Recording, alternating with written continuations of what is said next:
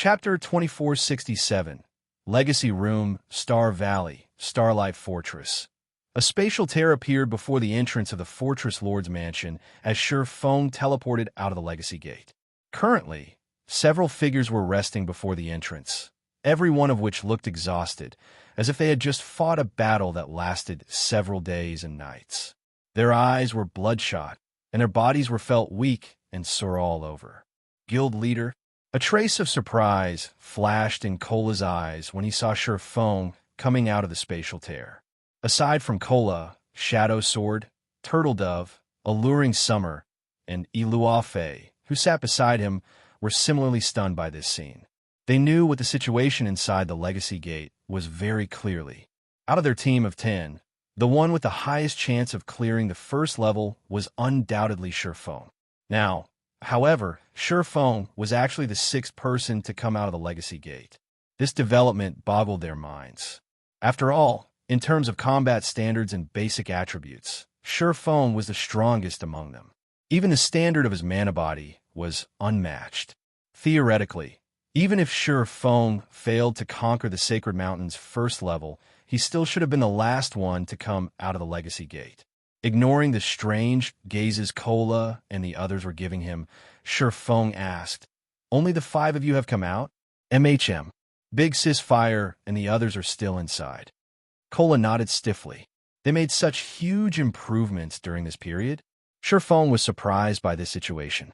The fact that Fire Dance and the others remained inside the Legacy Gate until now meant that they were close to clearing the Sacred Mountain's first level already. The first level of the Gold Gate's Sacred Mountain. Shi Feng had personally experienced the difficulty of the Gold Gate's trial. From his experience, everyone, aside from Yin Tianxing, shouldn't have much of a chance at clearing the Sacred Mountain's first level. After all, the Gold Gate's trial placed much more importance on players' combat standards than on basic attributes.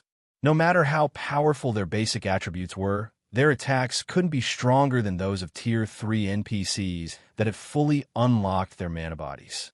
Meanwhile, of those that had come to the Western continent with Shi Feng this time, Aqua Rose, Fire Dance, and Violet Cloud, 3 of the 4 players that had entered the Tower of 4 Gods, remained inside, although he had already exited. Gentle Snow was staying in the Black Dragon Empire to handle the guild's affairs. Shi Feng never thought that Aqua Rose, Fire Dance, and Violet Cloud would last this long inside the Legacy Gate. Although he had already known that all 3 of them had reached the Void Realm standard and that Violet Cloud had even learned a bronze combat technique, they still shouldn't be capable of surviving until now. However, Shi Feng quickly shook his head, not dwelling on the matter. After all, the stronger Aqua Rose and the others became, the better it would be for Zero Wing. Following which, he looked at Kola and the others and asked, "Right, what kind of gains did you get inside? How much of your mana body did you manage to unlock?" The real treasure hidden inside an ancient fortress was the mana body legacy. Hence, it did not matter whether players managed to clear the fortress's legacy trial or not. The crucial part was how much players learned from the legacy trial. If players simply focused on clearing the trial and failed to learn anything, then it would be a huge loss. "I've already unlocked it to 75%, Kola replied in a slightly prideful tone. Although he was the first person to exit the Legacy Gate, he had unlocked the most potential out of their group of 5. In fact, had he managed to push through one more batch of opponents, he might have been able to unlock 80% of his mana body's potential. It should be known that every 10% potential unlocked in a mana body would enhance one's normal attacks, skills, and spells significantly. Upon hearing Kola's prideful tone, Shadow Sword and the others eyed him with contempt. Kola had unlocked merely 5% to 10% more potential than they had. That was nothing for him to boast about. Shortly after Shadow Sword and the others finished reporting their progress, spatial tiers suddenly opened up before the Fortress Lord's mansion, one after another. A figure then walked out of each spatial tear. These 4 figures belonged to none other than Aqua Rose and the rest of the Zero Wing contingent. At the same time as Aqua Rose and the others exited, an additional bronze mark appeared on Shi Feng's Fortress Lord's token. The knights on the second level are simply overpowered. Every one of their attacks rivals mythic monsters. Who could possibly block those attacks? Yin Tianxing's expression turned ugly when he was teleported out of the Legacy Gate. You cleared the first level? Shi Feng asked as he took in Yin Tianxing's miserable state. But the second level is far too difficult. Those knights are basically at the Tier 4 standard already, and they're even more difficult than mythic monsters, Yin Tianxing replied, nodding with some disappointment at this outcome. Not bad. The second level's knights all possess gold magic bodies. Their magic bodies are not the slightest bit inferior to yours. Moreover, their magic bodies are fully unlocked while yours is not. If multiple knights gang up on you, it is only natural for you to get defeated, Shi Feng said, not the slightest bit surprised by this outcome. He then swept his gaze over Yin Tianxing's group of 4 and asked, how far have you gotten in unlocking your mana bodies? NPC knights that possessed gold mana bodies simply had too large an advantage over current players like themselves. Even Shi Feng would have to activate Heavenly Dragon's power to block their attacks. I currently have it unlocked up to 90%, Yin Tianxing reported, slightly disappointed. It would be great if I could have continued fighting for a little while longer. Kola and the others gazed at him enviously upon hearing that. They never thought that the second level's NPC knights actually possessed gold mana bodies. Gaining the opportunity to observe these knights would definitely provide them with significant help. I'm just a little ways off myself. I managed to unlock mine up to 95%. If I could continue observing for 20 more minutes, I might have been able to unlock my mana body completely, Aqua Rose said, thoroughly bummed. The mana that the second level's knights exuded was simply too frightening. Every one of their attacks carried power close to the Tier 4 standard. Moreover, they also possessed very high combat standards, basically rivaling Refinement Realm experts. Worst of all, her ability to wield mana was restricted due to the harsh environment. Fire Dance and Violet Cloud similarly shook their heads in frustration. Although both of them had unlocked 95% of their mana body's potential, they still couldn't contend against the second level's knights. Right, guild leader, Divine Tribe contacted me previously. They said that there is something they need to discuss with us. However, as we were still inside the Legacy Gate, I told them that we had some urgent matters to deal with and had them rest inside their temporary residence for now. Aqua Rose suddenly said. That isn't an urgent matter, Shi Feng said, chuckling. It'll be the same if we go after all of you have fully unlocked your mana bodies. Unlock our mana bodies. Aqua Rose was puzzled by Shi Feng's words. They had just come out of the Legacy Gate. Without the help of the Legacy Gate, it would be incredibly difficult for them to make any more progress. Fully unlocking their mana bodies might even take up to a fortnight. Read latest chapters at Wuxia World. EUMHM. An ancient fortress's Legacy Gate is indeed the fastest place for players to unlock their mana bodies. However, the Fortress Lord's Mansion has something called a Legacy Room. Although its training effects aren't as excellent as the Legacy Gates, it allows players to experience a fully unlocked mana body for 3 minutes. I believe this experience should be of significant help for you all, Shi Feng said, nodding. The Legacy Room was the core of the Fortress Lord's Mansion. Only after players obtained the rights to control the Fortress Lord's Mansion would they be allowed to use it. Moreover, the room could be used only 12 times a month, and each player could use it only once a month. During Shi Feng's previous life, the various superpowers that controlled an ancient fortress allowed only peak experts that were close to fully unlocking their mana bodies to make use of the Legacy Room. Now that Aqua Rose and the others had managed to unlock at least 70% of their mana body's potential, they would have a very high chance of fully unlocking their mana bodies if they utilized the Legacy Room. Shi Feng naturally had to let them try. After saying so, Shi Feng removed the seal on the Fortress Lord's Mansion and led everyone inside. Chapter 2468. Silver Mark's Effects. As Shi Feng and the others walked into the Fortress Lord's Mansion, they felt as if their exhausted mental state had suddenly been refreshed. The mana density here is so high, Aqua Rose exclaimed when she sensed the mana inside the mansion. It's at least twice as high as in Zero Wing City. Out of all the guild towns and cities in God's domain, Zero Wing City's mana density was the highest. This was also why Zero Wing City remained extremely popular with players even though it was located within Star, Moon Kingdom's borders and in a map that was much lower level than mainstream players. Currently, the city's daily player traffic still exceeded 6 million. In Star Moon Kingdom, Zero Wing City's player traffic ranked third, inferior only to Star Moon City and White River City.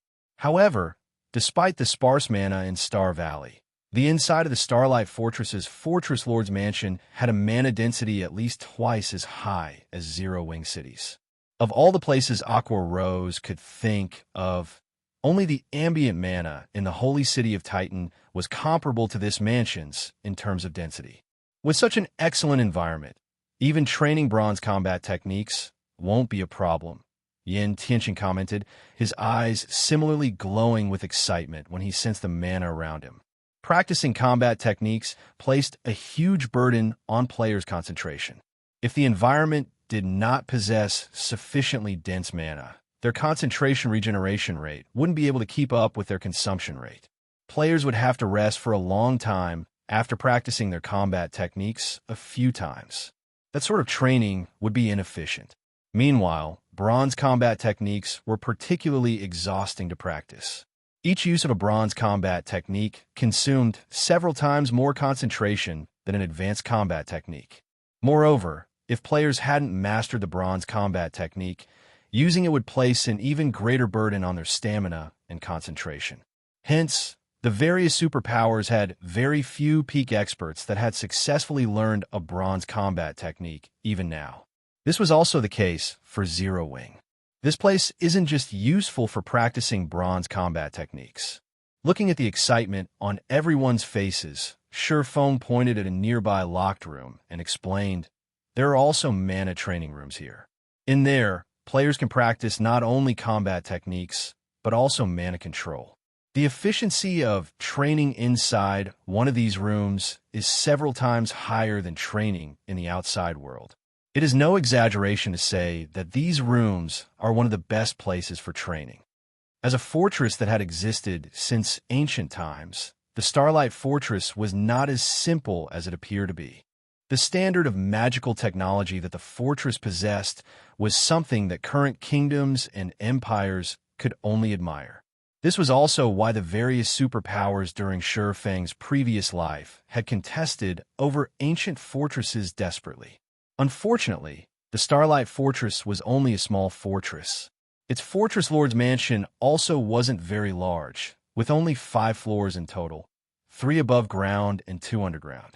Meanwhile, every one of these floors was enhanced by all sorts of magic arrays that increased the density of the ambient mana, as well as accelerated the concentration recovery rate of players. Players could also accumulate the double EXP buff while within the Fortress Lord's Mansion, so they wouldn't have to worry about falling behind in terms of levels, even if they spent a long time training within the mansion. As for the mana training rooms, the mansion had only 32. A medium fortress's Fortress Lord's Mansion would have double the number, whereas a large fortress would have 150. The training capability of a large fortress was several times greater than that of a small fortress. With the Starlight Fortress, Zero Wing would be able to nurture only a small number of the guild's experts. However, this was the best Shi Feng could do right now. After all, the difficulty of capturing medium and large fortresses was many times higher. Generally, large fortresses had superior mythics guarding them, while medium fortresses also had a small chance that a superior mythic would appear as its final guardian boss. Medium fortresses would also have over a dozen other mythic monsters inside. A medium fortress simply wasn't something a few players and a Tier 4 hero could capture at this stage of the game. In fact, during Shi Feng's previous life, the various superpowers had managed to capture Star Valley's medium and large fortresses only after Tier 4 players had come into existence. After Shi Feng gave everyone a simple introduction, he brought them to the mansion's second basement floor. The second basement floor was not very large and had only 2 rooms. One of these rooms was the core room responsible for controlling the fortress's magic array, while the other room was sealed shut by a large door made out of magic crystals. The room with the magic crystal door happened to be the most precious location in the entire Fortress Lord's Mansion. The Legacy Room. This place was second only to the Legacy Gate in terms of helping players unlock their mana bodies. In the past, it had also been the most important location for the various superpowers for nurturing guild experts. In God's domain, the mana body might be considered merely a tool to support players, since it was only a matter of time before players fully unlocked their mana bodies after reaching Tier 3. However, the speed at which players unlocked their mana bodies would give rise to a marked disparity. This was because players' control over their mana bodies and combat styles would undergo significant changes after they unlocked their mana bodies. Meanwhile, they would need time to adapt to these changes. In addition, if players wish to improve their mana bodies further, in other words, break through the 100% threshold, they would first need to unlock their mana body's full potential. Only after doing so could they start attempting to break through the 100% threshold. The player's success would depend on whether they had taken the correct path or not. If players discover that they had made a mistake, they could still change their method of approach in unlocking their mana body. Hence, the sooner one unlocked their mana body in God's domain, the better. Of course, the Legacy Room had a flaw. It could only allow players to experience what it felt to have a fully unlocked mana body based on their current foundations. It would not point out a clear path for players to take. Even so, having the help of the Legacy Room was still many times better than randomly experimenting in the outside world. After arriving before the 4-meter-tall and 3-meter-wide crystalline door, Shi Feng held up the Fortress Lord's token and chanted the incantation recorded on it to trigger the magic array etched into it. In the next moment, the token's magic array released a silver glow that resonated with the magic array carved into the crystalline door. The door's magic array likewise released a silver glow. Immediately afterward, the tightly shut door started opening, and everyone instantly felt mana of much greater density flowing out of the Legacy Room. When bathed in this mana, everyone felt their mind clearing up, invigorated like never before. At the same time, the sound of a system notification entered Shi Feng's ears. System, you have activated the Silver Legacy Room. This room can be used only 12 times a month, and only one player may enter each time.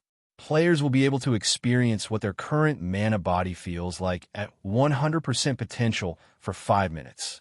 Once the session ends, players will not be allowed re-entry into the Legacy Room for 1 natural month. The silver mark also provides such a benefit. Shi Feng gazed at the token in his hand in astonishment. The difference between 3 minutes and 5 minutes might not be very long, but being able to experience the sensation of a fully unlocked mana body for even a second longer meant that players could better familiarize themselves with that feeling. Meanwhile, the silver mark had nearly doubled the duration that players could carry it inside the Legacy Room. At this moment, Shi Feng more or less understood why the various superpowers had desperately invested into a select few peak experts and continuously had them challenge the Legacy Gate of the fortresses they controlled. They hadn't done so just to unlock more of their fortresses' functions, but to better develop their guild experts. After all, guild experts were the capital of guilds. Everything else was secondary. All right, which one of you will enter first? Shi Feng asked as he turned around to look at Aqua Rose and the others. Upon hearing Shi Feng's question, Aqua Rose and the others exchanged glances, unsure whether they should enter the Legacy Room or not. Shi Feng had already told them that this opportunity was available to them only once a month. If they did not grab a hold of it properly, they would have to wait another month to experience what fully unlocking their mana bodies felt like. At that time, everything would be too late already. I'll go first, then, Fire Dance said after giving the matter some thought. All right, just walk straight into the room. Once you're inside, focus all your attention on your mana body and try your best to adapt to the sensations you feel, Shi Feng advised as he pointed into the Legacy Room, which was the size of half a basketball court. The situation inside the Legacy Room was the complete opposite of the situation inside the Legacy Gate. Instead of a sparse mana environment, the Legacy Room's environment abounded with mana. While standing inside such a room, players would find it practically impossible to perceive the flow of mana inside their own bodies clearly. They could only rely on their intuition to progress. I understand. Fire Dance nodded before walking into the room. Meanwhile, after Fire Dance entered the legacy room, the crystalline door sealed itself once more. Everyone's heartbeat started accelerating at the sight. Read latest chapters at Wuxia World. EU. No need to be anxious. Even if you fail to fully unlock your mana body this time, you can still continue trying in the outside world. It is only a matter of time before you unlock your mana body. Just treat this as an opportunity to experience it ahead of time, Shi Feng said, smiling when he saw how nervous everyone was. The opportunity the legacy room provided was indeed very important. However, even if one failed to fully unlock their mana body after entering the legacy room, it did not mean that they wouldn't be able to unlock their mana body in the future. They merely had to pay a higher price to do so. At this moment, Aqua Rose suddenly received a message. After reading it, she turned to Shi Feng and said, "Guild leader McCaffrey sent me another message. He says that something big has happened, and he needs you to pay him a visit now." Is it so urgent? Shi Feng was a little confused as to why McCaffrey kept trying to contact him. All right, it's best if I go first. The legacy room is already activated. Enter it one by one. After leaving these instructions, Shi Feng immediately exited the Fortress Lord's mansion and made his way toward Divine Tribe's temporary residence in the Starlight Fortress. Chapter 2469, Storm Brewing Starlight Fortress, Divine Tribe's temporary residence. After undergoing the Silver Lion Legion's cleansing, the fortress that was originally ruled by monsters was now devoid of monsters. Instead, players now crowded it. Moreover, these players were all very high-level and very well-equipped. They were undoubtedly Divine Tribe's experts. At this moment, these expert players were agog as they walked through the streets of the Starlight Fortress, which had already become the focus of many powers and players.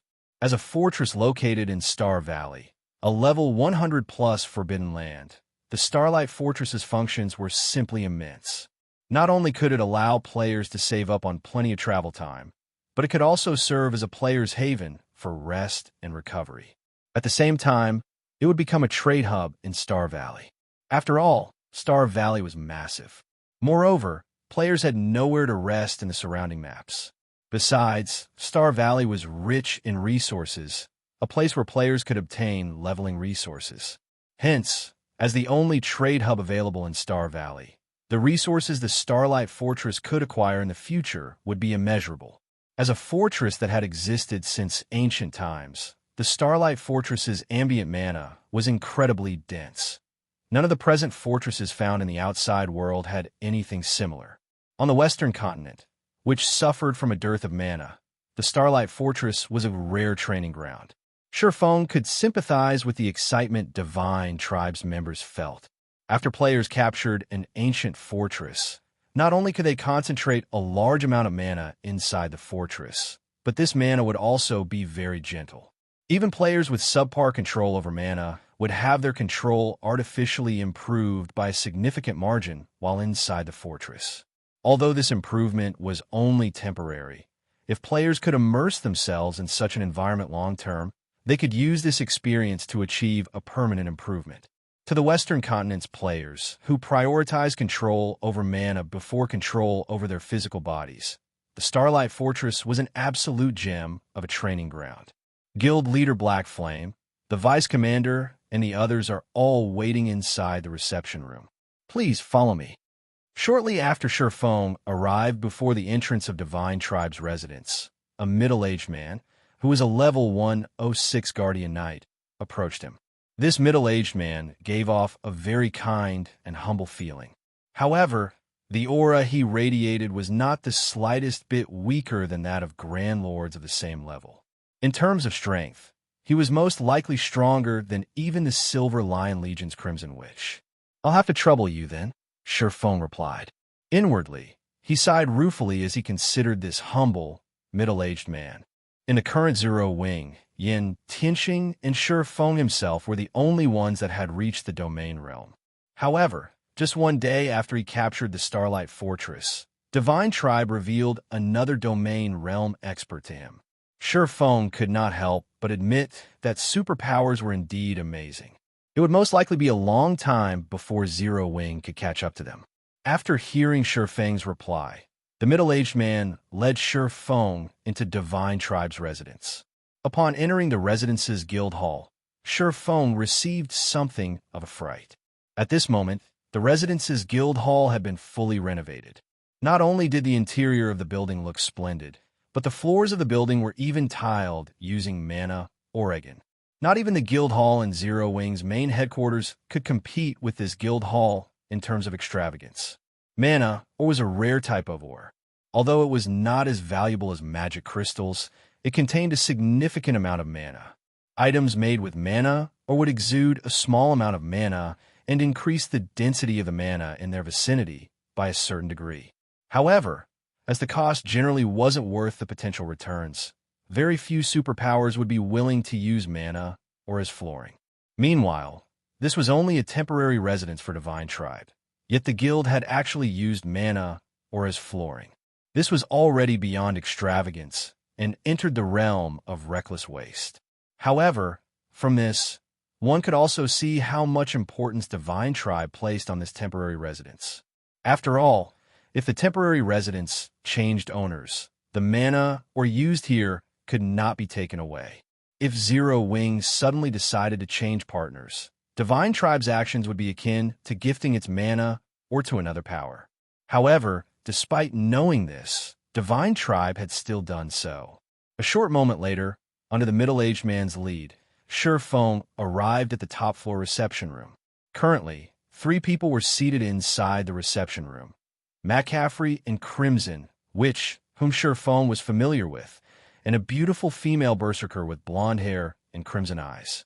This female berserker wore silvery, gray light armor and carried a runic greatsword that radiated mana. Although this female berserker was only sitting quietly inside the room, it was as if she had stolen all the color from her surroundings. Aside from herself, everything else inside the room looked monotone in color.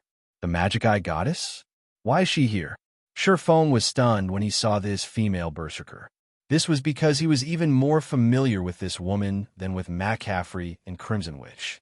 She was one of the few Tier 6 God-ranked experts in his previous life, the wielder of Eternal Sin, a legendary weapon. In the past, she had ranked high even among Tier 6 experts. She had also managed to develop the guild she established herself into a super first-rate guild, becoming a legend in God's domain. Meanwhile, because of the peak hidden class, Magic Eye Hunter, she obtained, she was also nicknamed the Magic Eye Goddess. Currently, however, this Magic Eye Goddess was wearing Divine Tribe's guild emblem. This situation was completely different from what Shi Feng knew.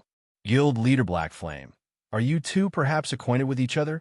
McCaffrey asked curiously when he noticed the change in Shi Feng's expression. After calming himself, Shi Feng shook his head and explained, "No, we're not acquainted. She just looks very similar to someone I know." At Shi Feng's reply, McCaffrey no longer paid much attention to the matter, saying, "In that case, let me introduce you. This person here is Phythalia, the commander of Divine Tribe's Divine Legion. She will also be in charge of the Divine Tribe forces that will be garrisoned in the Starlight Fortress from now on. Greetings. I am Zero Wing's guild leader, Black Flame." Shi Feng introduced himself as he looked at Phythalia. "Greetings as well, guild leader Black Flame. I had heard plenty about you from Crimson even before I came here. However, after seeing you in person, it seems you're even stronger than what I heard. You're actually unaffected within my illusory domain. It seems you have already unlocked your mana body to a considerable extent," Phythalia said, a flash of surprise appearing in her eyes as she looked at Shi Feng. After obtaining her Magic Eye Hunter hidden class, she had gained a naturally occurring domain that grew stronger the higher her tier became.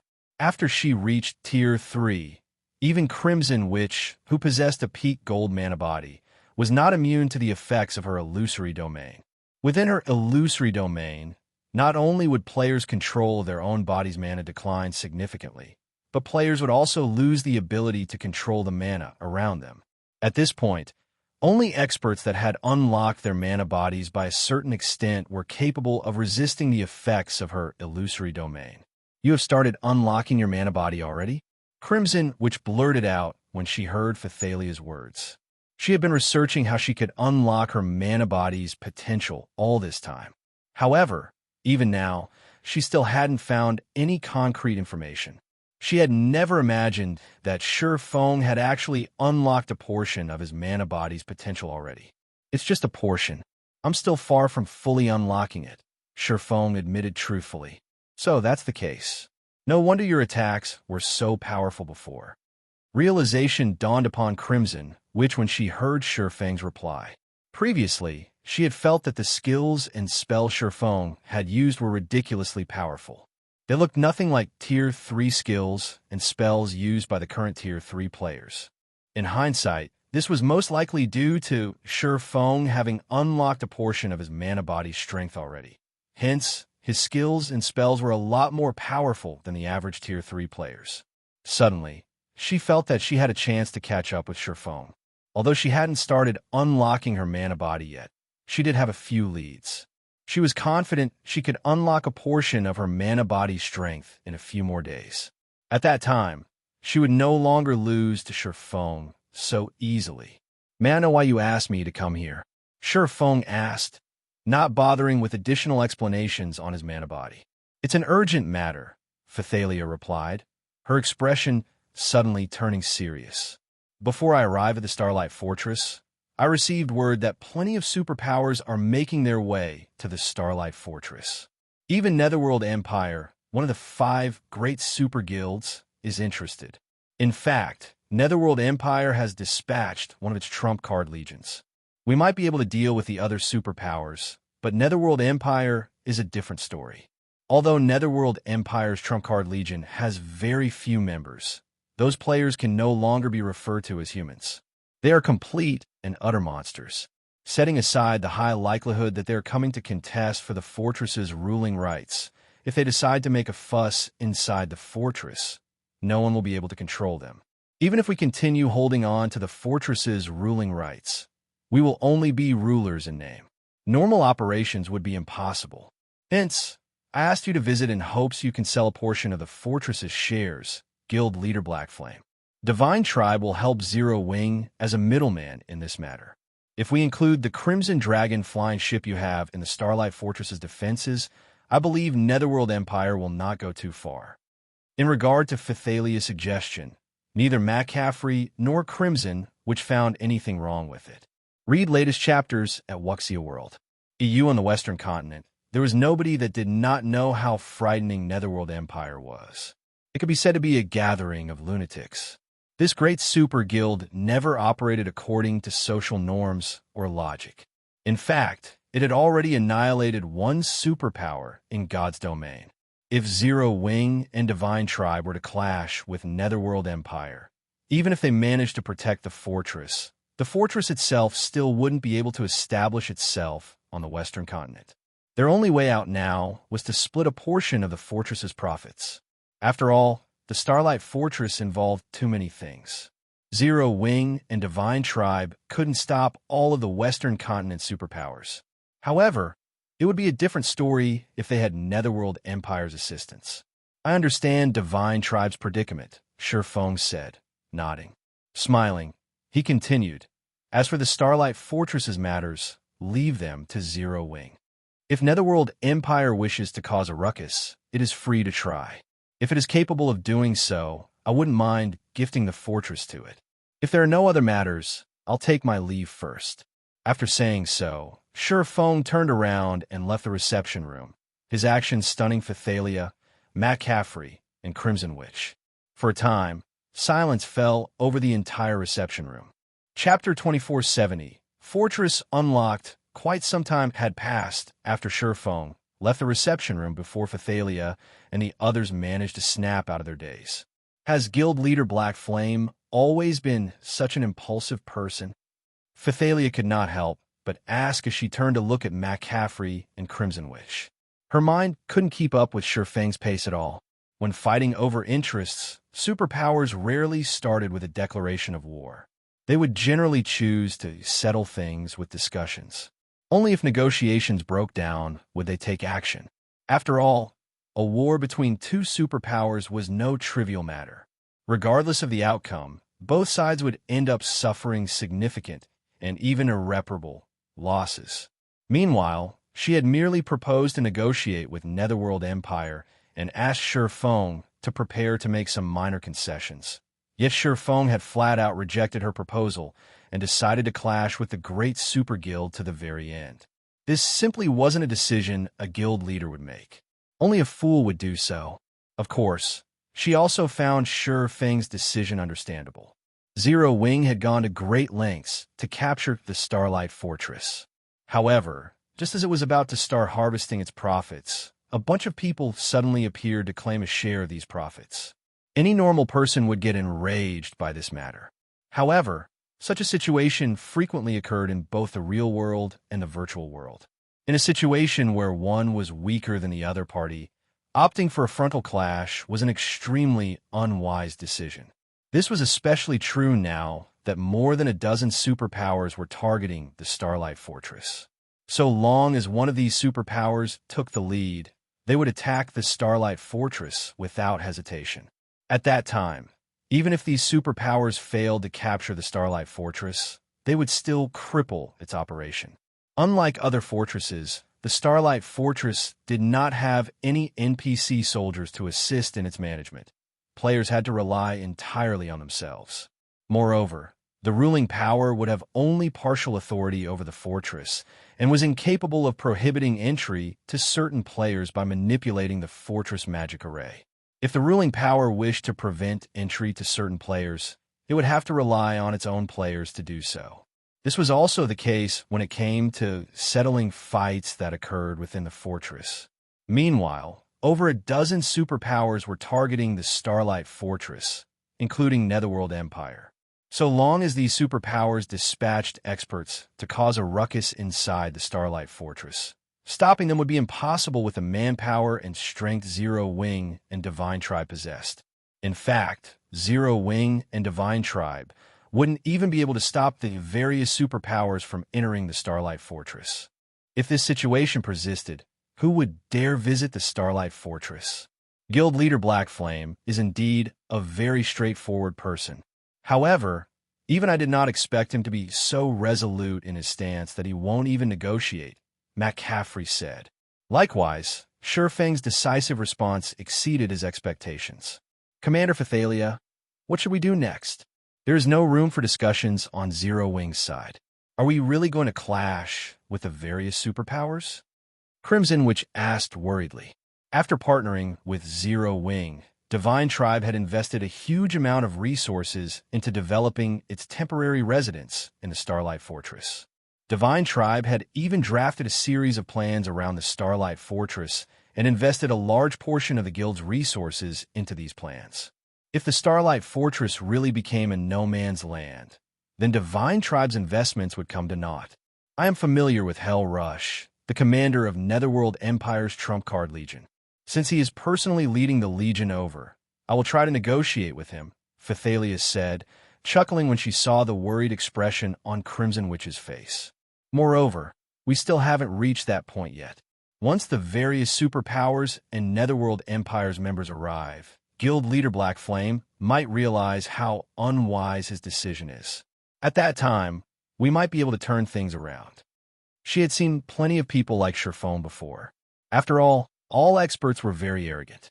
Not to mention, Zero Wing had managed to capture the Starlight Fortress, something none of the Western continent superpowers had managed.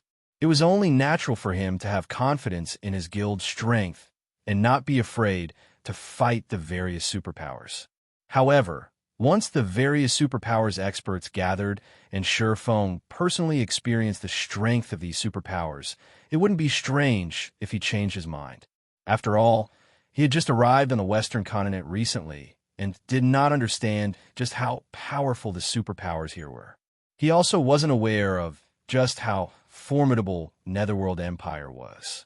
While Phythalia and the others were discussing how to deal with the various superpowers, Shi Feng arrived at the main office on the Fortress Lord's Mansion's third floor to assume control over the entire Starlight Fortress.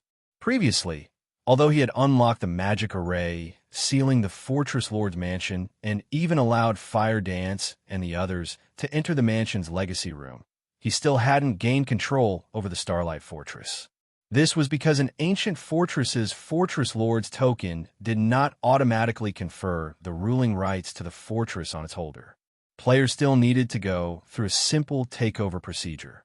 When Shi Feng opened the doors to the main office, he was greeted by the sight of an elderly man in butler attire standing inside the old and obsolete office. Although this elderly man was only a phantom and radiated no aura, he was a near-invincible existence while inside this Fortress Lord's Mansion. At the same time, he was the true ruler of the entire Starlight Fortress. Wielder of the Fortress Lord's token, I am Osset, the Starlight Fortress's administrator. How may I be of service? Osset asked respectfully when he saw Shi Feng enter. I wish to receive control over the Starlight Fortress, Shi Feng said, declaring his intentions. Ancient fortresses were different from other fortresses. All authority over the fortress was vested in the administrator. Hence, ancient fortresses would always remain in a semi-controlled state. If players holding the Fortress Lord's token wished to gain any control over the ancient fortress they captured, they had to get it from the fortress's administrator. Meanwhile, an administrator would pass on their authority only if players possessed the Fortress Lord's mark obtained from the fortress's legacy gate. Otherwise, they would only be a fake Fortress Lord, who could be replaced at any given time. Before players gained authority from the fortress administrator, the entire fortress would acknowledge only the Fortress Lord's token and not its holder. Moreover, the Fortress Lord's token offered no protection to players. And worse, players had to keep the Fortress Lord's token at all times. If the token was brought out of the fortress for too long, it would be automatically teleported back to the fortress and appear in a random location inside. Only by obtaining a Fortress Lord's mark and, subsequently, authority from the fortress administrator would players be considered the partial ruler of an ancient fortress. Players could then store their Fortress Lord's token in the core room of the Fortress Lord's Mansion, utilizing the mansion's defensive magic array to protect it. Unless someone else attacked the Fortress Lord's Mansion and obtained the token from the core room, players would no longer have to worry about losing control over their fortress. Moreover, after obtaining the authority to rule an ancient fortress, players could also activate some of the fortress's functions. Among them, the most important would be the fortress prison. This was an incredible function that none of the newly constructed fortresses possessed. This function was incredible because it allowed the ruler of the fortress to imprison players. So long as players were captured, they would suffer a fate even worse than death. Unless players had fulfilled their sentence or someone outside destroyed the prison itself, imprisoned players couldn't come out of the fortress prison. It wouldn't matter even if the imprisoned players killed themselves. They would respawn right back in their cell. Getting imprisoned was a brutal penalty for players. After all, in God's domain, time was money, especially for frontline players. Being jailed and prevented from doing anything for several days would cause them to fall behind significantly. Meanwhile, the fortress prison of a small fortress, like the Starlight Fortress, could imprison players for a maximum of 8 days. 8 days. If an expert player suddenly lost 8 days' worth of time, they would most likely lose the will to continue living. This was why Shi Feng dared to oppose the various superpowers. So what if the various superpowers had possessed a lot of experts? If they dared make a ruckus in the fortress, he would capture and imprison them all. He was eager to see just how many Tier 3 experts the various superpowers had for him to imprison for 8 days. As for destroying the fortress prison and freeing the imprisoned players, the various superpowers would be dreaming if they thought they could accomplish this feat. The fortress prison possessed an incredibly powerful defensive magic array. Once it was activated, even Tier 5 existences shouldn't think of breaking into the fortress prison. In fact, breaking into the Fortress Lord's Mansion would be even easier than breaking into the fortress prison. Very well. Osset summoned a fourfold magic array beneath Shi Feng's feet. He then continued. After inspection, it seems you possess 1 bronze mark and 1 silver mark. You have automatically gained the Silver Fortress authority. You may activate 1 bronze fortress privilege and 1 silver fortress privilege. Do you wish to choose which privileges to activate now? Yes, Shi Feng said, nodding. Here is a list of all the bronze and silver privileges available. You may choose one from each category, Osset said, waving his hand. Immediately, a translucent screen appeared before Shi Feng. In the next moment, 2 columns of choices appeared on the screen. The first column was a list of the available bronze privileges. There was a total of 3 options: Fortress Prison, Fortress Restaurant, and Fortress Hotel. The second column listed the available silver privileges. Similarly, there were 3 options available: Magnification Tower, Object Creation Tower, and Summoning Tower.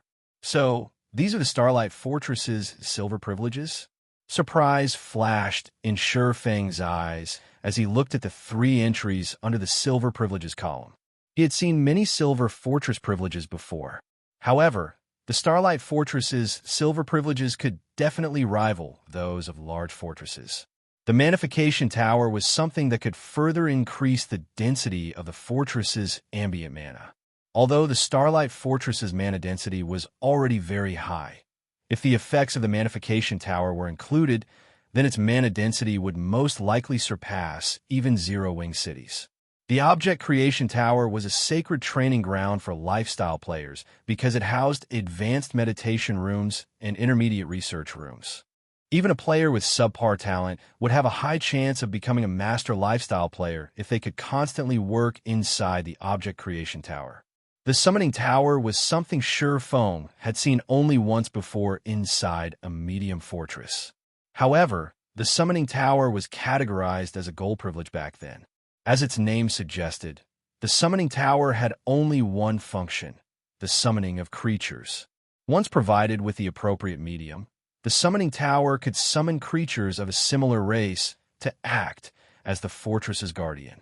The stronger the medium, the stronger the summoned creature would be. Only 1 creature could be summoned in a month, and only 1 creature could be maintained in existence at a time. Read latest chapters at Wuxia World. This ability might not seem like much, but it was incredibly powerful in reality. This was because there were no restrictions on the creature that could be summoned. In other words, if players managed to get their hands on the remains of a Tier 6 god, they could summon a Tier 6 god to defend their fortress. A Tier 6 god. This was an existence that even Tier 6 god-ranked players had to avoid crossing. If the Starlight Fortress had a Tier 6 god defending it, let alone attacking the fortress, nobody would dare make a scene in the entire map, because the entire map the fortress sat on lay within the Fortress Guardian's range of activity. Wielder of the Fortress Lord's token, please make your decision. Osset reminded Shi Feng after seeing the latter remaining quiet for a long time. Chapter 2471, Summoning Tower Activated Osset's reminder snapped Shi Feng out of his daze. I choose the Fortress Prison and Summoning Tower. Shi Feng immediately answered. Of the bronze privileges available, the Fortress Prison was mandatory in Shi Feng's mind. Without this function, he couldn't deter his enemies from causing trouble within the fortress. As for the silver privileges, the Magnification Tower and Object Creation Tower would increase the ancient fortress's value and make it more popular among players. However, the Starlight Fortress was the only captured fortress in Star Valley, and, as such, had no competition. Any player that wanted to develop in Star Valley would have no choice but to visit the Starlight Fortress, which made both towers unnecessary. The Summoning Tower, on the other hand, was a different story. Of the 3 silver privileges, only the Summoning Tower would grant Zero-Wing more control over the Starlight Fortress, which is what the guild needed more than anything right now. Zero-Wing only had 10 members on the Western continent, and if it weren't for Divine Tribe's help, it wouldn't have been able to manage the fortress, even if it had managed to capture it. If the Summoning Tower were added into the equation, however, that wouldn't be the case. As long as Zero-Wing summoned a sufficiently formidable creature, it'd be able to hold the fortress even with almost no members. The summoned creature would follow the basic behavioral conditions players set. Players could instruct the summoned creature to defend the Fortress Lord's mansion, for example, or prevent certain people from entering the fortress.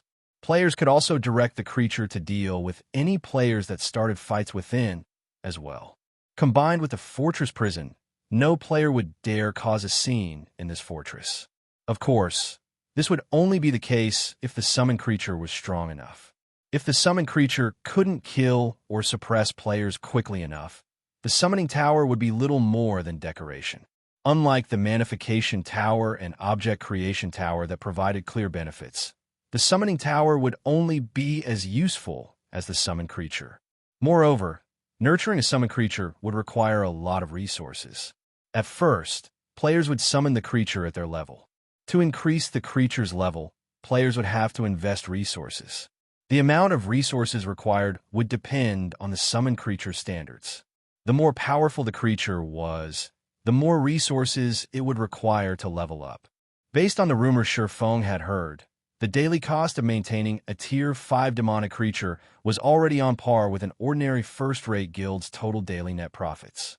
Without sufficient resources, players simply couldn't support the summoning tower's use. Shi Feng wasn't concerned with that issue right now, however. The Starlight Fortress was the only fortress under player control throughout Star Valley at the moment, and it was also very close to the map's God Mode regional dungeon. If Shi Feng could establish his rule over the regional dungeon, he'd easily earn more daily income from the fortress alone to surpass first-rate guilds' total daily income. He could make a fortune just by collecting entrance fees. Ancient fortresses were not managed by NPCs, which meant that players didn't have to split the entrance fees with the system. Players would receive 100% of the collected entrance fees. Moreover, a small fortress could charge a maximum of 20 silver per person. This was one of the reasons that ancient fortresses had been so popular among the various superpowers in the past. Once Shi Feng had made his decision, Osset began to chant an incantation. The ghostly NPC then drew a mysterious rune and imprinted it on the Fortress Lord's token in Shi Feng's hand. Suddenly, a translucent screen appeared above the token, listing the 6 privileges Shi Feng had observed earlier. 2 privileges text gave off a dull glow: the Fortress Prison and the Summoning Tower. Starlight Fortress Prison. Status: Unlocked activation cost: 30,000 magic crystals daily operating cost. 3,000 magic crystals. Do you wish to activate the Starlight Fortress Prison? Starlight Fortress Summoning Tower. Status: Unlocked activation cost: 50,000 magic crystals daily operating cost. 5,000 magic crystals. Do you wish to activate the Starlight Fortress Summoning Tower? Seeing the prompts, Shi Feng chose to activate the Summoning Tower first, setting aside the Fortress Prison for the moment. The Starlight Fortress was still sealed, and outsiders weren't allowed to enter. Shi Feng didn't need to hurry to activate the Fortress Prison. Magic crystals didn't grow on trees, after all, and if he activated the prison 2 days before the fortress opened to the public, he'd only waste 6,000 magic crystals. However, the sooner he activated the Summoning Tower, the better. Summoning creatures took time, and the more powerful the target creature was, the more time it would require to summon. In addition, nurturing the summoned creature required time. Shi Feng, who lacked time, wanted nothing more than to summon a creature immediately. If he were lucky, he might be able to level the creature up within the next 2 days. Monsters weren't like NPCs and players. As they leveled up, their basic attributes and combat power would rise to the peak of their level. In comparison, players and NPCs didn't receive such a huge strength boost upon leveling up. They would still need to upgrade weapons and equipment. Following which, Shi Feng sacrificed 100,000 magic crystals to the Fortress Lord's token, half of which would activate the Summoning Tower, while the remaining half would maintain its operation for 10 days. With the Summoning Tower's activation, a new rune rose from the token and imprinted itself on Shi Feng's right palm. System: you have successfully activated the Starlight Fortress Summoning Tower. The Summoning Tower's large-scale teleportation array is now active. You may utilize the summoning rune to teleport to the Summoning Tower at any time.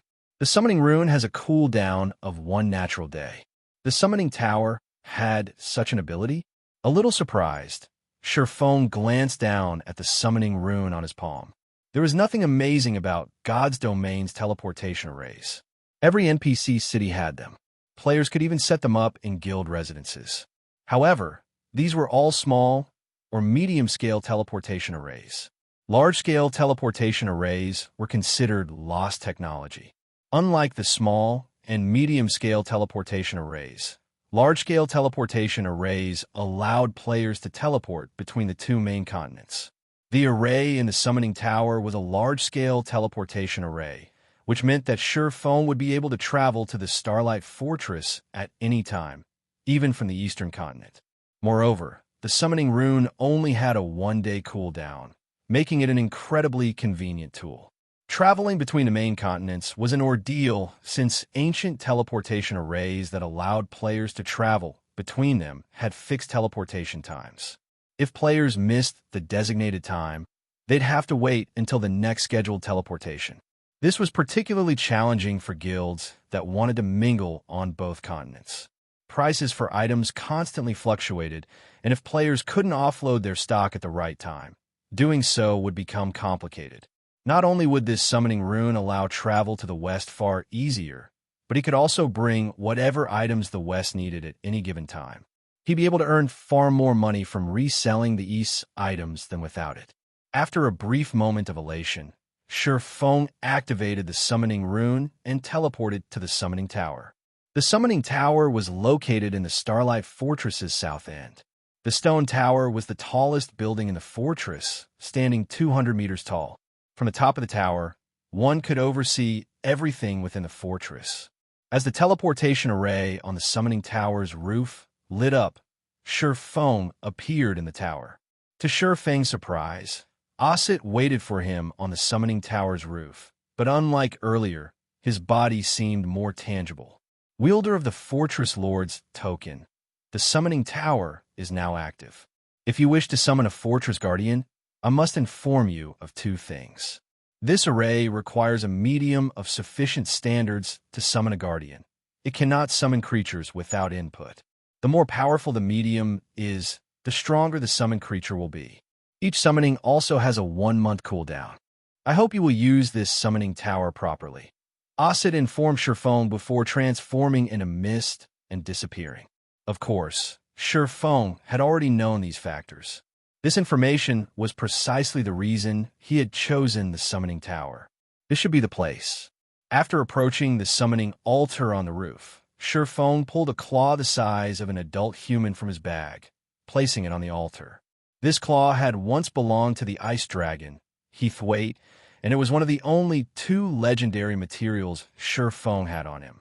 Initially, Shi Feng had wanted to use the ice dragon's claw once he had obtained an epic weapon design, but summoning an ice dragon wasn't a bad second choice.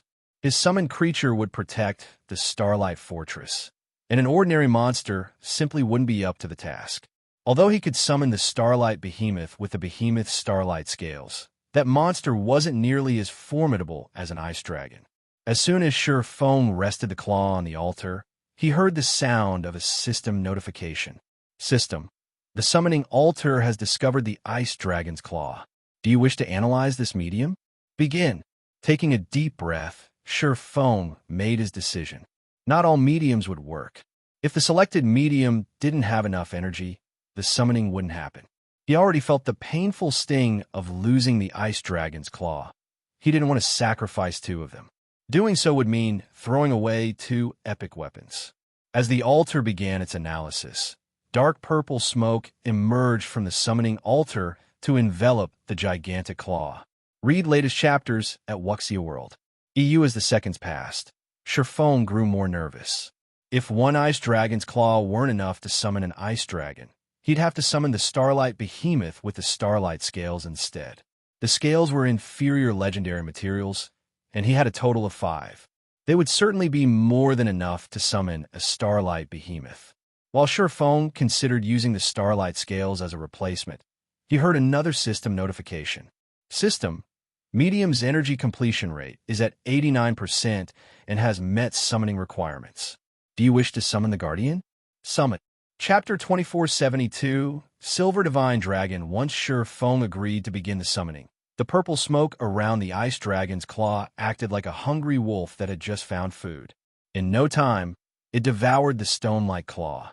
After devouring the claw, the intensity of the smoke's aura skyrocketed like a beast that had just woken from a long sleep. The frightening aura was so powerful that Shi Feng struggled to move. The aura was almost even stronger than that of a Tier 5 NPC. If a Tier 2 player stood in his place, they might have collapsed under the mighty pressure. As the purple smoke's aura grew stronger, the pressure Shi Feng felt increased as well. Just as he was about to fall to his knees, the purple smoke flowed into the summoning altar's ancient magic array. Boom! The instant the purple smoke merged with the magic array, space exploded, forming countless tears around the array. It was as if the surrounding space couldn't endure the power contained within a magic array.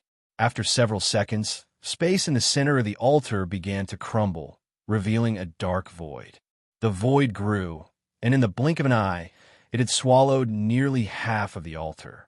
Just before the void reached Shi Feng, the magic array engraved on the summoning altar flashed with a silver light that instantly suppressed the void. It stopped the growing darkness at the edge of the altar, preventing its further expansion. However, due to the void's presence, the mana density around Shi Feng steadily decreased. A void land. Shi Feng stared at the black hole before him, astonished. What was going on? The summoning tower used a sacrificial medium to open a portal to an otherworld, from which players could guide their target creature. Naturally, the magic array would use stronger mediums to open stronger otherworlds. Yet, after devouring the ice dragon's claw, the summoning altar had opened a portal to a void land. A void land was a land of death, in which very few creatures in God's domain could survive. Void lands didn't even contain a trace of energy, much less mana. As Shi Feng stared, confused, the sound of a system notification reached his ears. System, you have triggered the epic quest, Void Cage. Quest content. Release the Silver Divine Dragon that is imprisoned deep in the Void Land. Rewards unknown. There is no penalty for failing this quest.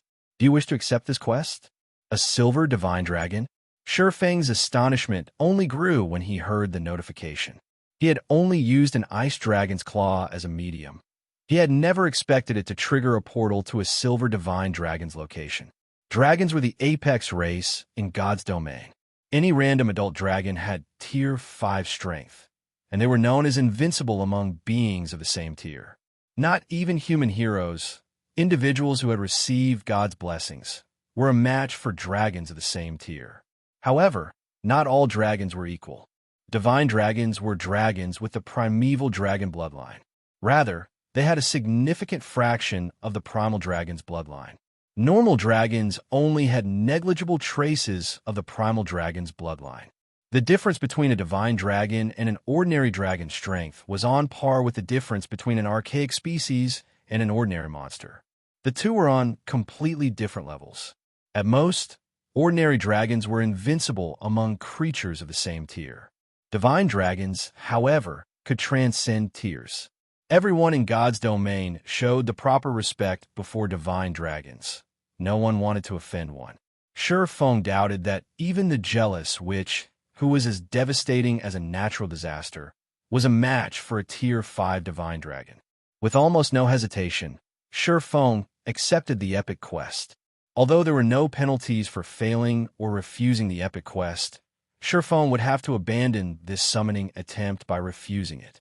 If he did, he'd have to wait another month before he could attempt to summon another guardian, and he couldn't afford to do that. Moreover, encountering another opportunity to summon a divine dragon would likely be impossible, and if he could complete the quest, he'd hit the jackpot. Summoning a Tier 6 god in God's domain was almost impossible. Not a single super guild in Shi Feng's previous life had ever managed to acquire a corpse or body part of such a being. Needless to say, it was utterly out of Zero Wing's reach. Without a Tier 6 god, a Tier 5 divine dragon was the strongest possible guardian he could summon. After Shi Feng accepted the quest, the summoning altar formed a magic array beneath his feet, and a silver barrier took shape around him. Shi Feng could immediately feel the pressure bearing down on him subside. With this barrier to protect him, Shi Feng felt that surviving in the Void Land shouldn't pose much of an issue. Does it want you to enter the portal? Once the silver barrier was complete, Shi Feng noticed a new buff in his status window. This buff would last 3 natural days. A Void Land was an absolute forbidden land. Aside from gods and void souls, creatures born in Void Lands, surviving in a Void Land was nearly unheard of. Even with this magic barrier, he'd be lucky to exhibit 30% of his usual combat power. Void Lands contained no mana, and Shi Feng hadn't fully unlocked his mana body yet. If he encountered a Void Soul in his state, he'd die. The weakest Void Soul was still on par with a Tier 4 mythic monster, while stronger Void Souls could rival adult dragon strength. Knowing all of this, Shi Feng still gritted his teeth and entered the portal to the Void Land, taking the risk. Although Void Souls were incredibly powerful, there typically weren't many of them. The chance that he'd run across one in a massive Void Land was quite low. On the off chance that he did encounter a Void Soul, he could summon a Tier 4 hero with a Hero's Tome. Heroes were protected by the gods, and thus, their combat power would remain unaffected within a Void Land. With a Tier 4 hero by his side, he shouldn't have any problems as long as he wasn't spotted by any Tier 5 Void Souls. Shi Feng then entered the dark space, and the scene around him changed. Once the world around him settled, he found himself on a gigantic, floating island. The entire island was desolate, and hovering in the center of the lifeless plot of Earth was a colossal magic cage. The cage was several hundred meters tall, wide, and long, and covered in all sorts of divine runes, which radiated an ancient, eternal aura. Inside the cage slept a silver infant dragon. Even trapped, the infant dragon's aura was unsuppressed, and as it washed over Shi Feng, he struggled to breathe. What a powerful life rating. It's no wonder why even the various superpowers God-ranked experts in the past were no match for Tier 5 divine dragons in a one-on-one fight. Shi Feng was dumbfounded as he gazed at the infant dragon hovering in the island's center. He had seen plenty of true dragons in his time, but he had never seen a divine dragon before. The ice dragon he had fought in the Cold Spring Canyon was nothing compared to this infant dragon. The differences between them were like that between an ordinary stone and a diamond. Working to contain his excitement, Shi Feng began to look for ways to open the magic cage. Most players hadn't seen a magic cage at this stage of the game and wouldn't know how to open one, but Shi Feng wasn't most players. Magic cages had typically been used during ancient times to imprison criminals while they waited for punishment. The power of time would steadily wear down the prisoner's strength. This was why God's Domain had so many epic quests that required players to slay these criminals, finally meting out justice.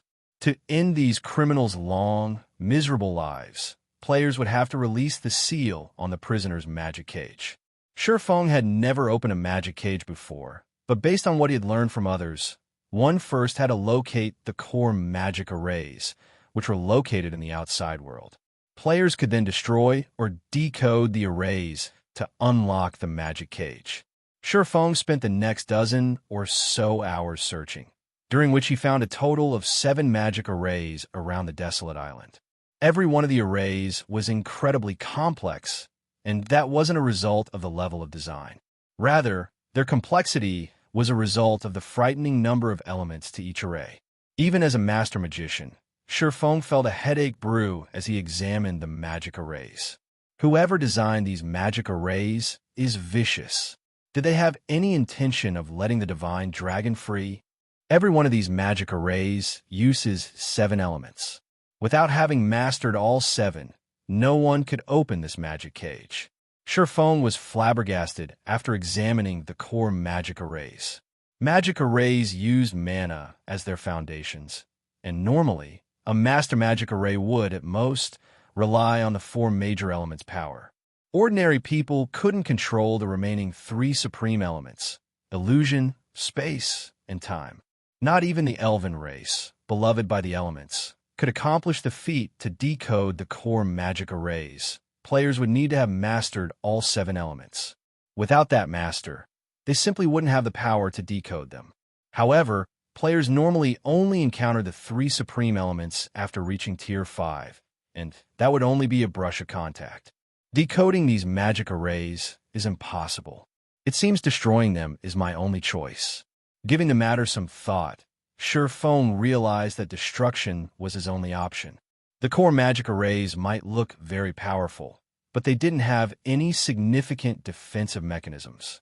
As long as he could deal more damage than the arrays could tolerate, he should be able to destroy the magic arrays. Shi Feng then retrieved the Crimson Dragon flying ship and attacked one of the arrays with the ship's magic elven cannon. Boom! The beam struck the core magic array, and the entire island shook with the impact. As the dust settled, Shi Feng noticed that the array's glow had dimmed slightly. Yes, it's working.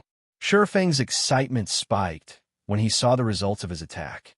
Read latest chapters at Wuxia World. The blast hadn't exceeded the magic array's tolerance, but it had exhausted a significant fraction of the array's energy reserves.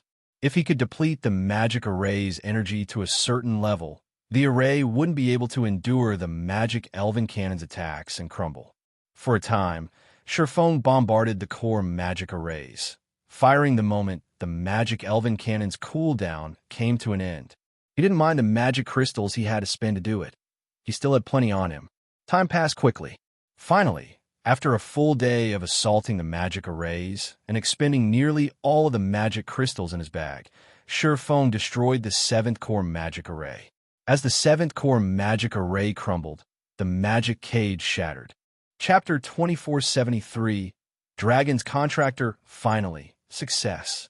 Shi Feng breathed a sigh of relief once the magic cage in the center of the island broke. He had somewhat underestimated the core magic arrays.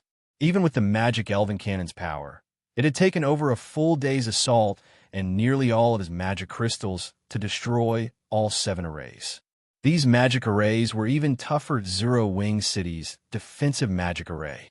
The instant the magic cage shattered, the slumbering silver divine dragon opened its eyes and released a deafening roar, which echoed across the entire island, making the ground tremble. The infant dragon spread its wings, flapping them, and creating a powerful storm that blew away the remains of its confinement. The storm's mighty winds even made Shi Feng stumble back from over 500 yards away. Is this the power of a true divine dragon?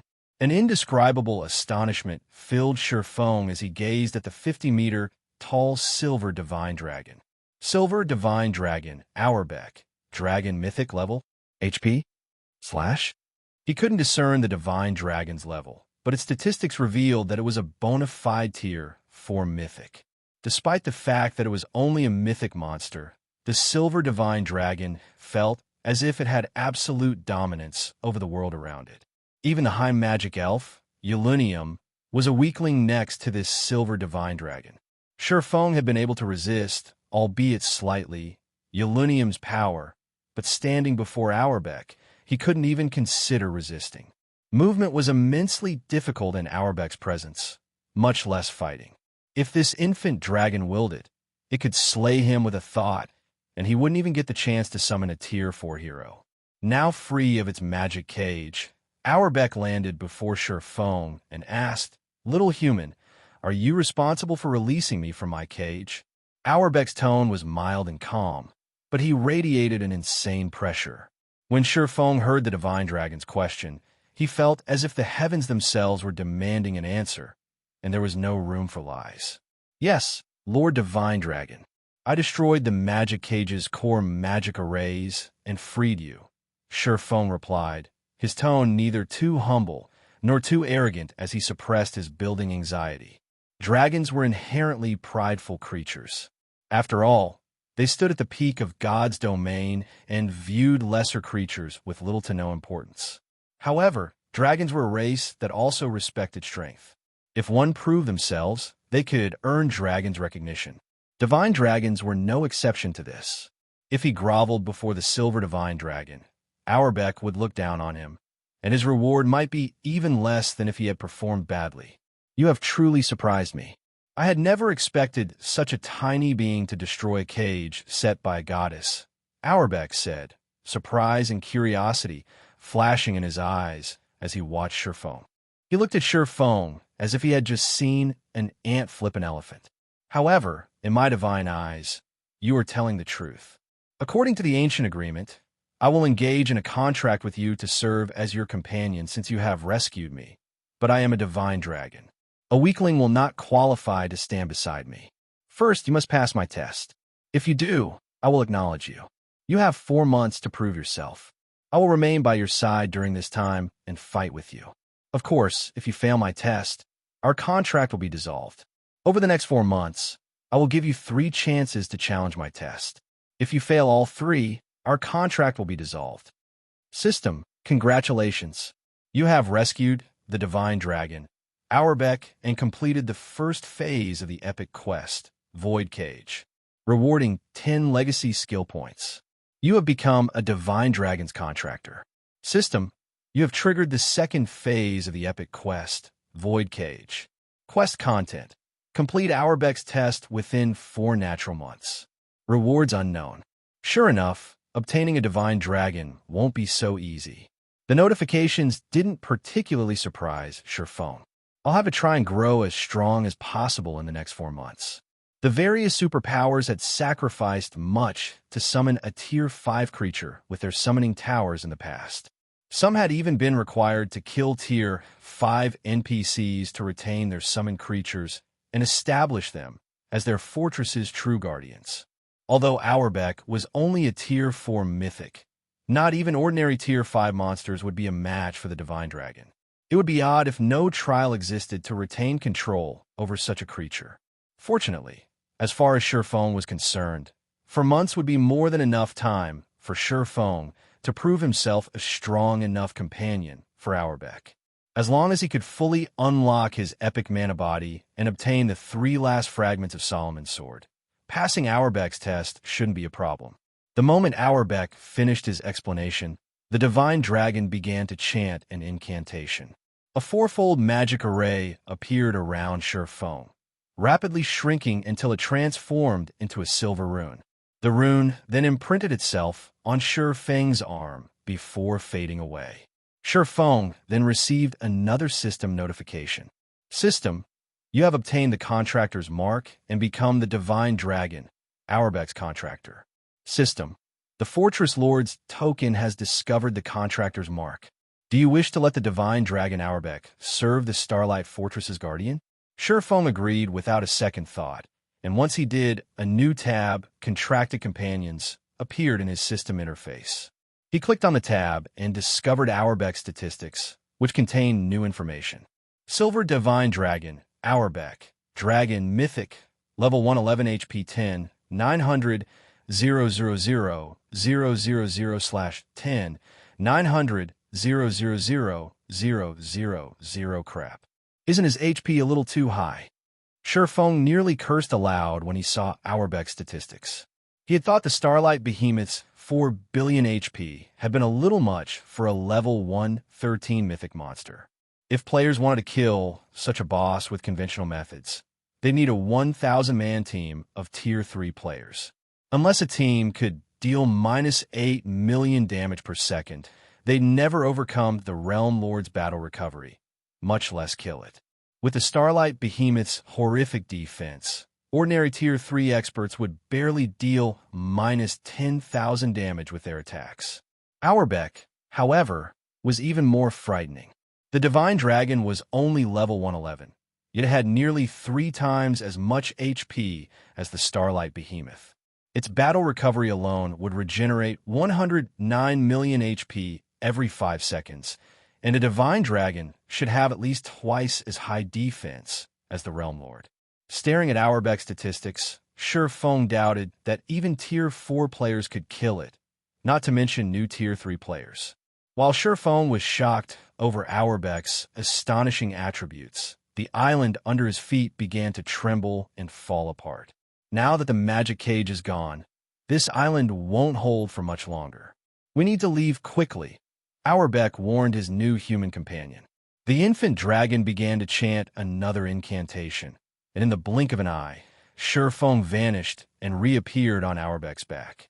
The silver divine dragon then spread his wings and, with a flap, transformed into a streak of light, flying toward the spatial tear the summoning tower had opened and leaving the void land. Meanwhile, Divine Tribe's members were hard at work repairing the Starlight Fortress's infrastructure. They'd also begun constructing hotels and shops. To better manage the fortress, Divine Tribe had sent over 100 Tier 3 personal guards to garrison the fortress, all of which were tasked with patrolling the streets and protecting the fortress's various establishments. While Phythalia and the other Divine Tribe upper echelons planned the patrol routes for the personal guards, something odd happened to the summoning tower in the south end of the fortress.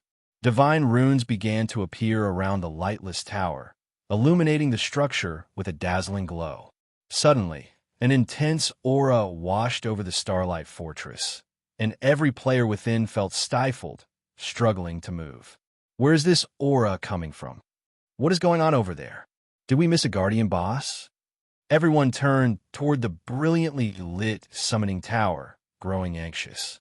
Even Phythalia and the guild's other upper echelons, who met in their temporary residence, wore grim expressions. None of the guardian bosses they had faced had such a powerful aura, yet Divine Tribe's team had still relied on a Tier 4 hero summoning scroll to defeat them. Even then, the Silver Lion Legion had suffered significant losses. Now that the Tier 4 hero they had summoned had gone, they didn't have a Tier 4 combatant in the fortress. If another guardian boss had truly appeared, the consequences would be dire. They had already invested a considerable amount of resources into repairing a portion of the Starlight Fortress. If they had to fight in another huge battle, everything they had worked for would crumble, even before the various superpowers experts arrived. Quick look, something's above the summoning tower. Read latest chapters at Wuxia World. Isn't that a spatial tear? Why is there a spatial tear over the tower? The fortress's players recognized the dark tear for what it was immediately, and as it grew, they were overcome with curiosity and confusion. Suddenly, a streak of light flew from the spatial tear, and a figure appeared before them all. As they got a clearer look, what they saw rendered them all dumbfounded. A dragon. Chapter 2474. Fortress Startled. Why has a dragon appeared? Phythalia's expression darkened when she saw the divine dragon, which was over 100 meters long, in the sky. She had seen a dragon personally during a quest, and was certain that it was a disastrous creature. Neither players nor NPCs, not even NPC cities, could stand before dragon's might. She had watched a dark dragon destroy an Empire's border city and annihilate any reinforcements the Empire had sent. Players like her had only been able to watch as the Dark Dragon destroyed the NPC city and the Tier 4 NPC-led army. If the War God's Temple and the Empire hadn't sent its forces in time and eventually defeated the Dark Dragon, the creature would have even slaughtered the nearby players. Other than Phythalia, every Divine Tribe member in the Starlight Fortress panicked.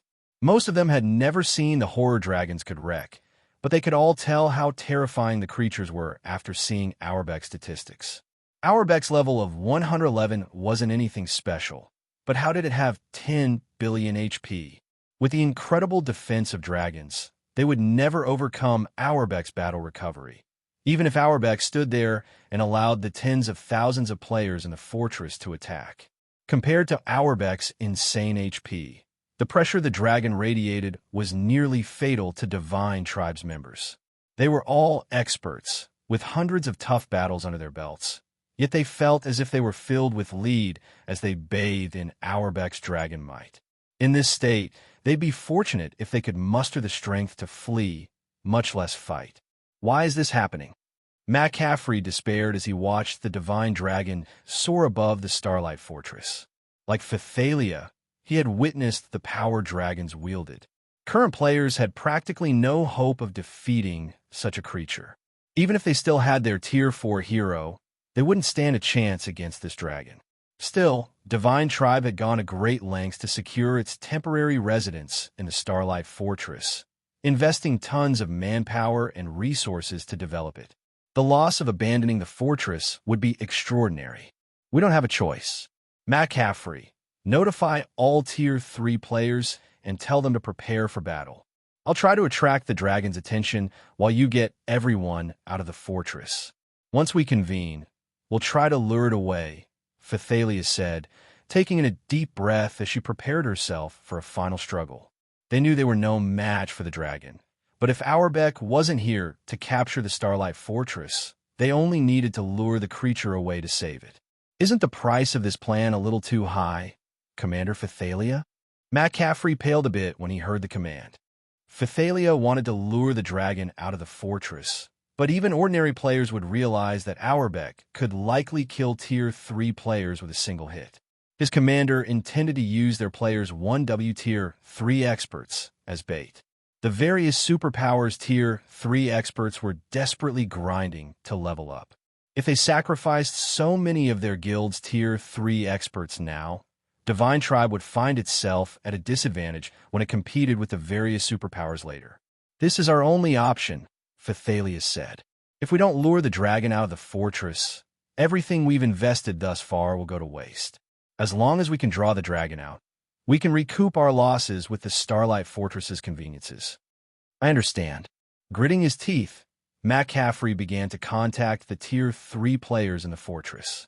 As Phythalia had said, the levels they'd have to sacrifice to lure Auerbach away would be nothing as long as they secured their hold on the Starlight Fortress. The fortress offered massive advantages, after all. Suddenly, Crimson Witch interrupted, pointing at the Divine Dragon in astonishment. Commander Phythalia, it looks like there's a player on the dragon's back. A player? How is that possible? For a moment, Phythalia assumed Crimson Witch was hallucinating. They were talking about a Tier 4 dragon. Even if it were only an infant dragon, it still wouldn't degrade itself by serving as a mount, not even for Tier 4 or 5 NPCs. In God's domain, there were individuals known as Dragon Knights that could ride dragons after capturing and nurturing a Tier 3 newborn dragon. These Dragon Knights stood at the very apex of God's domain, and they even demanded respect from emperors. But riding a dragon was nothing but a dream with players' current strength. And yet, as soon as Phythalia finished her question and turned toward the Divine Dragon, the sight stunned her. She could actually see someone standing on Auerbach's back. Although she couldn't tell who it was due to the bright light emitting from the Divine Dragon, she could spot the green diamond marker, which only players possessed, hovering above the figure's head when she squinted. Before she could recover from her daze, however, Auerbach began to descend. As the Divine Dragon approached the ground, the green diamond marker became clearer. It wasn't long before many of the other Tier 3 experts in the fortress noticed it as well. How is that possible? A player can actually ride a dragon. Who is that? Surprise and confusion overwhelmed everyone as they stared at the figure on Auerbach's back. Commander Phythalia, it's coming toward us, Crimson Witch exclaimed when she realized that Auerbach was flying in their direction. When Auerbach had first appeared, the Divine Dragon had been too far away for her to notice anything peculiar. Fortunately, unlike Tier 2 players, she could, more or less, resist Auerbach's dragon might. But as the Divine Dragon approached, the pressure she felt grew stronger. Now, even breathing became a challenge. Hopefully, the Dragon Rider isn't an enemy. Everyone, prepare your instantaneous movement scrolls. If you notice even a hint of aggression, flee. Every life we can save matters. Phythalia reminded her comrades in a grim tone. If they had merely faced a wild dragon, they would, at worst, lose the Starlight Fortress, abandoning it and allowing the creature to destroy it. If the Divine Dragon were under a player's control, however, they had a much bigger problem. If that player wanted to, they could command their dragon to massacre every Divine Tribe member in the area. All of the guild members in the fortress were Divine Tribe's experts, including the guild's 2 trump card legions. If they were annihilated, the consequences would be unimaginably dire. Everyone around Phythalia did as they were told, pulling instantaneous movement scrolls from their bags. Crimson Witch and the guild's other upper echelons all retrieved Tier 3 instantaneous movement scrolls, trump cards the guild had prepared for them as a protective measure. These scrolls were incredibly rare, only obtainable by luck. While Divine Tribe's members in the temporary residence prepared to flee, Auerbeck arrived above the building. The Divine Dragon's speed caught everyone off guard. Crimson Witch and the others were racked with hopelessness, realizing that they couldn't actually activate the scrolls in their hands. Worse, the instantaneous movement scrolls weren't the only thing that had abandoned them. They felt as if space itself had left them to die, siding with the Divine Dragon hovering above them. Spatial imprisonment. How is this happening? Astonished, Phythalia could do nothing but stare at the Divine Dragon as it began to land. Spatial imprisonment was a move only the strongest Tier 4 NPCs could use. No monster should be capable of mastering the skill. Yet this dragon had a naturally occurring domain that included the spatial imprisonment's effects. Read latest chapters at Wuxia World. EU now, they had no hope of escape. This stranger held their lives in his hands. As Phythalia and her comrades' anguish reached its peak, a familiar voice reached their ears. I was hoping to find you. I'm glad you're all here. As the dragon's rider spoke, he jumped down from Auerbeck's back. Seeing the player up close, everyone was stupefied. Guild leader Black Flame? Chapter 2475. All sides shaken when they realized that the figure riding Auerbeck had been Shi Feng. Silence fell in Divine Tribe's temporary residence as everyone stared at the swordsman. McCaffrey and Crimson Witch, in particular, watched Shi Feng walk toward them with dropped jaws. They both felt as if they were looking at a monster with limitless strength.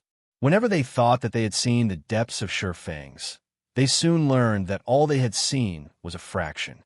Shi Feng's Crimson Dragon flying ship, for example, and the domain tools he had used to suppress the Starlight Behemoth and strengthen the Silver Lion Legion.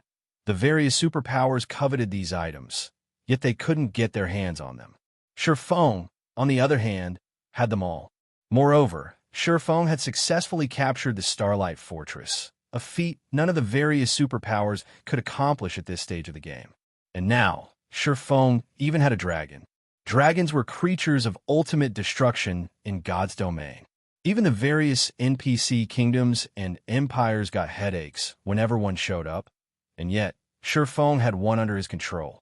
Even if Auerbeck were only a Tier 4 infant dragon, it would be more than enough to deter the various superpowers from attacking the Starlight Fortress. So, this is why he's so confident. Realization dawned on Phythalia when she glanced at the Divine Dragon standing silently behind Shi Feng. She now had an inkling of why Shi Feng had rejected her proposal after learning that the Western continent's superpowers might band together to target his fortress. With Auerbeck here, the superpowers experts would have to be suicidal to cause a ruckus in the Starlight Fortress.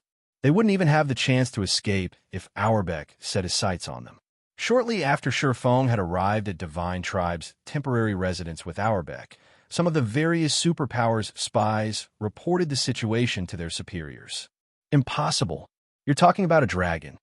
How can a player possibly control such a powerful monster? When the various superpowers' upper echelons read the reports, they assumed their subordinates had turned traitorous, trying to trick them with false information to prevent them from assaulting the Starlight Fortress.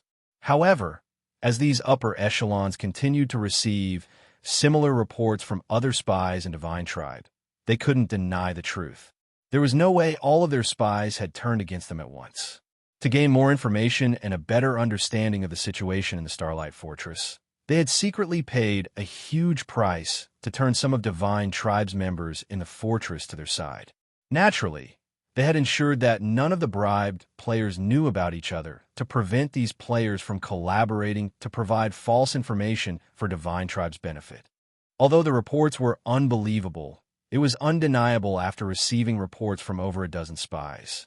Once they had verified the information, a commotion swept through the various superpowers. Some of the superpowers that had planned to assault the fortress began to hesitate.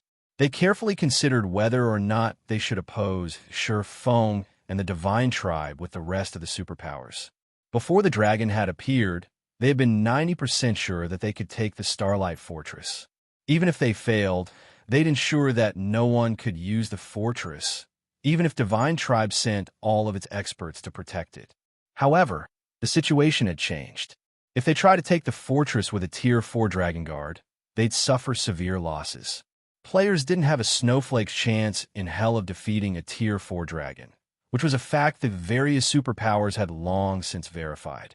Since God's Domain's launch, dragons have been responsible for the destruction of many NPC border cities. The Western continent proved to be far more dangerous than the East. Of course, if they gave up on this operation, they'd have a very difficult time finding another opportunity to move against the Starlight Fortress.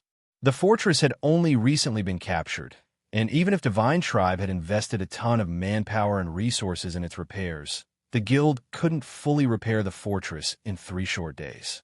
The Starlight Fortress was at its weakest right now. If they did not assault the Starlight Fortress now, taking it would only become more challenging as time passed. While the various superpowers considered their next move, a 300-man team attacked a demonic creature army camp in a level 100 neutral map not far from Star Valley.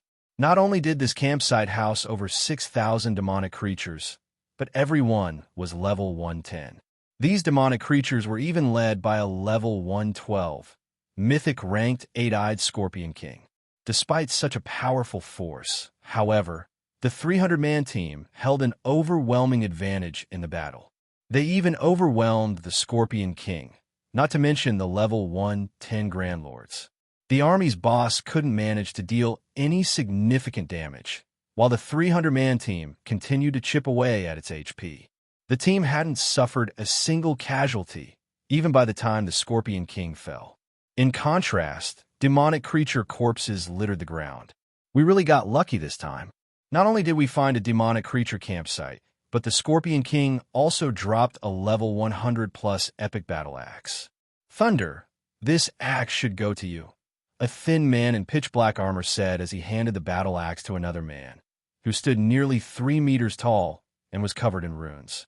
If Matt Caffrey had seen this, he would have been astonished. This team was the Hell Legion, the Netherworld Empire's strongest trump card legion. Every member was a Tier 3 player, and they all had the combat standards to rival Grand Lords of the same level. The thin man, shrouded in a dense, lethal aura, felt as powerful as a mythic monster. Commander, we've just received a report from the higher-ups. They claim that a Tier 4 infant dragon is guarding the Starlight Fortress, and because of this, many superpowers have abandoned the notion of assaulting the fortress. Our superiors are warning us to be careful. A Tier 3 black-clad assassin suddenly informed the thin man. An infant dragon? The man's lips curled into a smile. How interesting. It's no wonder why they captured the Starlight Fortress, disregarding the consequences. But if they think that can stop us, they're mistaken. Other superpowers might be afraid of the dragon that protected the Starlight Fortress, but the Hell Legion was not. Read latest chapters at Wuxia World. The reason was very simple. There was only one dragon in the fortress, while the Hell Legion had 300 players. If the Hell Legion went on a rampage inside the fortress, they could slay hundreds or thousands of players before the dragon would reach them. They'd also be able to escape the dragon's pursuit. They weren't concerned that they couldn't take down the Starlight Fortress in the least. Commander, I've received another important message. You've received a request to negotiate with Phythalia, the black-clad assassin added. Phythalia? The thin man smiled when he heard the name. Since an old friend has so graciously invited me, I must show her the proper respect. Pack up, everyone. We're heading to the Starlight Fortress. Chapter 2476, Frightening Divine Dragon Star Valley, Starlight Fortress. With Hell Rush in the lead, the Hell Legion finally reached the Starlight Fortress after more than 5 hours of continuous fighting. The fortress had already undergone 2 days of repairs and looked nothing like it had. Not only did the fortress have a new physical look, but its magic array was now fully active as well. A layer of mana enveloped the fortresses, creating an oasis in the Star Valley's mana-thin environment. Moreover, a faint layer of mist surrounded the fortress walls, adding hints of mystery and solemnity. This ancient fortress is amazing. Its mana is so dense. If we could train in the fortress long-term, our mana control would improve significantly. That's not all. If we can live and train here, we could even improve our combat standards. It's no wonder why the higher-ups asked us to take action. If we can take this fortress, we could boost our internal and core members' development speed. We wouldn't have to compete for entry slots to the demonic mist secret land every week. When the Hell Legion members saw the Starlight Fortress in the distance, their eyes glowed with excitement. The Western continent lacked mana, which was why areas with high mana density became targets for the various superpowers. Players could improve their mana affinity when in those areas, and they'd have a clearer mind while training. This would be of great help as players try to gain more control over mana. Because of this, whenever a player discovered a mana-dense area, a war between guilds shortly followed. Even the various superpowers participated. Of the mana-dense environments the Hell Legion's members had experienced thus far, none could hold a candle to the Starlight Fortress. The fortress's mana was dense enough that it would even be extremely helpful to experts of their caliber. Commander, Divine Tribe is behaving strangely. They've only sent one party to guard the front gate. They didn't even bother to send a Tier 3 NPC. Aren't they afraid that players will barge in? A Tier 3 Ranger in blue leather armor commented when he only saw 6 Tier 2 players by the Starlight Fortress's entrance. In the West, ruling guilds were even required to dispatch Tier 3 NPC guards to the fortress that already had NPCs. The front gate was every fortress's weakest point, even with the defensive magic array active. If a team attacked the front gate before the gate's defensive mechanisms could be engaged, they could destroy the gate and open the fortress to invasion. Thus, powers typically sent in plenty of powerful Tier 3 NPCs to protect the front gate after capturing a fortress. Divine Tribe, however, had done the exact opposite. The guild hadn't even sent a single Tier 3 player to protect the Starlight Fortress's gate, much less Tier 3 NPCs. Moreover, there were only 6 Tier 2 players by the entrance. Divine Tribe was practically begging for another power to attack. Even if the guild wasn't worried about hostile forces destroying the front gate, it was still an important location. Players would hand over their entrance fees at the gate, after all, and those coins would be kept in the gate storage before being transported to the Fortress Lord's Mansion at regular intervals. If players plundered the coins during delivery or from the gate storage, the ruling power would suffer for its lack of security. That's not our concern. Get ready, everyone. We're going in, Hell, Rush declared, ignoring Divine Tribe's careless organization. As far as he was concerned, whether or not Divine Tribe sent Tier 3 NPCs to guard the front gate didn't matter to the Hell Legion. If the Hell Legion wanted to break that gate down, Divine Tribe couldn't stop them. Following their orders, the Hell Legion's members summoned their advanced ranked guild mounts, the Magic Horn Steed. The Magic Horn Steeds were large, the size of adult elephants. When 300 Magic Horn Steeds charged as a group, even the ground trembled under their hooves. Once the Legion reached the gate, however, the party of 6 remained indifferent. They neither seemed afraid nor awed by the sight of the mighty Hell Legion. Rather, they calmly approached Hell Rush. "May I know why you're all here?" a level 105 Tier 2 knight asked. Fearlessly, he explained, "The fortress is still sealed, and uninvited players cannot enter. We've received an invitation from Commander Phythalia. You may notify her that the Hell Legion has arrived," Hell Rush proudly announced, looking down at the 6 Divine Tribe members before him.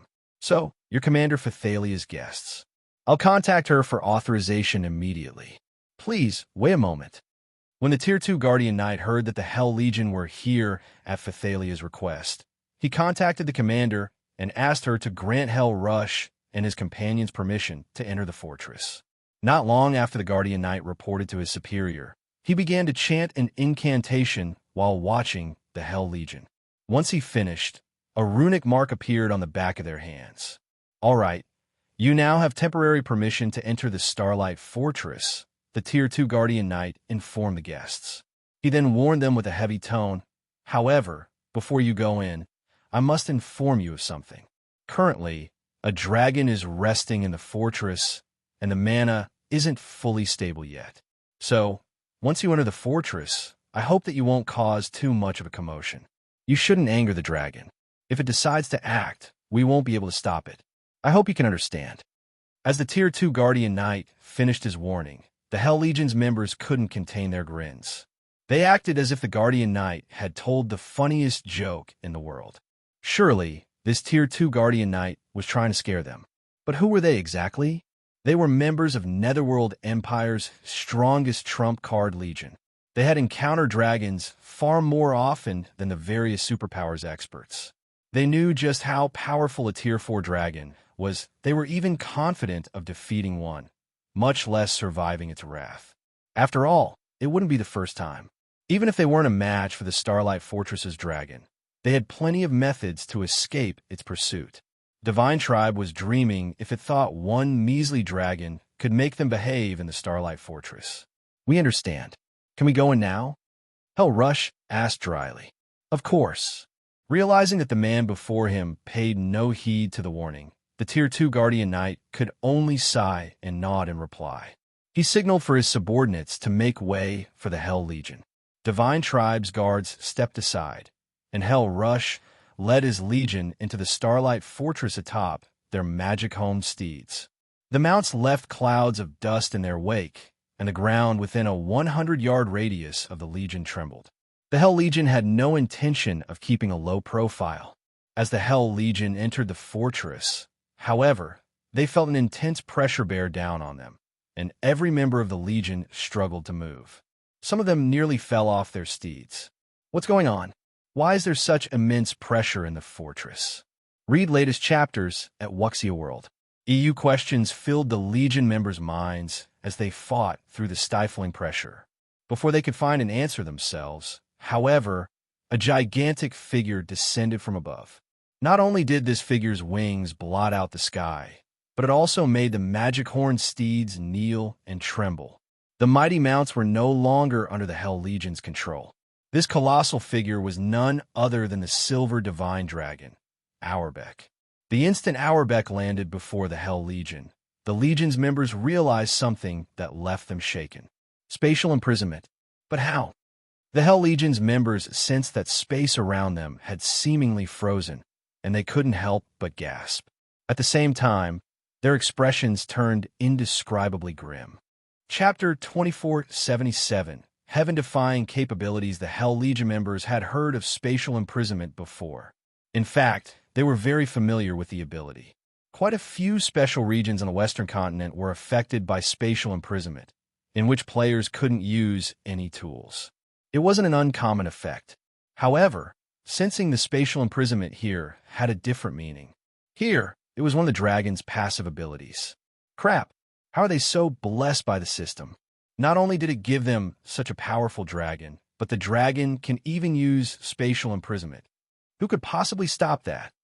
Thunder Beast, a primitive man that stood at nearly 3 meters tall, cursed as he lost his earlier complacence.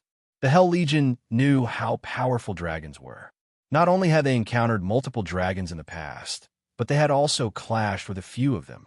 This was why they had dared to venture to the Starlight Fortress, even after learning that a dragon guarded it. Of all the dragons they had come across, however, none came close to comparing with the Silver Divine Dragon standing before them. It was only a Tier 4 infant dragon, yet the dragon Might Auerbeck radiated made it difficult to move. Not even the Tier 5 Dark Magic Dragon they had met could do this. To make matters worse, Auerbeck had mastered spatial imprisonment, which only a few Apex Tier 4 NPCs could master.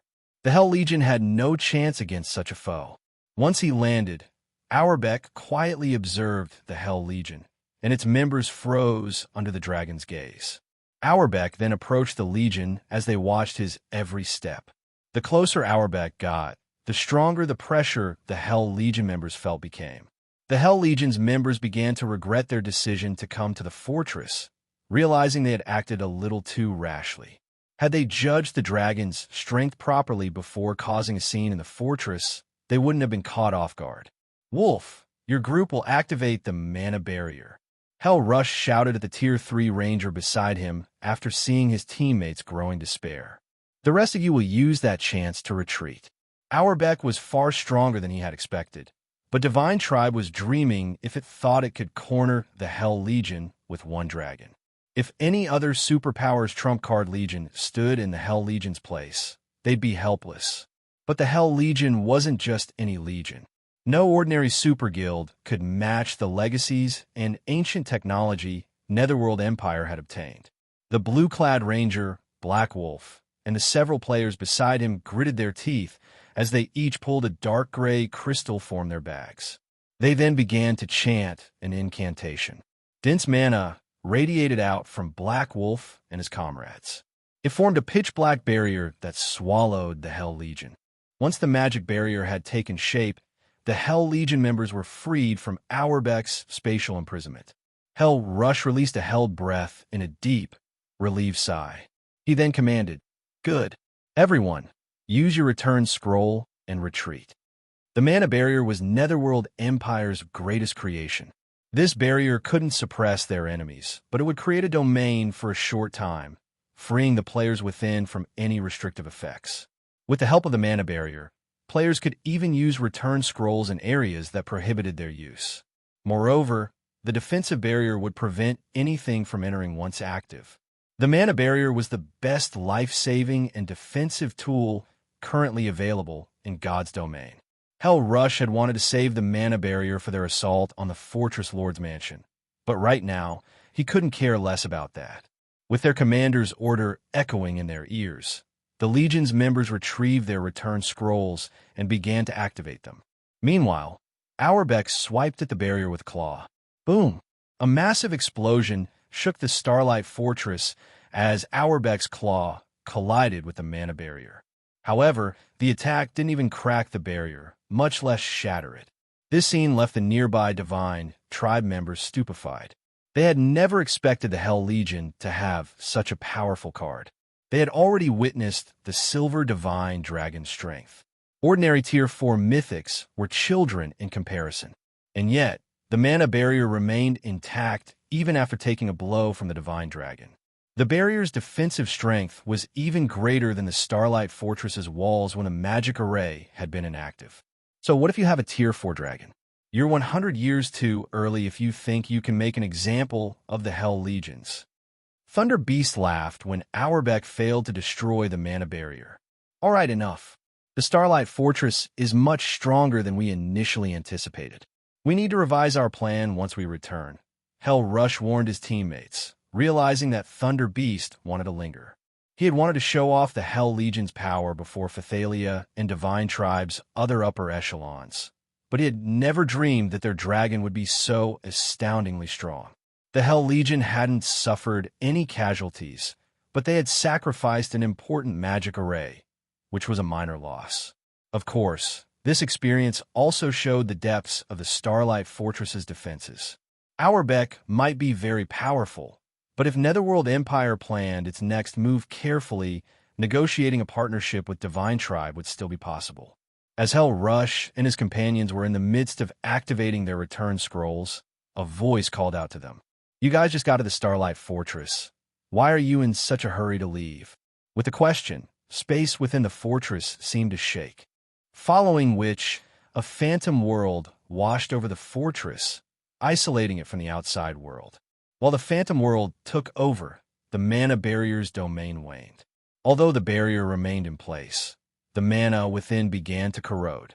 A second later, the Hell Legion members discovered that mana had stopped flowing within their return scrolls, and as a result, the magic arrays under their feet began to crumble, eventually disappearing altogether. It stunned every member of the Hell Legion. What was going on? The mana barrier was still up, so why couldn't they teleport? Something's actually suppressed the mana barrier? Black Wolf, in particular, was stunned when he sensed that he no longer had control of the mana around him. Read latest chapters at Wuxia World. EU the mana barrier could wrestle control of a specified space, even within a forbidden land that prevented teleportation. However, something had suppressed it and thoroughly.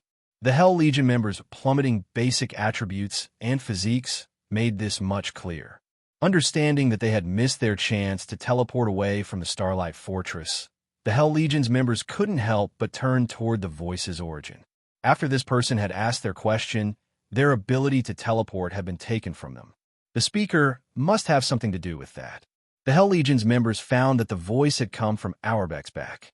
Due to the Divine Dragon's natural glow, they hadn't noticed the man, but squinting to see through the light, they discovered that someone was actually riding the Divine Dragon, standing on his back. "So, you're Zero Wings guild leader, Black Flame?" Hell Rush asked, staring at the player perched on the silver Divine Dragon. Chapter 2478, True Foundations. Hell Rush's question stunned the rest of the Hell Legion in the Mana Barrier. They all stared at Shi Feng in astonishment. Is he really human? They had heard that Shi Feng had something to do with the Silver Divine Dragon, but they had never thought that he would be capable of controlling it and be able to suppress the Mana Barrier. Having either power would overjoy any of God's domain superpowers. Both a dragon and a domain treasure would be incredibly useful when defending fortresses and rendering other superpowers' attacks useless. And now, they learned that Shi Feng had both. It was absurd. "That's correct. I'm Black Flame," Shi Feng replied, nodding. "I never could have guessed how much strength you've hidden. The various superpowers' heads are already aching over your dragon, yet your power isn't limited to the creature." Hell Rush could not help his bitter smile as he spoke to Shi Feng. The Hell Legion admits defeat, although the Mana Barrier was still around them, and they had quite a few more to protect themselves from Auerbach. The magic arrays were meaningless if they couldn't teleport out of the Starlight Fortress. It would only be a matter of time before they ran out of mana barriers. Without the barrier to protect them, they wouldn't have a hope of escaping the Divine Dragon. As for trying to face Auerbach in battle, that would be futile.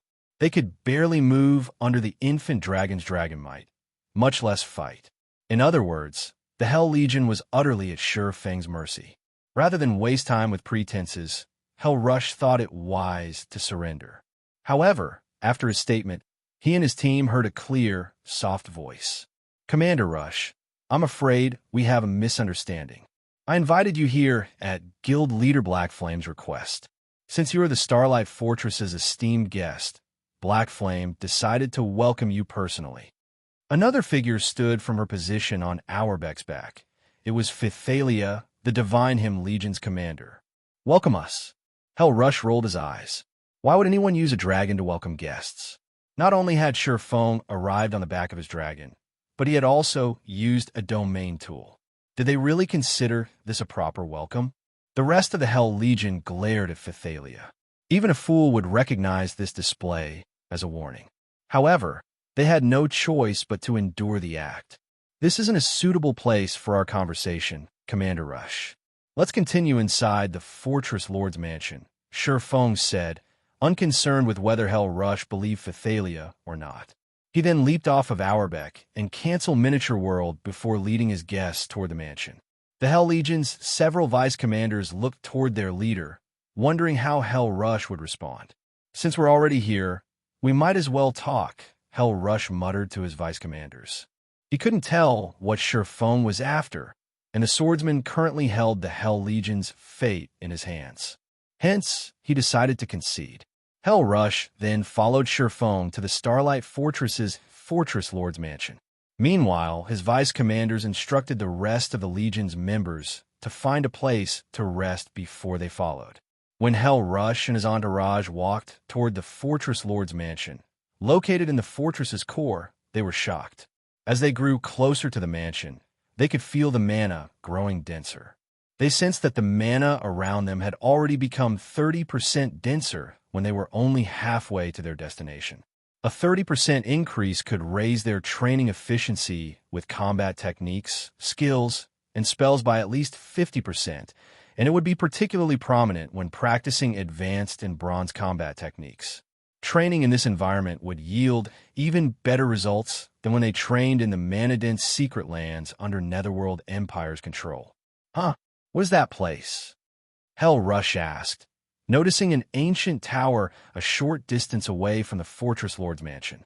The tower only had 5 floors, but the concentration of mana around it was second only to the Fortress Lord's Mansion.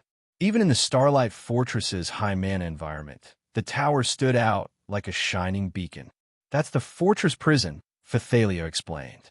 "It's where we intend to keep players who cause trouble, similar to the prisons in NPC cities."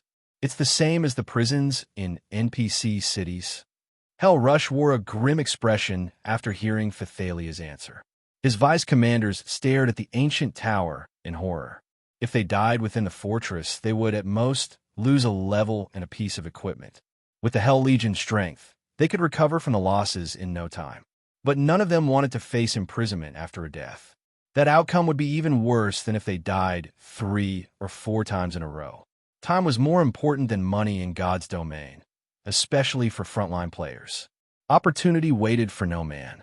They would only have the highest chances of growing stronger by maintaining their positions at the forefront of the game's player base, and they might even find a rare opportunity that could change their fates. If they were stuck in jail for 5 or 6 days, however, they'd fall behind, and catching up would be insanely difficult. A dragon? A domain tool?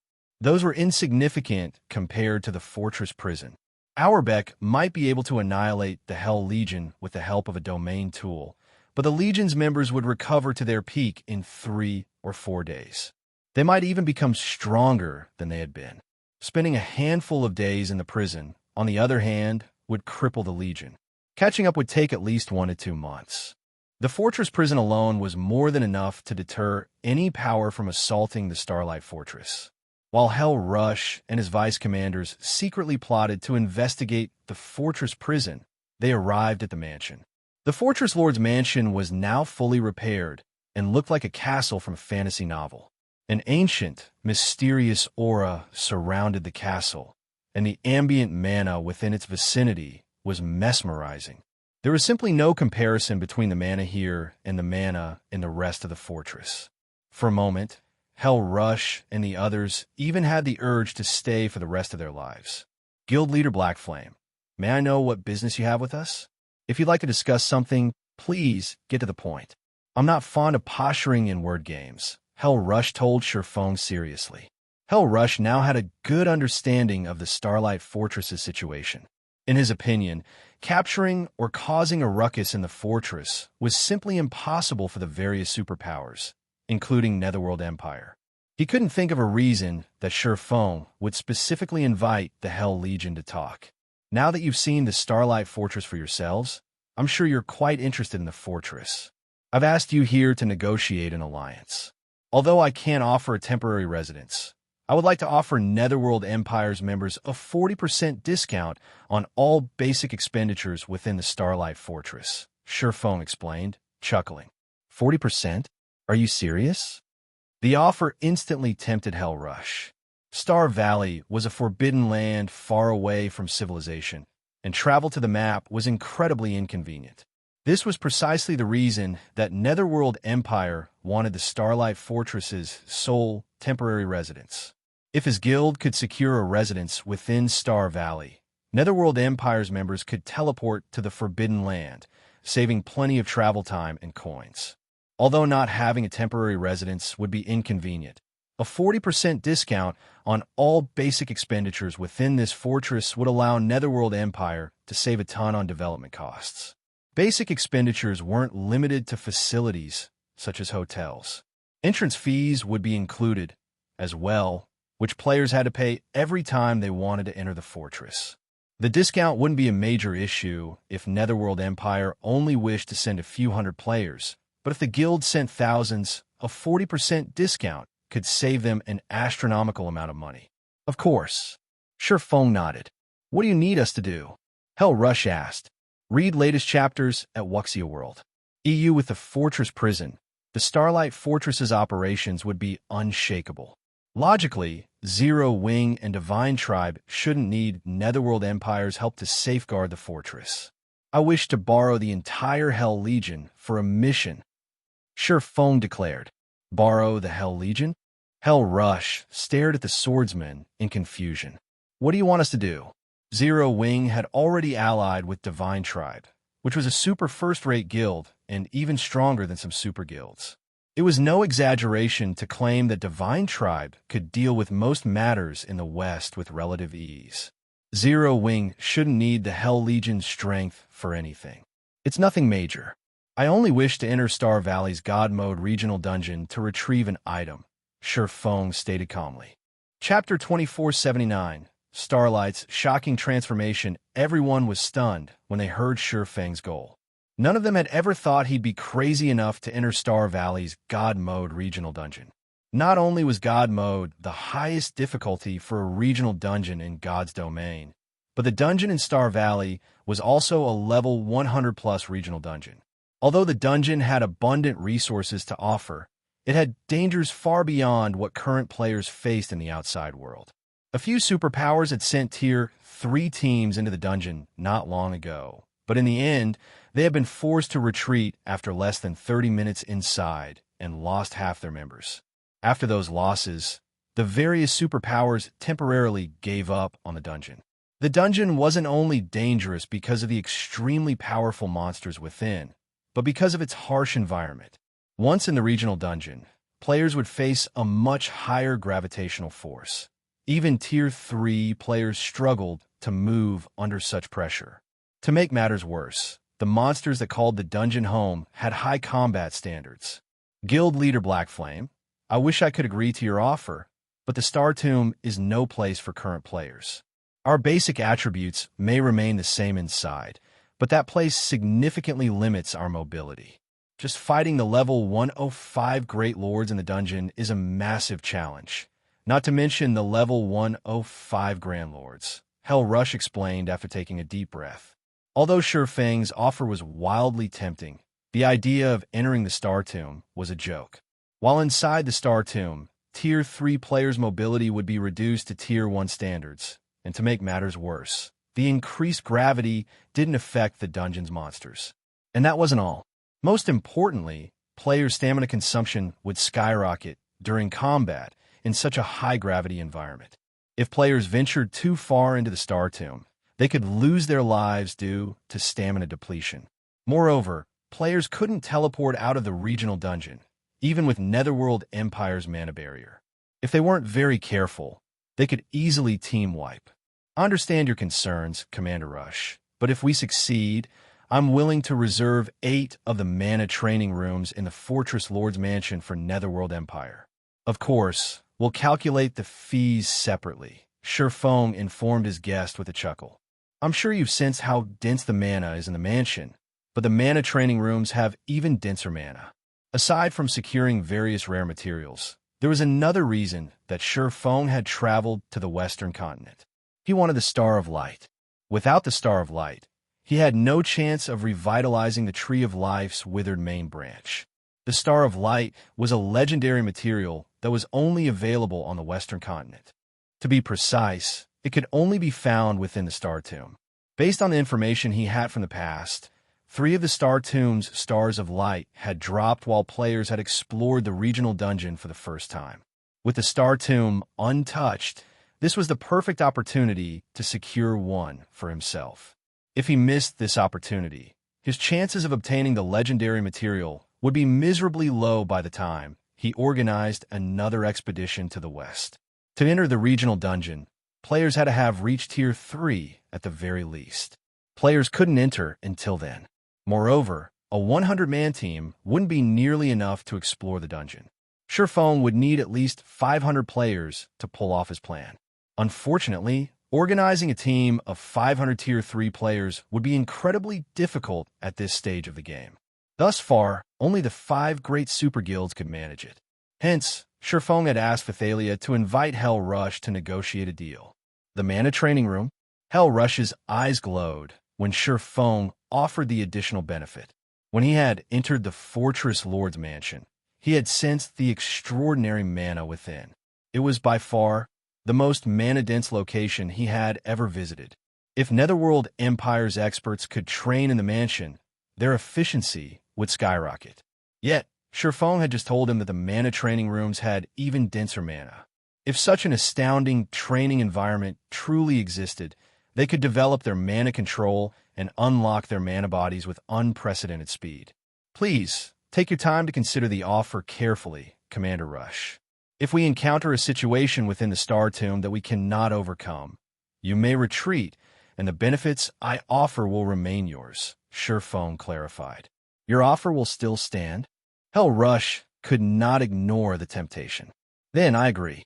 However, if my team risks annihilation, we will pull back immediately. If you can accept that condition, we're willing to work with you. Hell Rush wasn't sure what Shi Feng's goal was, but he couldn't afford to reject the offer. Mana was the root of all things on the Western continent, which the various powers desperately fought for. Since capturing the Starlight Fortress was now impossible, he had to aim for the next best thing, and the mana training rooms would allow his guild's experts to unlock their mana bodies far sooner. Once they did, Netherworld Empire would be able to surpass the two of the other 5 great super guilds based in the West when it came to experts with fully unlocked mana bodies. That won't be a problem, Shi Feng answered. He could sympathize with Hell Rush. The Star Tomb was, after all, a level 100-plus God Mode regional dungeon, and as such, far more dangerous than the outside world. The various superpowers had suffered severe losses to clear the Star Tomb during his previous life, and that was after they had formed the minimum 500-man teams. Luckily, the current Hell Legion would be more than enough for his purposes. His goal wasn't to explore all of the Star Tomb, just obtain a Star of Light. The Star of Light was a random drop in the Star Tomb, which meant that even the weakest monsters had a chance of dropping it. Raiding the dungeon's bosses wouldn't be necessary. Adventurer teams had claimed 3 of the regional dungeon's Stars of Light in the past, and all 3 teams had done so in the tomb's outer region. Those adventurer teams had merely been grinding for magic crystals, but they had lucked out and acquired Stars of Light instead, becoming rich overnight. Read latest chapters at Wuxia World. EU, since no one had explored the Star Tomb yet, they should have a high likelihood of obtaining at least 1 Star of Light. Following which, Shi Feng signed a contract with Hell Rush stating that Netherworld Empire's members would enjoy a 40% discount on the Starlight Fortress's basic expenditures. In addition, 8 of the Fortress Lord's mana training rooms would be reserved for the guild, with each costing 300 magic crystals per hour. In exchange, Shi Feng would have temporary command of the Hell Legion once they were inside the Star Tomb, and this would remain in effect until Shi Feng completed his task or the team encountered more trouble than they could handle. In addition, Netherworld Empire would dispatch experts to defend the Starlight Fortress alongside Zero Wing and Divine Tribe. Once they had signed the contract, the alliance between Zero Wing and Netherworld Empire was set in stone. Not long after, news of their partnership spread like the plague, reaching the various superpowers in no time at all. This ignited a commotion among the various superpowers that had aimed to take the Starlight Fortress. Chapter 2480, Starlight Fortress Unsealed. What did you say? The Hell Legion agreed? Impossible. The Hell Legion has 300 tier 3 experts, and every one of them is a lunatic. When the various superpowers received news of the Hell Legion's decision, they found it hard to believe. They had assumed the Starlight Fortress was doomed once the Hell Legion had gotten involved. Even if they didn't capture the fortress, they were sure to leave it in ruins. They were all familiar with what kind of team the Hell Legion was. It was a team of madmen. The Starlight Fortress might be impressive for its dragon guard, but after all was said and done, it only had 1 dragon. 1 dragon wasn't nearly enough to keep all 300 Hell Legion members in check. They weren't ordinary tier 3 experts, and as long as they had a chance of victory, they'd repeatedly resurrect their members and assault the Starlight Fortress until only one side remained. This was why the various superpowers were so afraid of the Hell Legion. And yet, the situation had developed in such an unexpected way.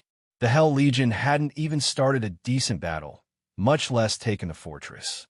The Legion had actually allied with the ruling power after a short discussion.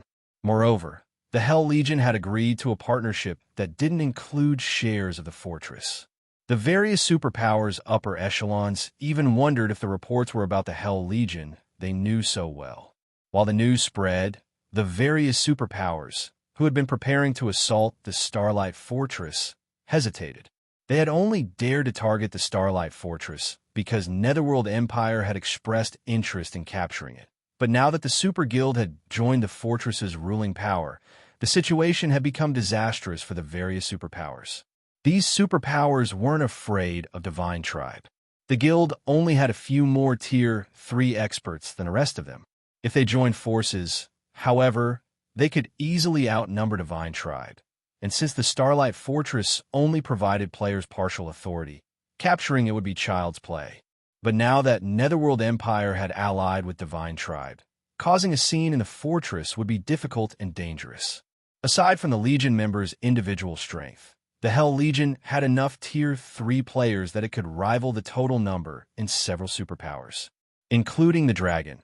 How are the various superpowers supposed to cause enough chaos to take the fortress from Divine Tribe? Of course, these superpowers weren't willing to give up just yet. Although they knew that securing a share of the Starlight Fortress's profits was no longer possible, they still sent a large number of experts to investigate the situation within. The fortress benefits were related to too many of their interests, and they would jump at any opportunity to gain a fraction of what the Starlight Fortress had to offer. Meanwhile, in the Azure Chamber of Commerce's distant demonic silver mine, even the Hell Legion has failed, Xianxia muttered, stunned after reading her subordinate's report. She had already been astonished to learn that Shi Feng and Divine Tribe had cooperated to capture the Starlight Fortress. Then, she had heard about the fortress's draconic resident. And now, even the fearsome Hell Legion had compromised. If she hadn't known anything about Shi Feng's group, she would have assumed they belonged to some hidden superpower that developed in the Western Continent shadows. However, she knew more than a little about that group of players. Shi Feng had arrived on the Western Continent with 9 companions, all members of Zero Wing. When they had arrived, Zero Wing hadn't had a single ally in the West. Yet, not only had Shi Feng's group established a foothold in the West after only a few days, but they had even gained 2 powerful allies. The Azure Chamber of Commerce had spent over a month establishing itself in the East. The Chamber had only made a place for itself in the Dark Hills, outside of the Fire Dragon Empire's border, after investing tons of resources and manpower in the endeavor. Moreover, the Azure had only accomplished its goal because it had gathered players and secured connections on the Eastern Continent early in the game. If it hadn't, securing a foothold in the East would have taken much longer. Shi Feng, however, had secured the Starlight Fortress in less than 4 days, driving the Western Continent's various superpowers crazy. Young miss, we don't have much time left before the competition between families. The family has already ensured that you'll have use of the trial grounds. They hope you will cherish the opportunity and restore the reputation the family lost during the prior competition. Please don't let other matters distract you, an amiable old man advised, sitting next to Xianxia in one of the mine's lounges. I understand. Zero Wing merely has a foothold in the West and access to more resources now. It still isn't nearly powerful enough to help Silent Wonder win the family's annual competition, Xianxia said, nodding. Once she had calmed her flustered heart, her confidence returned. Zero Wing might now have a place on the Western Continent, but whether or not it could develop in the West was a different matter entirely. The Guild's greatest enemy wasn't the Western Continent's various superpowers, but the demonic creature armies. As a forbidden land, no kingdom or empire protected Star Valley. In other words, the Starlight Fortress would face the full brunt of the demonic creature armies without NPC help. It was easy to imagine how much danger the fortress was in. Even if Divine Tribe and Netherworld Empire cooperated, they couldn't necessarily protect the fortress from the demonic creature's invasion. Even if Zero Wing defended its hold on the Starlight Fortress, that had nothing to do with helping Silent Wonder.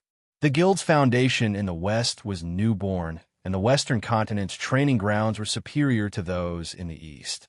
In that case, young miss, we should go, the old man insisted. She nodded in response, but she couldn't help but gaze towards Star Valley. Just you wait. I will not let Silent Wonder defeat me in this competition. Xianxia inwardly swore, recalling Shi Feng's utter disregard for her and Azure before leaving the demonic silver mine. Her family had paid a huge price to get her access to the trial grounds. This was an opportunity that few in God's domain could enjoy. As long as she could complete the trial, she could even defeat Shi Feng, let alone Silent Wonder.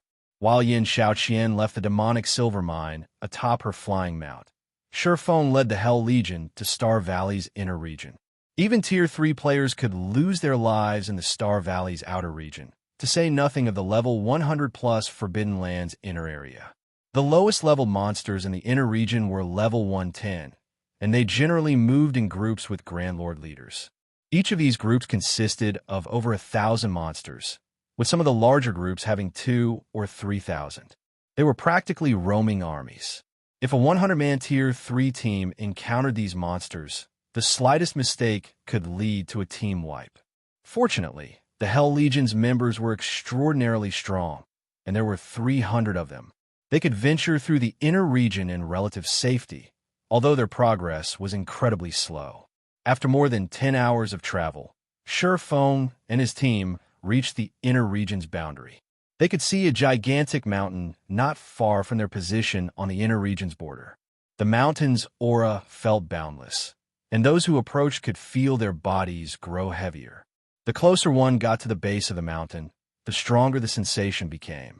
This was none other than Star Valley's God Mode regional dungeon, the Star Tomb. Consider this carefully, Guild Leader Black Flame. Do you really want to go in there? Once we're inside, leaving will be a challenge, and if players die, they won't resurrect outside of the dungeon. Hell Rush warned Shi Feng as he stared at the mountain before them. Read latest chapters at Xianxia World. The Star Tomb was a very special location. When players normally died, they'd resurrect in the nearest NPC town or city, but that wasn't the case in the Star Tomb. No matter how many times players died, they'd only return to life within the dungeon. I understand. Let's head in. Shi Feng was quite familiar with the Star Tomb's peculiarities, yet he walked into the regional dungeon with no hesitation. Hell Legion's members only glanced at each other before helplessly following the swordsman. Shortly after Shi Feng and his team entered the Star Tomb, the Starlight Fortress in Star Valley's outer region lit with a bright glow as the seal was finally removed. The Starlight Fortress had opened to the public. Chapter 2481, Fortress of Astronomical Value. Quick, look! The Starlight Fortress is open. It's finally open. I've been waiting for this moment. The various superpowers and independent players in the nearby forest immediately noticed the dazzling glow that enveloped the Starlight Fortress. They had been waiting for the fortress to open to the public, especially the independent players. They all had great expectations. Independent players were unaware of Netherworld Empire's agreement, but some of Divine Tribe's members had leaked information about the situation within the Starlight Fortress. When they finally got to see the fortress's many benefits, the various independent players caused an uproar. Aside from the fortress's mana-dense environment, which would help them quickly recover from exhaustion, the fact that they could improve their mana control just by visiting the fortress made it far more impressive than any NPC city on the Western continent. Furthermore, the Starlight Fortress was located within Star Valley. Now that they could enter the fortress, they could grind in the Forbidden Land, boosting their leveling speed and resource acquisition. Naturally, they couldn't miss the opportunity to set up a base of operations within the Starlight Fortress. Although the various superpowers had dispatched many of their players, they were no match for the number of independent players eagerly waiting to enter the fortress. The independent players, who had been resting in the forest, charged toward the Starlight Fortress like a flood of madmen.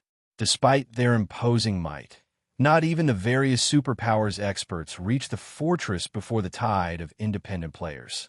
However, the scene didn't enrage the superpowers. They were actually overjoyed to see it.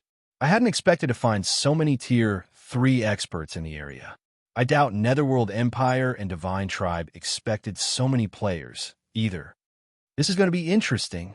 Even Netherworld Empire's Hell Legion would be helpless against so many Tier 3 experts.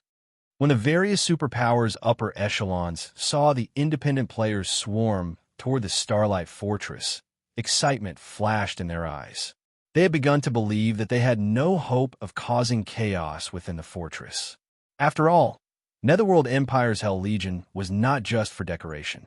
They hadn't expected a situation like this, and they had never imagined that independent players would be so interested in the Starlight Fortress. There were already more than 5,000 Tier 3 independent players, not to mention the Tier 2 players. There were more of them than those in the various superpowers combined. Even if Netherworld Empire went all out, they had no hope of defending the fortress against such a force, let alone Divine Tribe, before the superpowers' upper echelons could celebrate. However, a dragon with silver scales flew out of the Starlight Fortress and landed beside the front gate, quietly observing the approaching horde of independent players. The excited, independent players froze on the spot when they saw Auerbeck. None of them dared to move. The sudden development even stupefied the various superpowers watching from afar. They were talking about 5,000 Tier 3 experts, and yet every one of them acted like a mouse before a cat. Of course, the various superpowers experts could sympathize. Auerbeck's aura was just that frightening.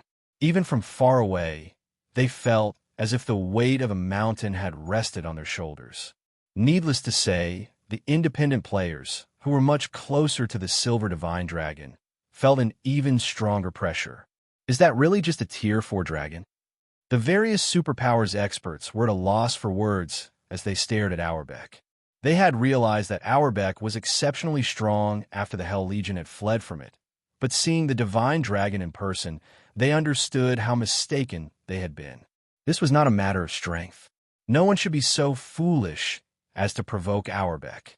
The Starlight Fortress is now open to the public. If you wish to enter the fortress, listen carefully. All combat is prohibited within the fortress walls. Not only will you be slain if you break this rule, but you'll also be imprisoned for 8 days in the fortress prison, Mac Caffrey, who stood on the wall above the main gate, announced as he gazed at the players below. If nobody has any questions, you may register to enter the fortress. As Mac Caffrey finished his statement, the nearby players' expressions changed. The announcement dumbfounded the various superpowers members, in particular. Fortress prison? What's he talking about? The superpowers' upper echelons, who had laughed at the Starlight Fortress's latest predicament, could no longer muster the strength to laugh. They were familiar with the concept of God's domain's prisons. Once players were jailed, they'd have to serve their time unless someone destroyed the prison from the outside. It was this moment when the various superpowers understood, more or less, why Netherworld Empire had decided to compromise. With a fortress prison around, who would dare cause a scene in the fortress? The various superpowers began to despair when Mac Caffrey began to speak once more. Due to the fortress's limited space, players may only remain inside for 1 natural day. Each consecutive day you spend in the fortress will cost 1 magic crystal. In addition, all basic services the fortress offers cost magic crystals. If you fail to pay for the services you've requested, you will also spend 8 days in the prison. Please keep this in mind during your stay. After listening to Mac Caffrey's speech, every player in the area was stunned again. Normally, the various powers did everything they could to increase a fortress's player population after capturing one, which, in turn, would transform the fortress into a trade hub. This would also give the ruling power access to a huge amount of resources, yet the Starlight Fortress's owner had decided against that. They showed no regard for attracting players to the fortress. The entrance fee alone cost a whopping 20 silver per person, and players were only allowed to spend a day in the fortress. Once that day was up, every additional day would cost a magic crystal. To make matters worse, they had to pay magic crystals for the services within the fortress. This was basically daylight robbery. Only a fool would enter the fortress. On the Western continent, magic crystals were incredibly rare, which made them far more valuable than coins. Moreover, most high-value transactions involved magic crystals. Tier 2 experts would be fortunate to earn 3 or 4 magic crystals per day, and Tier 3 experts only earned around a dozen. After deducting daily expenses, they'd be lucky if they kept half of their remaining magic crystals. With how the Starlight Fortress operated, Tier 2 experts had no hope of setting up a base within the fortress. Are the fortress's managers insane? Their greed for magic crystals certainly is. It's already obvious that no one on the continent has a chance of taking the fortress. The fortress can slowly develop and grow without worry, and yet they're chasing people away. I can't wait to see how they'll survive against the demonic creature armies. The situation even stunned the various superpowers. They couldn't fathom what Shi Feng and the others were thinking. If they had so many magic crystals to spare, they might as well spend them in the Divine Colosseum's trial tower. Moreover, players could afford a luxury meal, which would help them recover from exhaustion far faster than within a mana-dense environment, with 20 silver to spend. In truth, the pricing had left McCaffrey speechless when he had heard it, but Shi Feng had insisted that the fortress would only conduct business using magic crystals. So, he couldn't do anything about it. The Starlight Fortress belonged entirely to Zero Wing. After all, Divine Tribe was only helping manage it. While some powers and players left in a huff, a 500-man team watched the events unfold from a short distance away from the main gate. "Are we still going in, Commander?" A ruthless, level 106 man asked the robust man in leather armor next to him. Read latest chapters at Wuxia World. The robust man was Crow, the Stormheart Adventurer Team's commander. "Of course. We might as well take a look since we're here," Crow said, gritting his teeth. The 20 silver entrance fee wasn't a major concern for Stormheart, but the fact that the fortress's basic amenities cost magic crystals wasn't something Stormheart could afford to play with. But Crow's curiosity was too strong to ignore. Thus, he decided to go in and look around. At worst, they'd have paid the entrance fee for nothing. Having given his answer, Crow led his team toward the Starlight Fortress's front gate.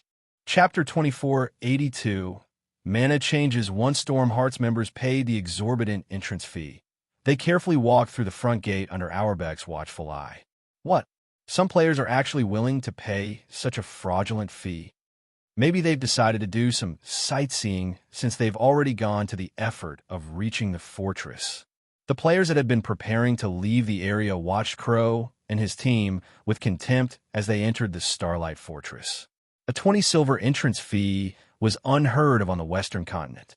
With 20 silver, a player could fully repair their weapons and equipment in an NPC city.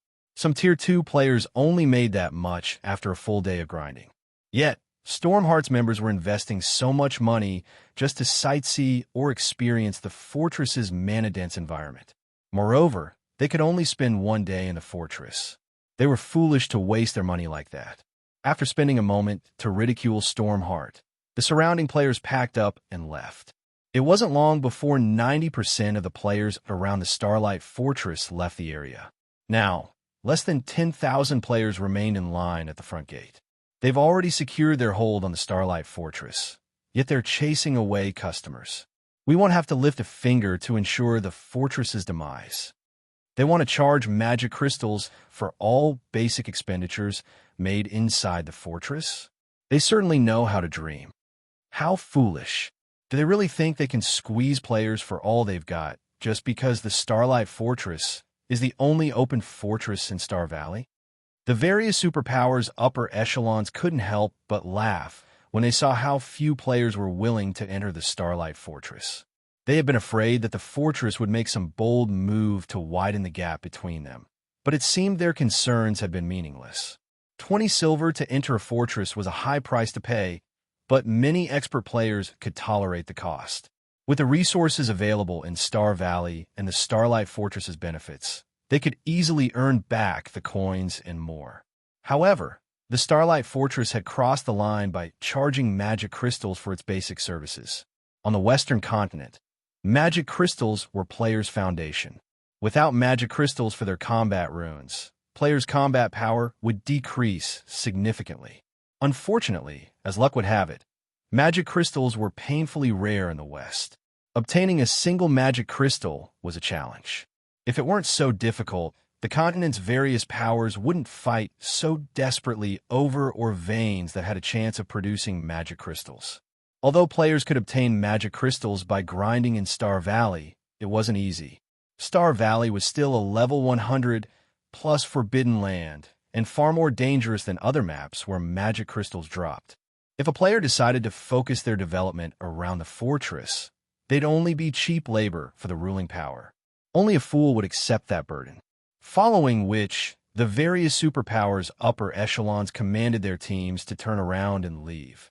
They had no intention of entering the Starlight Fortress. They had learned of the fortress's situation from the spies they had planted in Divine Tribe before the Starlight Fortress had opened to the public. They had no reason to enter the fortress to verify the reports. They'd only be handing over their hard-earned coins by doing so. Matt Caffrey felt frustrated as he watched so many players walk away from his position on the fortress's wall. Those players were potential money and resources. Shi Feng could have easily transformed the Starlight Fortress into a prosperous trade hub by lowering his prices, yet he had insisted on charging magic crystals for all basic services. That condition alone had deterred the majority of players from visiting the fortress. While the various superpowers walked away from the Starlight Fortress, the Stormheart Adventurer team had made it inside. So, this is the Starlight Fortress? The mana density is so high. It's no wonder why the entrance fee is so exorbitant. This environment is certainly worth the price. Stormheart's members were mesmerized when they sensed the ambient mana within the Starlight Fortress. They were not members of the various superpowers, just independent players. Even if they were a part of a top adventurer team, they could only get their hands on limited resources. The resources Stormheart possessed couldn't even compare to that of first-rate guilds. Needless to say, they didn't have access to mana-abundant locations, either. They had to rely on their exceptional talent and hard work to develop slowly. We'll only be able to rest here from time to time. We can't afford to go bankrupt, the ruthless man beside Crow said as he glanced at the pricing boards outside the nearby hotels. Even in NPC kingdoms and Empire's capital cities, the most expensive, luxurious hotel room only cost 10 silver per night. However, not only were the hotel rooms in the Starlight Fortress small, but they were also astonishingly expensive. A room actually cost 1 magic crystal per night. Their team currently had 500 players. If they rented hotel rooms for the night, they'd have to pay a total of 500 magic crystals. The rest of Stormheart's members could only nod in agreement. Not even first-rate guilds could afford such a costly expenditure, let alone Stormheart. Only superpowers would have the funds to rent these hotel rooms. Wait, the mana here is different somehow. A Tier 3 female elementalist suddenly spoke up. Different. Curious, the ruthless man began to pay more attention to the mana around him, but he failed to find anything unusual about it. How is it different? No, she's right, Crow exclaimed. To be precise, this area has different types of elemental mana. I can sense the 3 supreme elements, and the mana is growing even denser, the female elementalist explained. Ordinary Tier 3 experts would likely struggle to sense the differences in the ambient mana, but she had a special mana legacy, which allowed her to notice the minute oddity. The 3 supreme elements. The ruthless man was stunned. Excitedly, he asked, "Doesn't that mean that this fortress's environment is similar to the environment of ancient times?" Experts constantly researched and tried to understand more about God's domain's current affairs and history every day. The information hid many opportunities, and for independent players and adventurer teams who lacked resources, this was one of the few reliable ways to encounter fortuitous opportunities. Naturally, Stormheart and its members were no exception. In fact, their knowledge of God's domain was vast, especially regarding the ancient area when gods had still roamed the land. The ancient era had been the peak of God's domain. Humankind had been far more powerful then. Ancient human civilizations had developed their individual strength and technology to unbelievable levels. Read latest chapters at Wuxia World. EU in comparison, current humans hit their limit after reaching Tier 5. Moreover, most Tier 5 powerhouses nowadays were far weaker than those of the past. The biggest difference between the past and the present was the composition of ambient mana. During ancient times, ambient mana had been composed of all 7 elements, but now it only included the 4 major elements. The remaining 3 supreme elements could only be found in certain locations and in almost negligible amounts. This was why God's Domain's creatures couldn't fully comprehend and control mana, which made it harder to reach new tiers. And yet, within the Starlight Fortress, the three supreme elements had gathered, creating an environment reminiscent of ancient times. This was a heaven-defying opportunity. Chapter 2483. Hidden Madness. As soon as the ruthless man finished speaking, excitement flashed in his Tier 3 comrade's eyes. If the Starlight Fortress's environment were reminiscent of ancient times, consisting of all 7 elements, it would be a true paradise for players. Not only would players have a much easier time controlling mana in such an environment, but it would also help them unlock their mana bodies. After giving the matter some thought, Crow turned to the Tier 3 female elementalist beside him and said, "Rose, return to headquarters and gather all of the magic crystals we have. Send someone to ask around about renting a hotel here as well. We'll be using it as Stormheart's temporary base. From now on, Stormheart's Tier 3 members will develop out of the Starlight Fortress." Although living in the Starlight Fortress was costly, if the benefits allowed one to improve their mana control and unlock their mana body's potential with ease, it was worth the price. It would even be worthwhile if the adventurer team had to invest every magic crystal it had earned thus far and would earn in the future. Levels weren't the top priority for Tier 3 players right now. Rather, unlocking their mana body's full potential was far more important. A Tier 3 player could only exhibit the true strength of Tier 3 once they did so. Residing in the Starlight Fortress would accelerate the process of unlocking their mana bodies, which was a unique, massive benefit. The rest of God Domain's players hadn't realized this yet, which gave Stormheart the opportunity to establish a base in the fortress. If they waited until the various guilds noticed, finding a place and developing in the Starlight Fortress would become far more difficult for the adventurer team. In terms of money and resources, Stormheart wasn't even a match for first-rate guilds, much less superpowers. "Understood. I'll have someone look into it immediately." The female elementalist in blue, Ice Rose, replied before breaking away from the rest of the group. While Stormheart secretly took action, other Tier 3 independent players who had entered the fortress and were particularly sensitive to mana did the same. For a time, something strange took place within the nearly empty Starlight Fortress. Despite barely any players visiting the fortress, its hotels were booked one after another. Moreover, all of the rooms were rented long-term, stunning the ignorant visiting players in McCaffrey. Players could earn a 10% discount when renting hotel rooms long-term, but they'd have to reserve the room for a minimum of 10 days. This meant that players had to pay 9 magic crystals per room, with each day normally costing 1 magic crystal.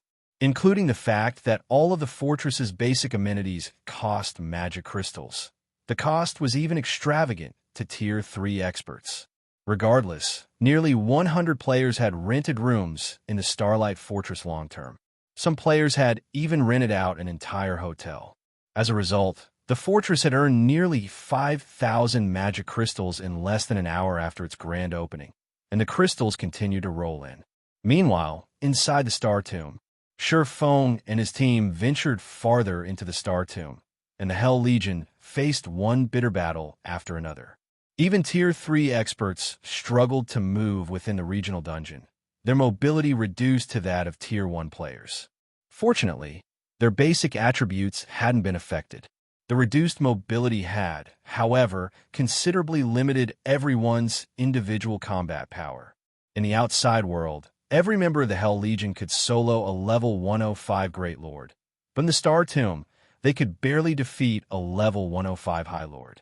The Earthen giants in the regional dungeon's outer region typically moved in groups consisting of several hundred, with each having at least 100 Great Lords. These small armies were an extraordinary challenge for the Hell Legion. Every time they encountered a group of monsters, the Legion spent over an hour to defeat them, and once the battle was over, they had to retrieve their tents to recover their lost stamina. If they didn't take the time to rest, their chances of defeating the next monster army would plummet. Naturally, this slowed their leveling speed to a crawl. However, the Hell Legion members had to admit that the God Mode Regional Dungeon was a wonderful location. Not only was a monster's drop rate impressive, but the loot they acquired was top quality as well. One would have to slay Grand Lords for the slightest chance of obtaining secret silver weapons and equipment in the outside world. But in the Star Tomb, they could slay Great Lords to acquire the same ranked items. Furthermore, the dungeon's Great Lords had a chance of dropping level 105 secret silver set equipment. After over 20 hours of battle in the Star Tomb, the Hell Legion had completed 2 secret blue sets and 1 thorn set. The secret blue set was a set equipment from magical classes, while the thorn set catered to plate armor classes. Although both were only 6-piece, level 105 secret silver set equipment, they were definitely considered top tier in an era when most guild experts hadn't yet reached level 105. Even the Hell Legion's members coveted the set equipment. Although the weakest piece of equipment among them was level 105 secret silver rank, with a few players having level 105 fine gold and dark gold equipment, the benefits of a complete secret silver set equipment were slightly greater than the items they currently wore. If they were willing to part with the set equipment, they could easily demand astronomical prices. Star Tomb's monsters also dropped plenty of magic crystals and mana stones. The Legion had even acquired 3 combat techniques and Tier 2 skill books. Unfortunately, the Hell Legion had entered an agreement with Shi Feng before they had entered the regional dungeon. Since Shi Feng had employed the Legion for this expedition, all loot they acquired would belong to him. The Hell Legion would only gain EXP within the dungeon. Guild leader Blackflame, "We've found the path to the Star Tomb's second floor ahead," Hell Rush reported, gesturing to a massive tunnel not far from the team. The monsters in the area are too concentrated, however, and there are a few Grand Lords in the mix. Pushing past them is impossible. I'm afraid we'll be limited to this area. The Star Tomb's interior had a similar structure to a tower, separated into multiple floors. Each floor was the size of a level 15 map, and the outside world was more difficult to clear than the last. As players ascended, they'd also be subjected to higher gravitational force.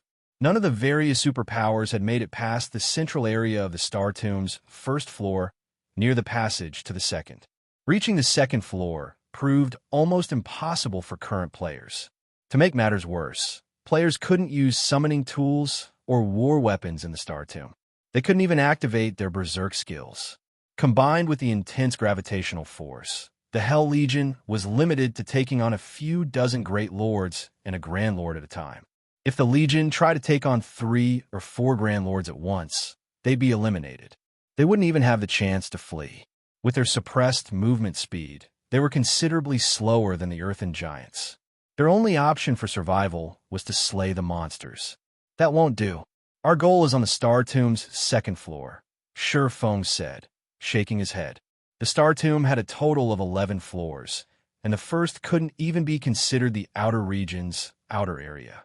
They'd barely make it to the dungeon's outer region once they made it to the second floor, and they'd only have a chance of securing a Star of Light by slaying the monsters in that area. "It's not that we don't want to reach the second floor," Guild leader Blackflame. "We just can't make it that far.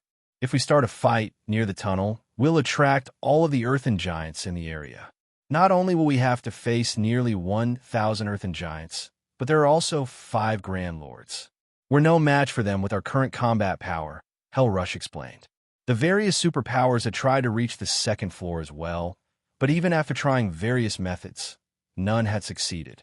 The 5 Grand Lords were especially challenging. Even a 1,000-man, Tier 3 team would struggle to defeat them, much less 300 Tier 3 experts.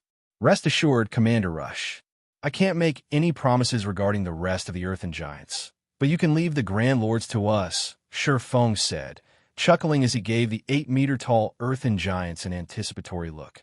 "You'll deal with them?" Hell Rush swept his gaze across Shi Feng and his companions. Their team only included 10 of Zero Wings members, and although he hadn't seen these players fight yet, he recognized that they all had extraordinary combat power. If these 10 players worked together, they might be able to take on a Grand Lord-ranked Earthen giant by themselves. Unfortunately, 5 Grand Lords guarded the passage ahead. No matter how Hell Rush thought about the idea, it seemed like a joke. "That's right. Do you think you and your Legion can take out the rest of the monsters?" Shi Feng asked, nodding. If you can stop the Grand Lords, the rest won't be a problem, Hell Rush said, flashing a confident grin. But are you sure that you could defeat the 5 Grand Lords? Read latest chapters at Wuxia World. You don't worry about them. Shi Feng then turned to Yin Tianxing and the others and asked, You guys can deal with the Grand Lords, right? No problem. Leave it to us. After watching the Hell Legion, we've been itching for a fight, Yin Tianxing replied with a wide smile. All right, let's lure the 5 monsters away from the rest of the group first, then Shi Feng decided. 5 of his companions then walked away before charging at the 5 Grand Lords guarding the tunnel. They're just going to do it? Are they insane? Watching Yin Tianxing and the others rush ahead without waiting for the Hell Legion, Hell Rush was dumbfounded. Chapter 2484 Unlocked Mana Body. Hell Rush wasn't the only one dumbfounded. The rest of Hell Legion's resting members were stunned as they watched the 5-0 wing members charge toward the Grand Lords.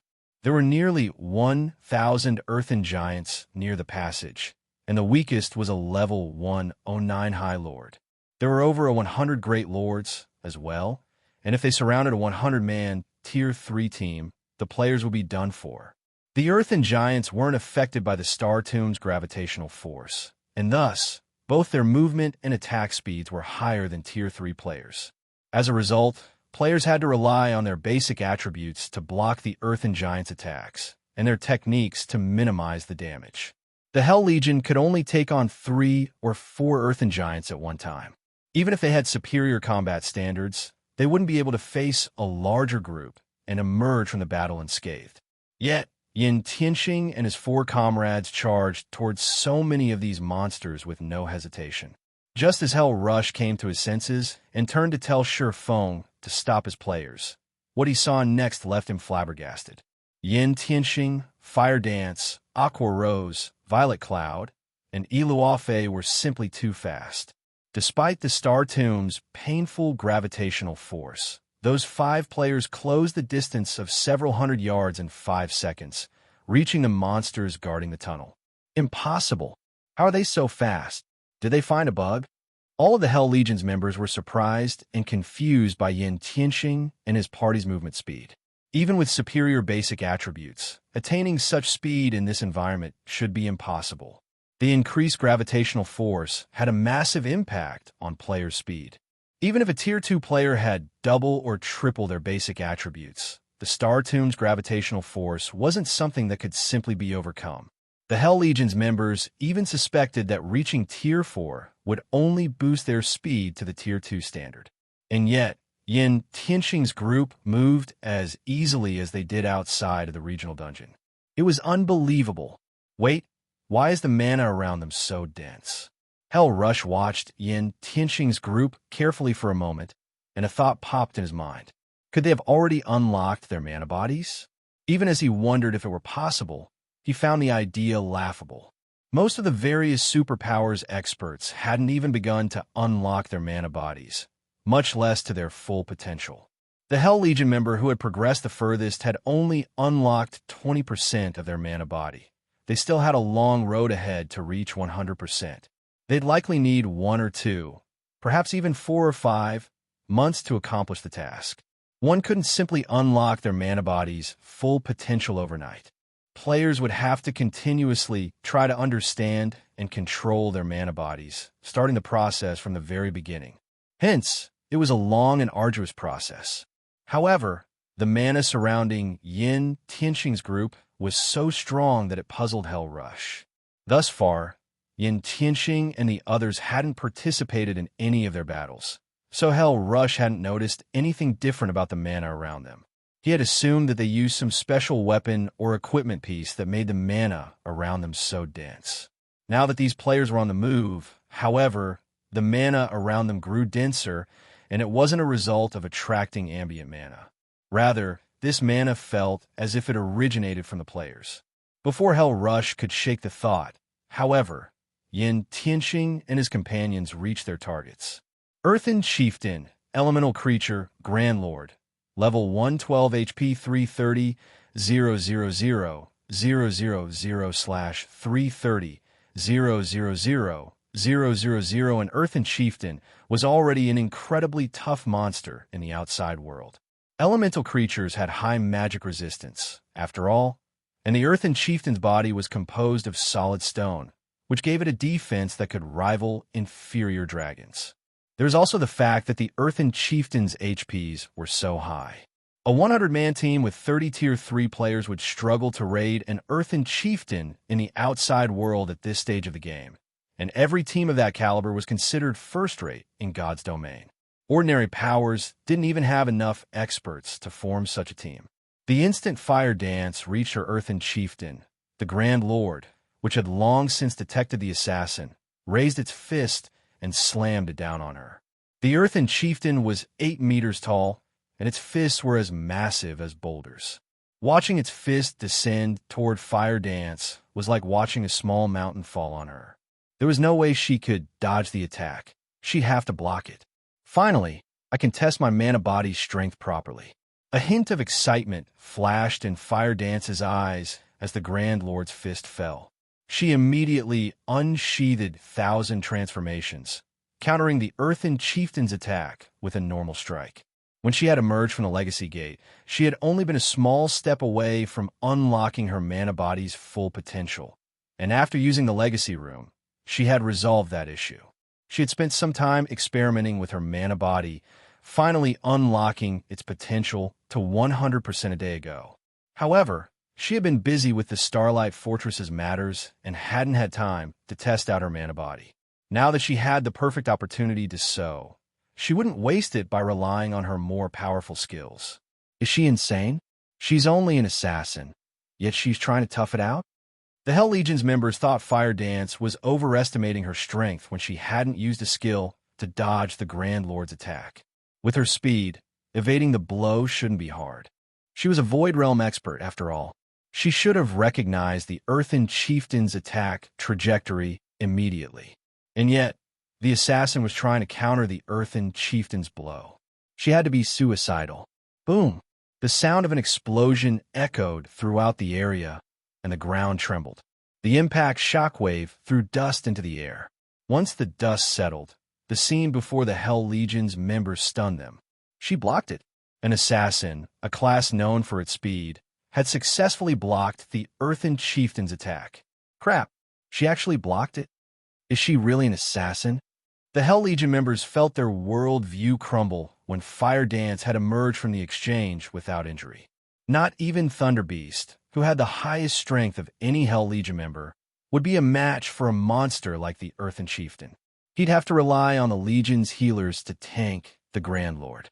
And yet, Fire Dance had countered the attack without taking any damage. Sure enough, an unlocked peak gold mana body is amazing. Even a normal attack is so powerful. If she can learn a mana technique, she'll likely be able to solo mythics. When Shi Feng saw Fire Dance dominate the Earthen Chieftain, he couldn't help his desire to unlock his own mana body. God's Domain's players would only be considered true experts once they had unlocked their mana body's full potential. If they didn't, they'd only be considered pseudo-experts, even after reaching Tier 4. Take the Star Tomb, for example.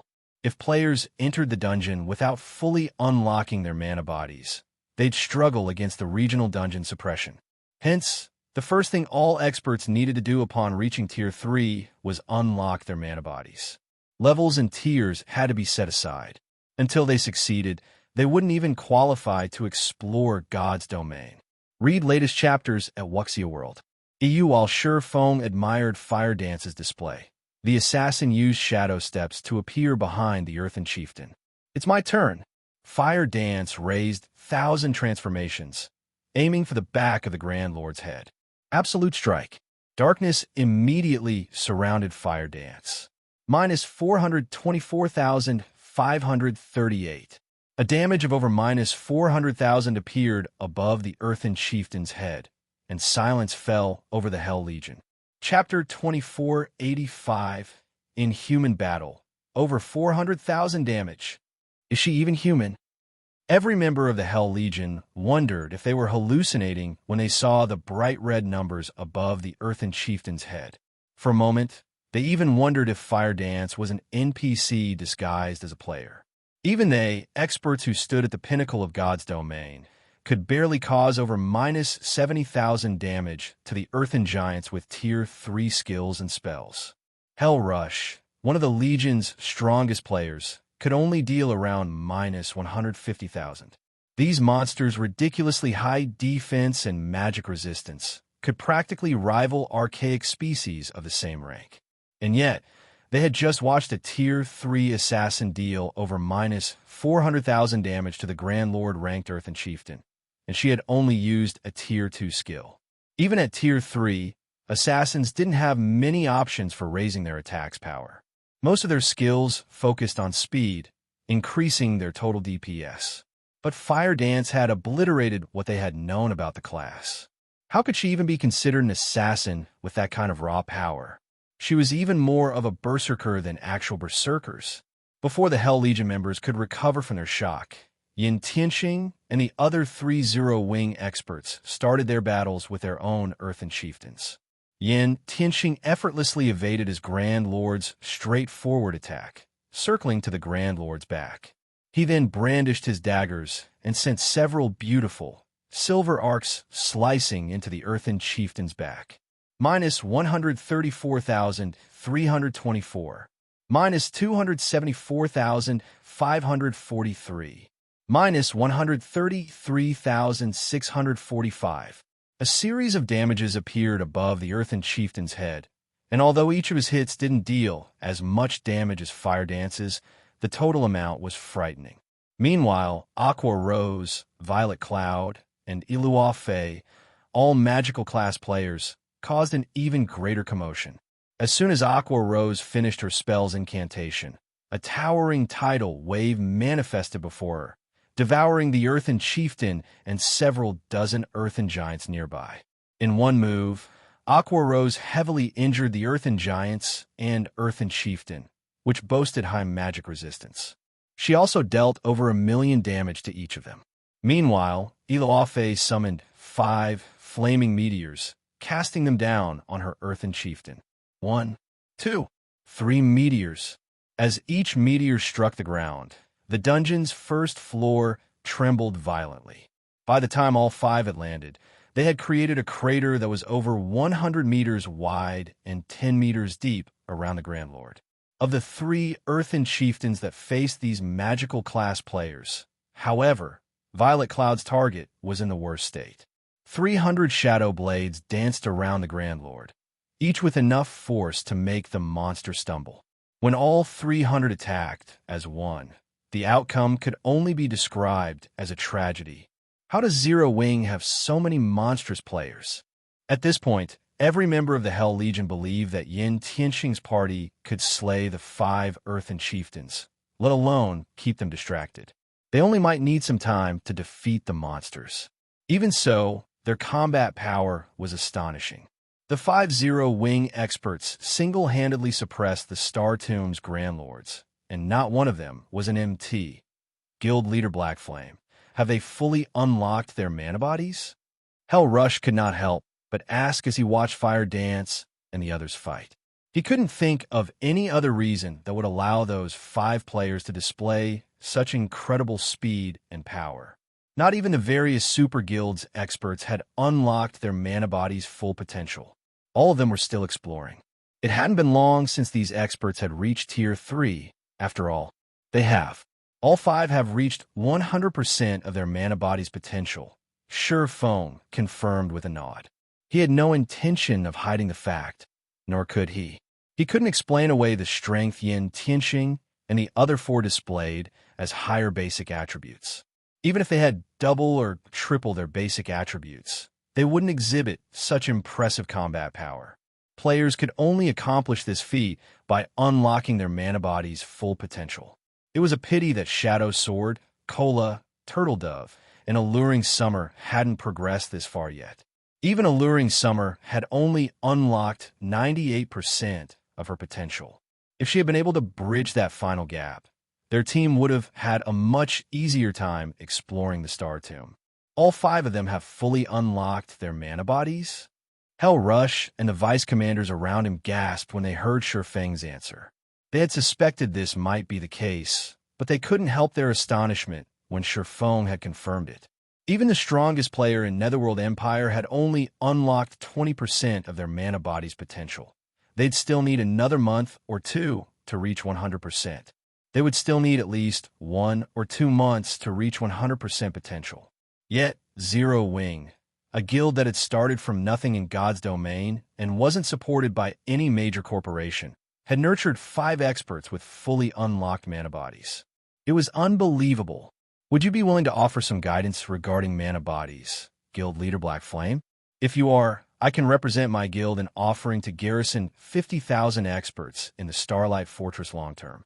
Netherworld Empire will also supply Zero Wing with various rare materials from the Western continent, Hell Rush proposed, trying to contain his excitement. Everyone's mana body was different, and players would gain very little from others' experiences.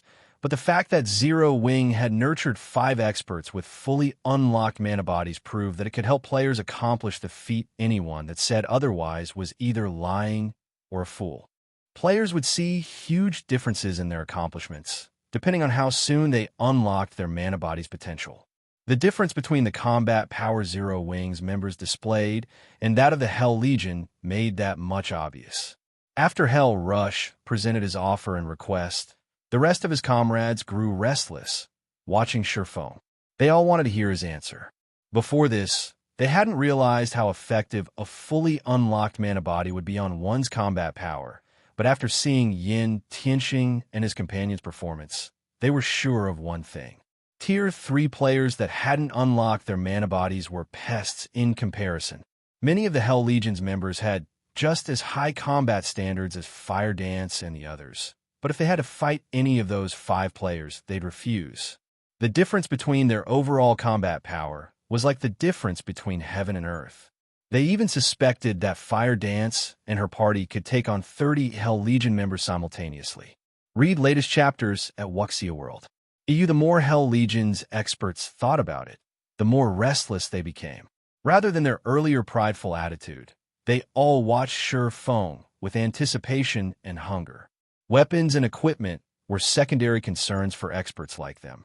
Their individual strength was far more important. In fact, they had joined their guild in the pursuit of greater strength.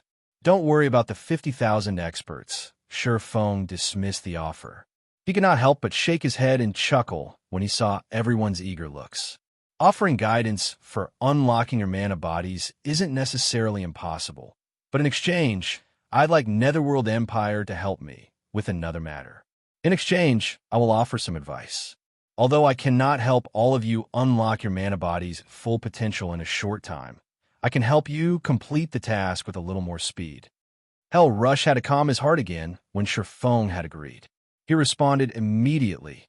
Guild Leader Black Flame, please state your demands. If I have the authority to agree to them, I can do so on my guild's behalf. It's very simple. I need 1 month. I want Hell Legion under my command for 1 full month. Shi Feng raised a finger and swept his gaze across the Hell Legion members. Chapter 2486. Earthen Chieftains loot. When Shi Feng finished speaking, Hell Rush and the others revealed astonished expressions on their faces. You want to employ us for a month? Hell Rush could not help hesitating upon hearing Shi Feng's demand. Had the swordsman asked for financial assistance, he could have easily approved the request with his authority. However, hiring the entire Hell Legion for 1 whole month was a different story. The Hell Legion was one of Netherworld Empire's trump card legions. The Legion's first priority was the improvement of its members' strength and level, which was why the guild would invest tons of resources in the Legion. It might be fine if Shi Feng wished to employ the Hell Legion for 1 or 2 days, but an employment period of 1 whole month was something else altogether. A month might not be particularly long, but it wasn't particularly short either. Netherworld Empire might be willing to use money and resources to exchange for the improvement of its members' combat power, but not a large amount of its trump card legion's time. After all, the reason behind Netherworld's considerable investment of resources in the development of its members was to buy time for itself. To be precise, it was to save time and gain an advantage over their competitors. Selling the time of one of its trump card legions would be akin to putting the cart before the horse. Moreover, the Hell Legion had plenty of tasks it needed to handle. If it operated under Shi Feng for a month, these tasks would have to be set aside. You can rest assured that during this 1 month, your level won't fall behind others in the slightest. In fact, your equipment standard won't fall behind, either. You'll also be free to do whatever you want for most of this 1 month. I will only need your help during certain times, Shi Feng said, chuckling when he saw the hesitation on Hellrush's face. Most importantly, you will get to receive guidance on how to unlock your mana bodies ahead of everyone else. I can guarantee that all of you will unlock your mana bodies within this 1 month. Shi Feng understood Hellrush's concerns. After all, the Hell Legion was Netherworld Empire's strongest trump card legion. Although the Great Super Guild invested the best resources it had in the Legion, that did not mean the Legion would automatically grow stronger. The Legion still had to cherish every second available to improve itself so that it could compete and surpass the teams and legions of other superpowers. No guild would be willing to let its strongest legion waste 1 whole month working for someone else, even in exchange for the method to accelerate the process of unlocking one's mana body. I'm afraid I don't have the authority to decide on this matter. I need to report this to my superiors first and leave the decision to them, Hellrush said.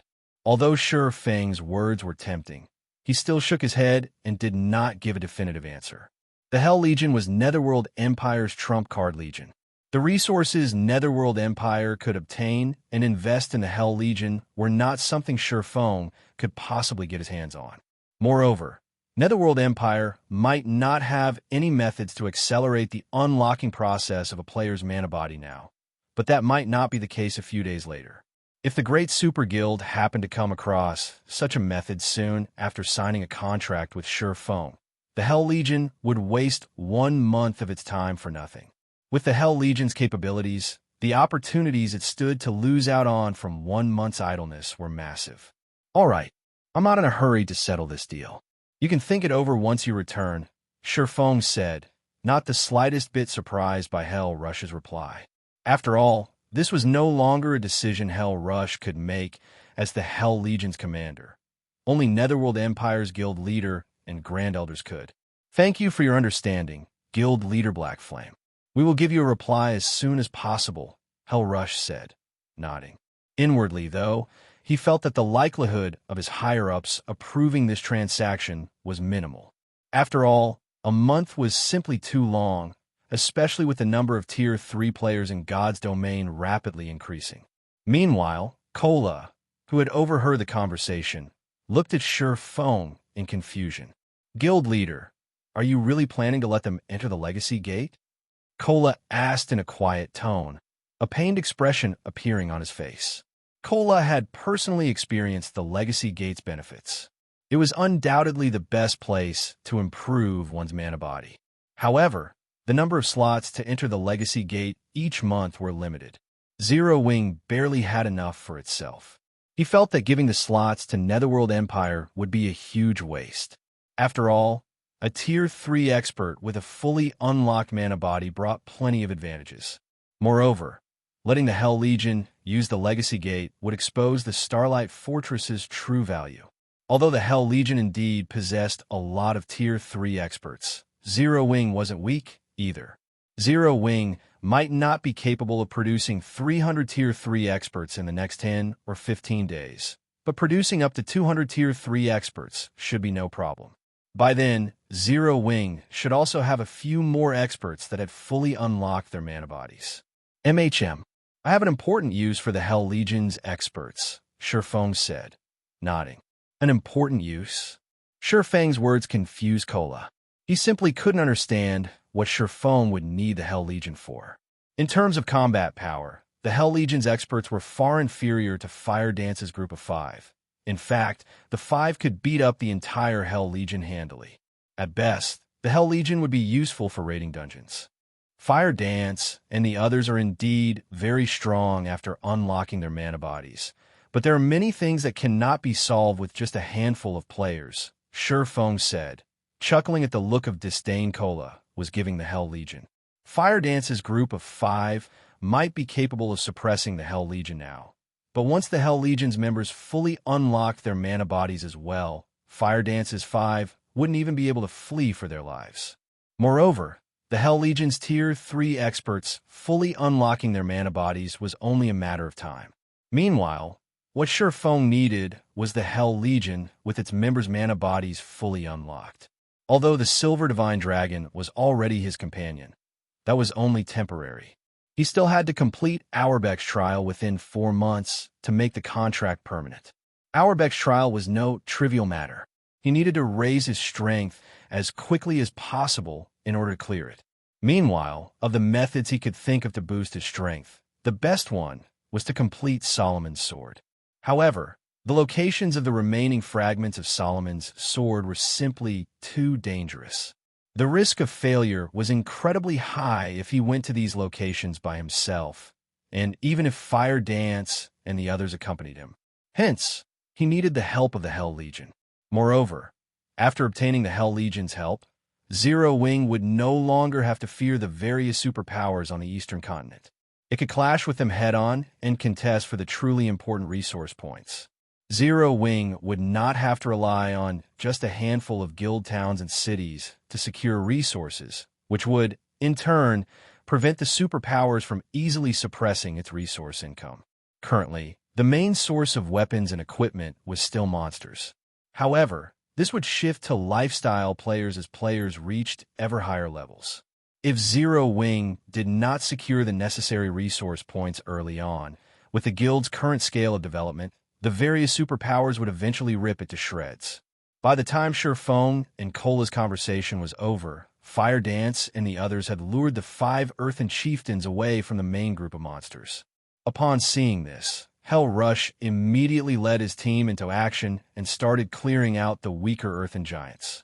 As the Earthen Chieftains were gone, the strongest monsters before the tunnel were merely level 112 Great Lords.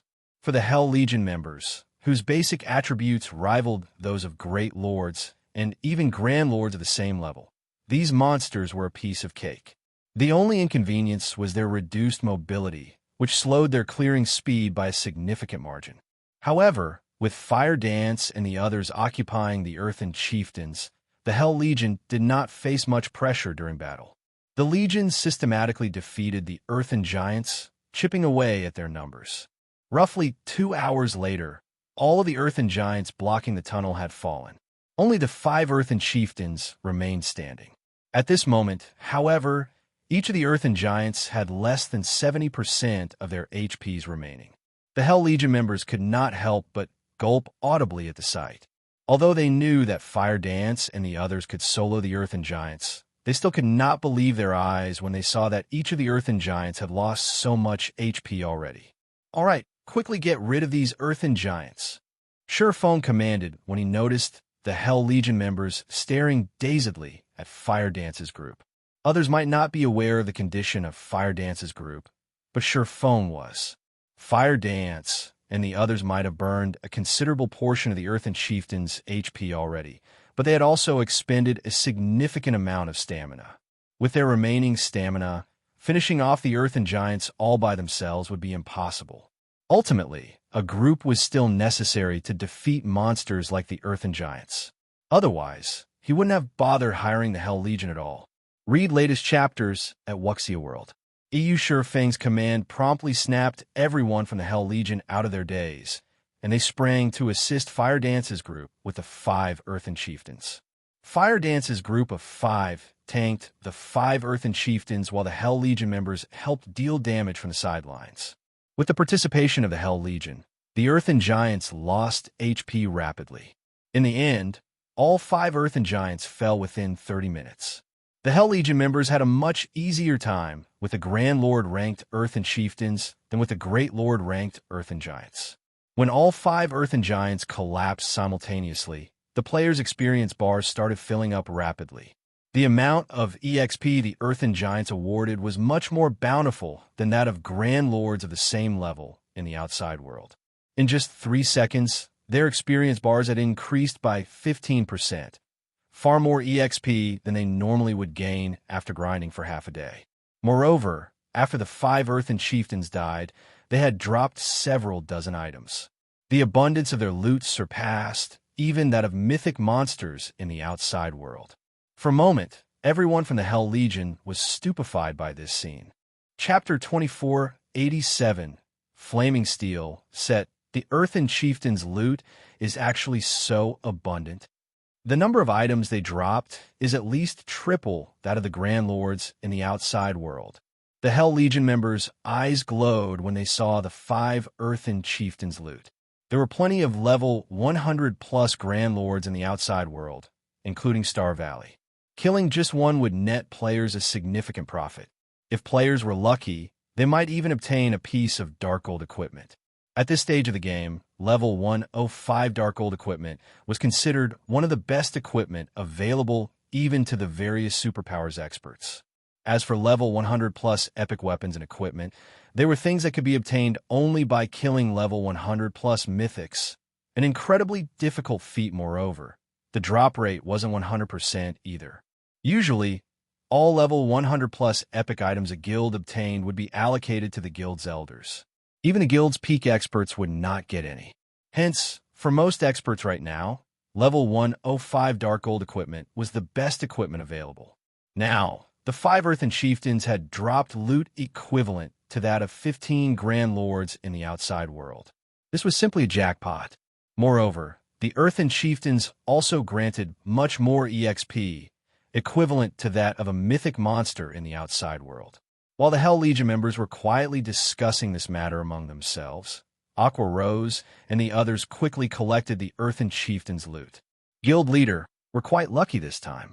These 5 Earthen Chieftains dropped a total of 7 pieces of level 110 fine gold equipment and 12 pieces of level 110 secret silver equipment. Among the secret silver equipment is a pair of plate armor gloves that belongs to an 8-piece level 110 secret silver set equipment. Aqua Rose joyfully reported to Shi Feng after organizing the loot. In regard to this situation, Shi Feng wasn't surprised in the slightest. Although they were currently on the Star Tomb's first floor, this place was still a God Mode regional dungeon. Such loot was very normal. Moreover, nobody had defeated these Earthen Chieftains before. The fact that these Grand Lords dropped level 110 fine gold equipment and level 110 secret silver set equipment was nothing special at all. Level 110 fine gold equipment and level 110 secret silver set equipment. Hell Rush was astonished when he overheard Aqua Rose's report, because the weapons and equipment the Earthen Chieftains dropped were slightly better than even some of the items he had equipped. His equipment already ranked among the best available in the entire Netherworld Empire. Only a select few in the guild had better. Moreover, if not for the several pieces of level 100-plus epic items on him, then his equipment might have gotten surpassed altogether. MHM. Here, take a look, Aqua Rose said, smiling as she shared the attribute panels of the equipment they obtained with Hell Rush, not bothering to hide the item's attributes. After all, everyone from Zero Wing had much better equipment. Isn't this Flaming Steel set a little too powerful? If one of our MTs were to equip it, they could most likely tank an Earthen Chieftain all by themselves. Hell Rush exclaimed, a passionate flame burning in his eyes as he stared at a pair of plate armor gloves. Although the current Hell Legion's MTs were already well equipped, with some even possessing 2 pieces of level 100-plus epic equipment, the overall standard of their equipment would still be inferior by a large margin when compared to the Flaming Steel set. Just the bonuses from the set's 5-piece and 8-piece set effects alone could already rival those from being fully geared in level 110 fine gold equipment. The 5-piece set effect increased not only the user's defense skill by 3 levels, but also the user's defense attribute by 25%, while the 8-piece set effect increased the user's HP and physique by 25%. These bonuses allowed MTs to become sturdier with much greater mobility. An MT geared in the Flaming Steel set would have no problems tanking level 110 mythic monsters in the outside world. Upon thinking up to this point, Hell Rush had the urge to have the Hell Legion continue grinding in the Star Tomb, even after working for Shi Feng. After all, if the Hell Legion secured a complete Flaming Steel set, it would have a much easier time raiding level 100 super large-scale team dungeons. However, Hell Rush soon shook his head and smiled bitterly. Although the temptation was strong, nobody in the Hell Legion was capable of tanking the Earthen Chieftains right now. If not for Aqua Rose and the others keeping the Grand Lords in check, the Hell Legion would have been helpless against the monsters. If Commander Rush likes this Flaming Steel set, once we collect a full set, I don't mind selling it to you, Shi Feng said, smiling when he saw Hell Rush fall silent after seeing the Flaming Steel set's attributes. Guild Leader Black Flame, are you serious? Hell Rush reflexively sought confirmation. The Flaming Steel set was top-tier set equipment for MTs, which definitely could not be bought in the outside world. In fact, even the various super guilds did not possess such excellent set equipment right now. Moreover, one could use the Flaming Steel setup to level 115. Actually, although the set could grow only up to level 115, with how excellent its attributes were, players should still be able to use it even after reaching level 120. Only epic equipment could surpass the Flaming Steel set. Of course, I never joke. In fact, if the Hell Legion accepts my condition, let alone one Flaming Steel set, even obtaining 20 or 30 sets of set equipment on par with the Flaming Steel set wouldn't be a problem, Shi Feng said, nodding. The Flaming Steel set was indeed excellent for current Tier 3 players. However, as more players fully unlock their mana bodies, such set equipment would become very common. Not to mention, after a certain point, experts should only be geared in Dark Gold equipment or set equipment at the very minimum, because past level 100, only Dark Gold equipment or better could adapt to players' mana bodies. If players with fully unlocked mana bodies fought using equipment at the Fine Gold rank or below, they would rapidly deplete the durability of their equipment. In fact, after reaching Tier 4, players couldn't even consider using secret silver weapons and equipment, since such low-caliber weapons and equipment couldn't endure the power of a Tier 4 mana body, becoming useless after the execution of one skill or spell. This was the eternal pain that all expert players that had fully unlocked their mana bodies faced. Only very few players in God's Domain had fully unlocked their mana bodies, so players were still unaware that having an overly powerful body was also a problem. 30 sets. Hell Rush could not help being tempted. Previously, he had felt that the 1-month employment period Shi Feng proposed was too long. However, he started wavering after hearing that the Hell Legion could get its hands on 30 sets of set equipment that was on par with the Flaming Steel set equipment. After all, even if the Hell Legion desperately grinded for 1 month, few of its members could reach level 120 in that period. Meanwhile, the Flaming Steel set equipment was top-tier set equipment that could still be used even after players reached level 120. In other words, even after working for Shi Feng for a month, the Hell Legion would retain an edge over the teams of other superpowers when it came to equipment standards. Now, he felt that he needed to have a proper discussion with his superiors in the guild. Since we've taken care of the monsters already, we should head to the second floor. If we continue resting here, the monsters might respawn, Shi Feng said after seeing that everyone was sufficiently rested. Everyone promptly stood up from the ground and entered the tunnel leading to the Star Tomb's second floor. The tunnel was long and narrow. Not only did it not have any monsters, but the ambient mana inside was also incredibly dense. This situation allowed everyone to relax their mental states considerably. Meanwhile, after walking for around 5 minutes, the team arrived on the Star Tomb's second floor, where a strong pressure greeted everyone. Why is the gravity here so much higher than on the first floor? Aqua Rose immediately felt uncomfortable when she stepped onto the second floor. On the first floor, she had barely felt the effects of the increased gravitational force. Now, however, she could actually feel her body growing significantly heavier. Even her mobility was negatively affected. The gravity here is twice as strong as that of the first floor. It seems this floor will be our limit. When Shi Feng sensed the gravitational force on the second floor, he, too, felt a little surprised. He never thought that the gravity here would be so powerful. From what he knew, The gravitational force players experienced inside the Star Tomb would grow ever higher with each floor they climbed. Hence, ascending the Star Tomb was incredibly difficult. After reaching the 4th floor, even Tier 3 players that had their mana bodies fully unlocked would be incapable of combat without anti-gravity equipment. However, anti-gravity equipment had always been considered incredibly rare in God's domain. In fact, lifestyle players couldn't produce it, as its creation involved ancient technology.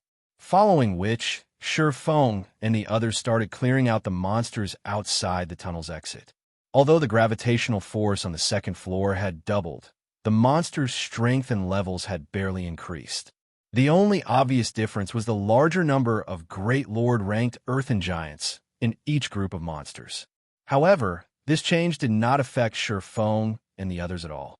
Moreover, to everyone's surprise, the monsters here granted at least 3 times more EXP than the monsters found on the 1st floor.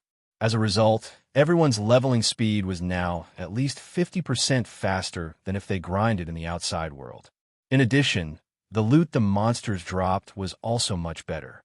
Even the Great Lord-ranked Earthen giants occasionally dropped level 110 fine gold equipment. Aside from having better loot, the Star Tomb's 2nd floor had much thinner mana than the 1st floor. Hence, everyone could actually improve their control over the mana inside their mana bodies as they fought, which inspired everyone to fight much more fervently. Read latest chapters at Wuxia World. EU in such a way, the team grinded on the 2nd floor for 2 whole days, moving from the outer area to the inner area. Many players on the team leveled up from the abundant EXP. Unfortunately for Shi Feng, as he had reached level 111 already, the amount of EXP he received from the 2nd floor's monsters wasn't particularly abundant. Hence, he did not manage to level up. As if to rub salt in the wound, despite killing numerous Grand Lords, he still didn't obtain a Star of Light during the past 2 days of grinding, contrary to his expectations. Guild Leader, I discovered an inferior legendary treasure chest over here. Fire Dance, who was scouting ahead of the team, reported excitedly through the team chat. An inferior legendary treasure chest? Shi Feng was stunned when he heard Fire Dance's words. How is this possible? According to his memories, the Star Tomb shouldn't possess a single treasure chest, much less an inferior legendary treasure chest. Chapter 2488. Demon God's Temptation. Could it be a pioneering benefit? After giving the matter some thought, this was the only possibility Shi Feng could think of. In his previous life, there was never any news of anybody discovering a treasure chest in the Star Tomb, despite the many teams grinding there back then. Any treasure chest opened in the Star Tomb would definitely have caught the attention of others. However, nobody had ever seen any signs of a treasure chest being opened in the Star Tomb. Hence, everyone had always believed that this regional dungeon did not spawn treasure chests, and that players could only obtain resources and treasures from killing bosses there. However, Shi Feng did not put too much thought into the matter. After all, that was an inferior legendary treasure chest they were talking about, an opportunity that was incredibly difficult to come by. He immediately led Kola and the others toward Fire Dance's location. At the same time, Fire Dance's report in the team chat had set the team abuzz. Crap, there's actually an inferior legendary treasure chest here. Zero Wing has struck gold this time. It might even get a fragmented legendary item. Only our guild leader has a fragmented legendary item currently. Zero Wing is truly lucky. The several vice commanders of the Hell Legion grew incredibly envious upon hearing about the discovery of an inferior legendary treasure chest. If not for Zero Wing being their ally, they would have most likely done everything they could to contest for it. Currently, in the opinion of most experts, epic weapons and equipment were the highest-ranked items available in God's domain, while fragmented legendary items and the like were mere rumors. After all, items of such caliber had yet to appear on the market. In fact, the majority of the various superpowers still didn't have any concrete information relating to fragmented legendary items. According to Netherworld Empire's investigations, there shouldn't be more than 10 fragmented legendary items in the hands of players right now. Moreover, only a few in the guild's upper echelon knew about this information. As for the strength of fragmented legendary items, the guild upper echelon, like themselves, had personally witnessed it before. It was not something epic weapons and equipment could hope to match. Fragmented legendary items allowed players to undergo a qualitative transformation. If they could obtain just one fragmented legendary item, they would instantly soar to the apex of God's domain. Most importantly, fragmented legendary items could be used forever, continuously growing stronger as players reached higher levels, and would never fall behind the times. Hence, Netherworld Empire had always been frantically searching for clues to fragmented legendary items and would go all out in following any clues it found. In fact, the guild wouldn't even mind letting the entire Hell Legion suffer annihilation if it meant obtaining a fragmented legendary item. However, according to Netherworld Empire's research, the chances of getting a fragmented legendary item from epic treasure chests were minimal. Only inferior legendary treasure chests had a significant chance of awarding such an item. The Star Tomb's pioneering benefits are this excellent. Hell Rush also could not help growing envious in this situation. It seems we'll really need to go all out in exploring the Star Tomb after this job. Although he knew that the Star Tomb definitely contained bountiful resources and treasures as a God Mode regional dungeon, he never imagined that it would be to such an extent. They were only on the Star Tomb's second floor, yet they had already come across an inferior legendary treasure chest. If even the second floor had such amazing treasures, he simply could not fathom how amazing the treasures on the higher floors would be.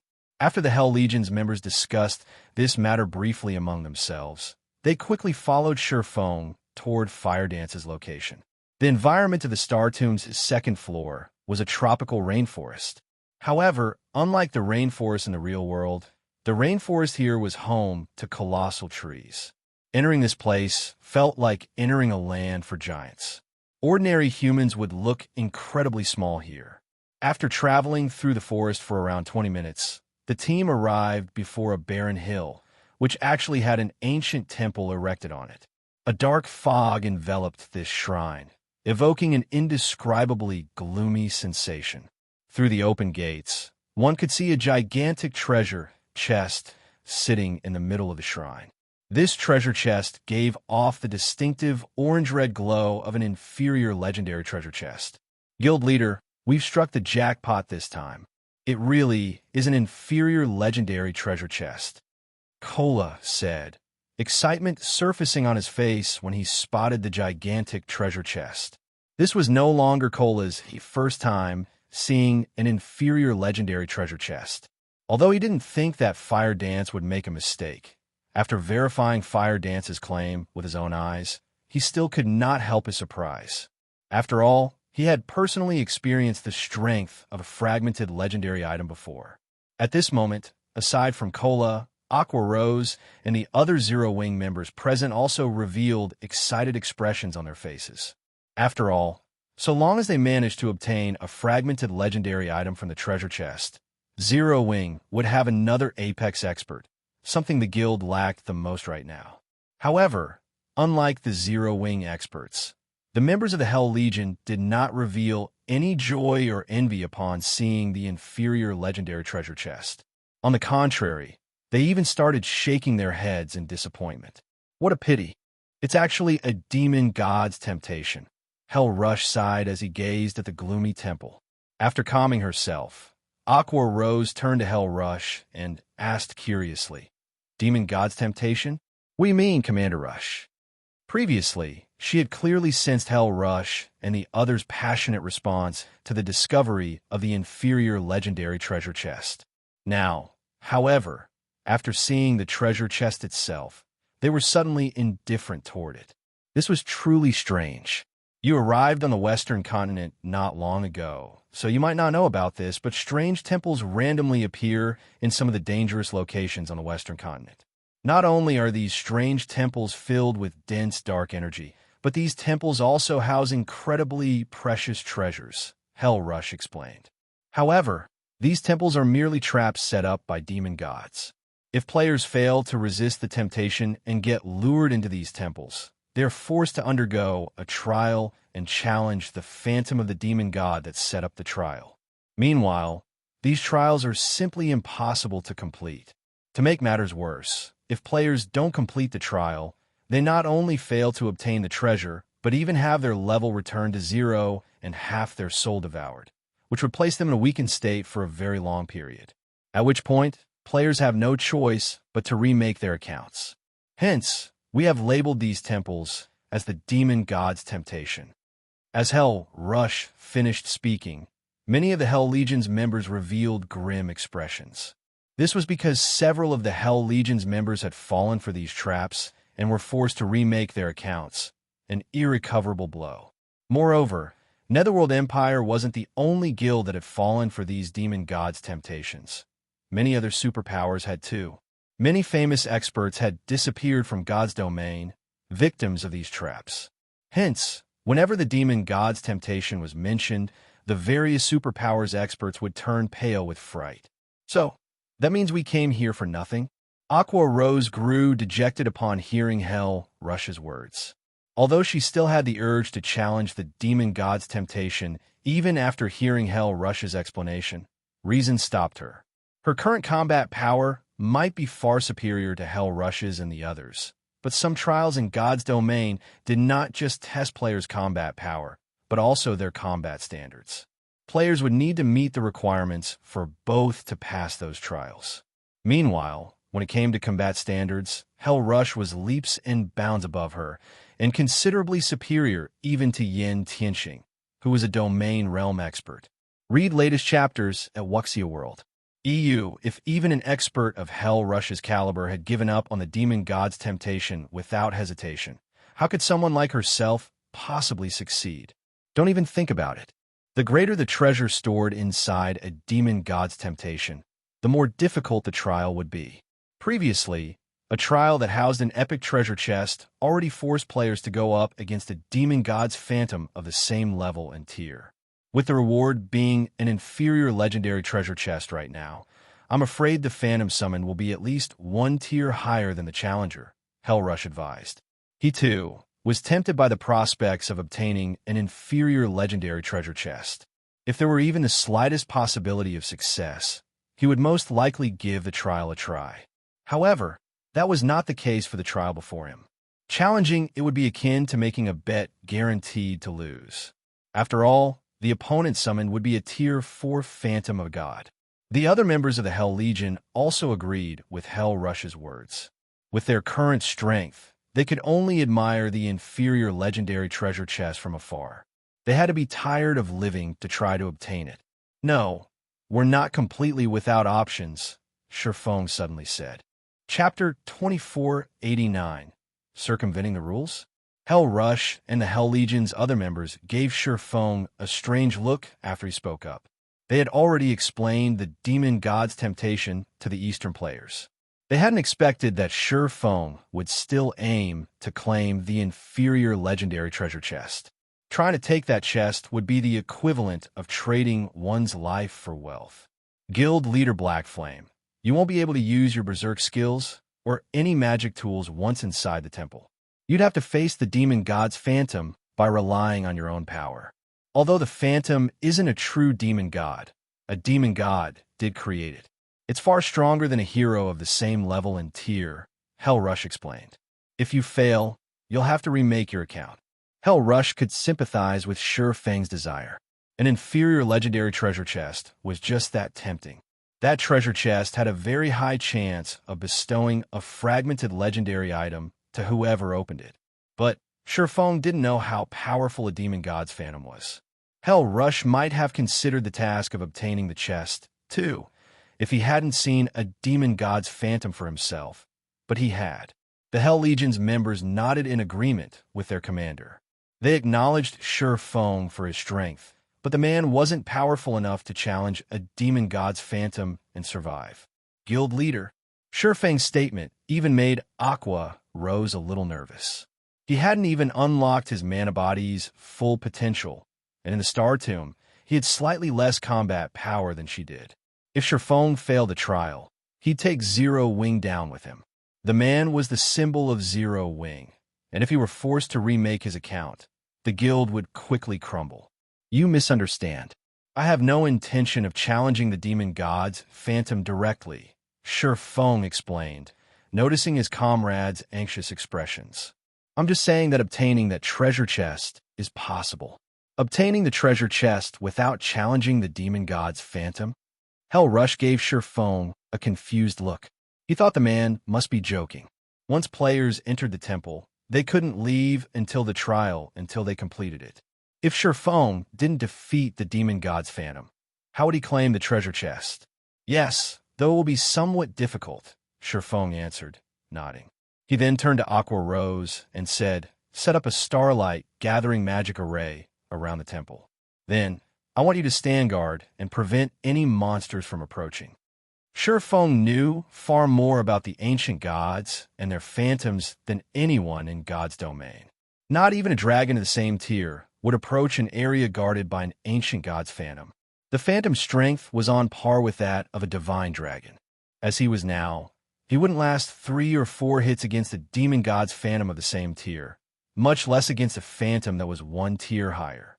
While he might not be able to defeat a demon god's phantom, however, obtaining that treasure chest was a different story. Many confident experts had challenged demon god's temptations during his previous life, but they had all been forced to set up new accounts. Not even Apex experts had succeeded. However, one independent player had secured the treasure within a demon god's temptation at some point, and that independent expert had posted about his victory on the forums. The incident had shaken God's domain to its core, inspiring curiosity in every player. The various superpowers had even tried to recruit this independent player, offering an elder position, even a grand elder position, within their guilds. When the superpowers had finally located the player, however, what they had found had left them dumbfounded. That independent player had only been an ordinary expert. He hadn't even reached the refinement realm at that point. No one had expected the outcome. So many experts, including domain realm experts wielding fragmented legendary items, had tried to clear demon god's temptations, yet none had lasted more than 10 seconds against the demon god's phantom. Naturally, they hadn't secured the treasure either. After detailed interviews, the various superpowers had learned that the independent player hadn't actually challenged the demon god's temptation. Rather, he had found the treasure hidden within the temple. To claim the treasure for himself, he had merely decoded the magic arrays that had protected the temple. Once a player decoded the magic arrays, they could use magic tools within the temple. This made it possible to pin down the demon god's temple long enough to flee with the treasure. Astounded, none of the various superpowers had considered that there was a way to bypass the system's rules. Every player in God's domain had long since memorized the main God system's various rules and determined that players simply couldn't challenge these rules. However, the main God system had never indicated that challenging existing rules was impossible. Players had simply convinced themselves that the concept was fact. Of course, the method the independent player had employed wasn't easy.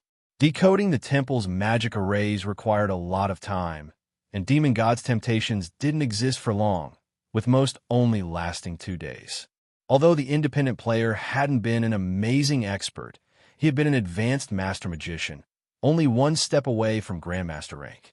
Hence, he had been able to decode the magic arrays within the time limit, obtaining the treasure. Unfortunately, of the many powers that had attempted to use the same method, very few had succeeded. Demon god's temptations appeared at random, and even if players found one, challenging it would be pointless if they couldn't decode the magic arrays before the temple vanished. Even if they succeeded, they'd still have to escape the demon god's phantom. If they couldn't last 20 or 30 seconds, escaping with the treasure would be impossible. Now, that Shi Feng was a master magician, albeit only at basic rank. He had a chance of decoding the temple's magic arrays. The time limit was the only problem, but Shi Feng couldn't care less. Since he had stumbled across a demon god's temptation, giving up without trying would be a waste. Meanwhile, confused, Aqua Rose and her companions did as they were told, setting up a starlight gathering magic array around the temple. As they did, the magic arrays concentrated the ambient mana, which skyrocketed around the temple. Now that the mana density is higher, I should be able to decode the arrays faster. Next, I'll have to race against time. Sensing the gathering mana, Shi Feng took a deep breath and approached the stone pillars around the temple. He then began to decode the magic arrays that protected the temple. The several ancient pillars suppressed space around and inside the temple. Essentially, they were the core magic arrays that sealed the temple. If he could decode them, he could enter and leave the temple freely until the magic arrays auto-repair completed. He would not have to worry about being trapped or not having access to magic tools within the temple. Commander, Black Flame has gone insane. Those are the system's magic arrays, yet he's trying to decode them. Thunder Beast was stunned as he watched Shi Feng approach one of the stone pillars and get to work. I don't know, Hell Rush said, shaking his head. However, he hired us. Since he wants to try decoding the magic arrays, we can only comply with his wishes. In any case, we can use this opportunity to get some rest. Hell Rush assumed Shi Feng had already submitted to the temptation and become obsessed with the inferior legendary treasure chest. But Shi Feng must realize that defeating a demon god's phantom was impossible, coming up with another method to tackle the demon god's temptation. Although Hell Rush thought the swordsman's idea was even less feasible than confronting the phantom directly, he had no reason to stop the man since this method wasn't dangerous. The Hell Legion began to relax as they kept an eye on the surrounding monsters. Meanwhile, excitement welled within Shi Feng as he examined the temple's magic arrays. It turned out that they weren't as powerful as he had assumed, only somewhat complex, consisting of a series of linked master magic arrays. These weren't nearly as formidable as the magic arrays that had entrapped the Silver Divine Dragon. Given enough time, decoding these arrays wouldn't be a problem. Shi Feng frantically decoded the core magic arrays engraved on the ancient stone pillars as time flew by. 3 hours, 6 hours, 12 hours. The harder Shi Feng tried to decode the magic arrays, the more impressed he became. These arrays offered a lot of insight into magic array structure and manipulations. Unfortunately, the more magic arrays Shi Feng decoded, the slower his progress became. Not only were the engraved arrays more complex than the last, but they also required more mana and more precise mana control. In the end, Shi Feng had only decoded half of the magic arrays after more than a day had passed. He began to feel a little dejected. It's no wonder why only a few powers had ever successfully obtained the treasures, even after learning how to secure them without facing the phantom. The last magic arrays aren't testing players' knowledge of magic arrays, but their mana control. Shi Feng gave the next magic array a bitter smile. It seems that I won't be able to claim the treasure chest after all. Guild leader, your mana control is too rough. Like combat techniques, mana operates within certain rules. It's easier to control if you work within those rules. Aqua rose, interrupted, watching Shi Feng work while staying out of his way. Read latest chapters at Wuxia World. EU combat technique. Shi Feng's eyes glowed as he suddenly realized something. That's right.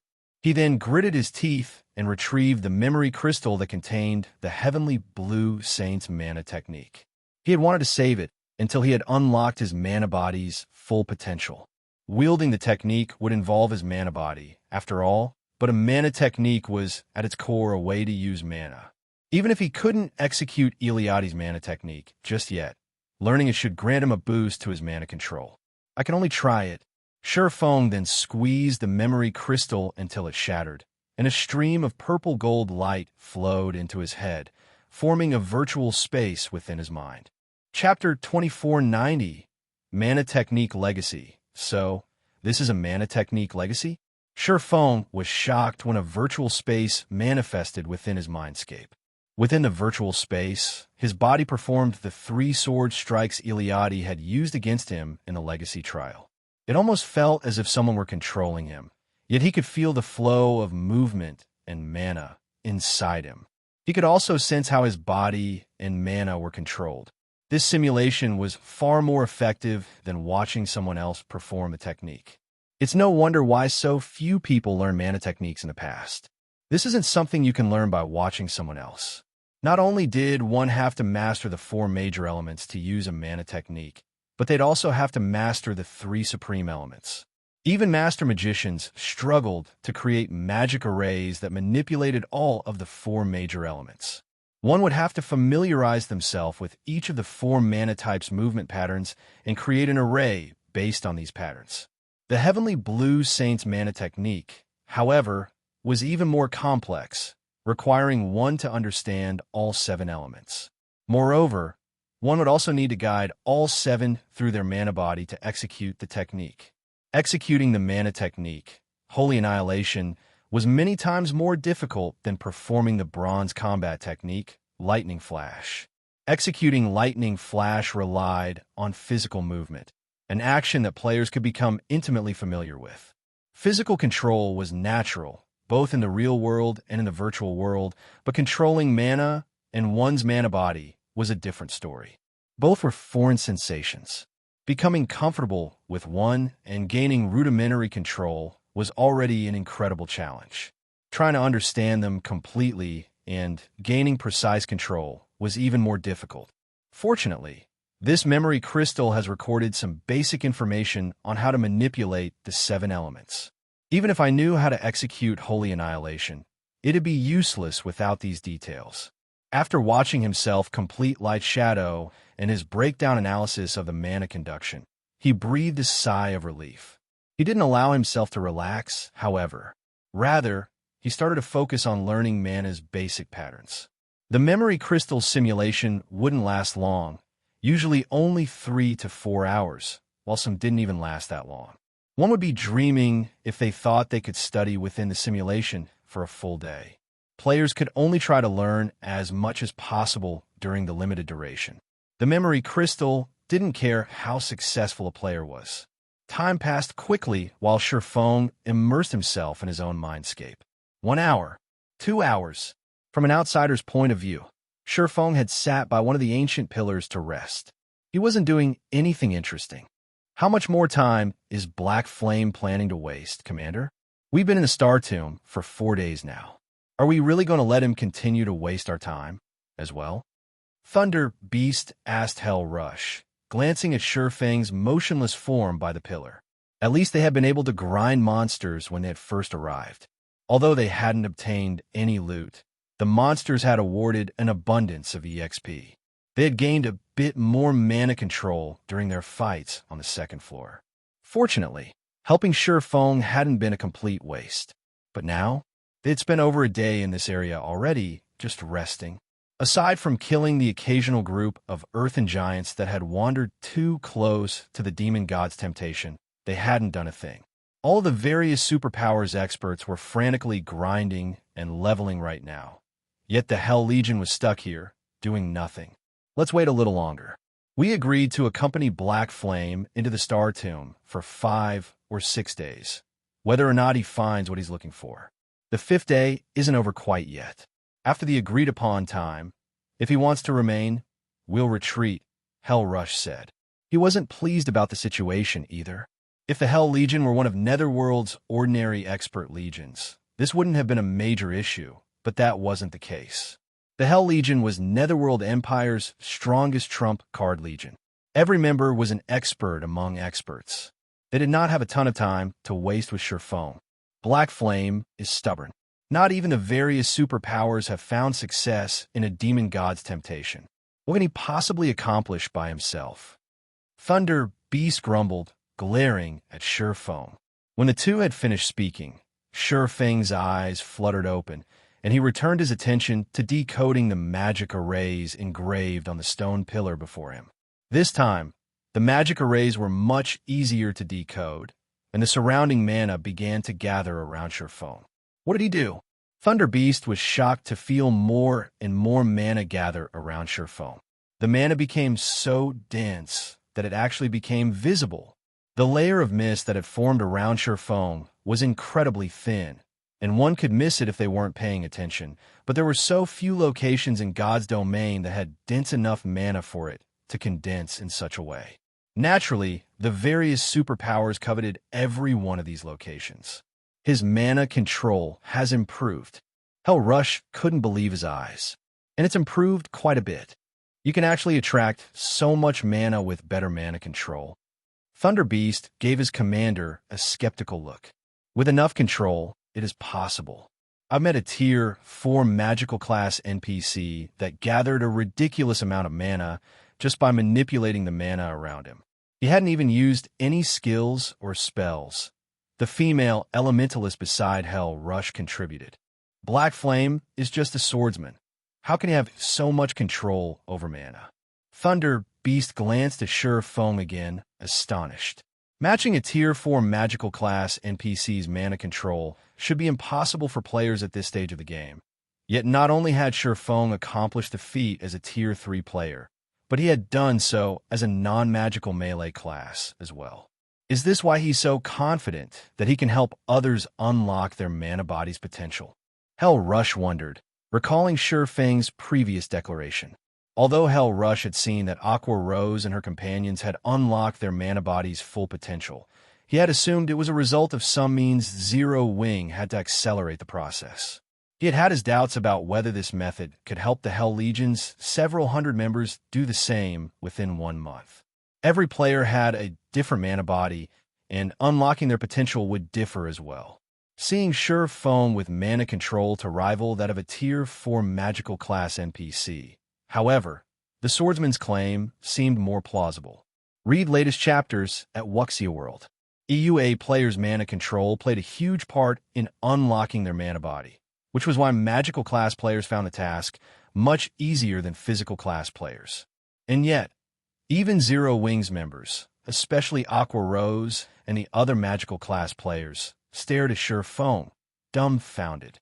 Their mana control had been much greater than Shi Feng's, especially after they had unlocked their mana body's full potential.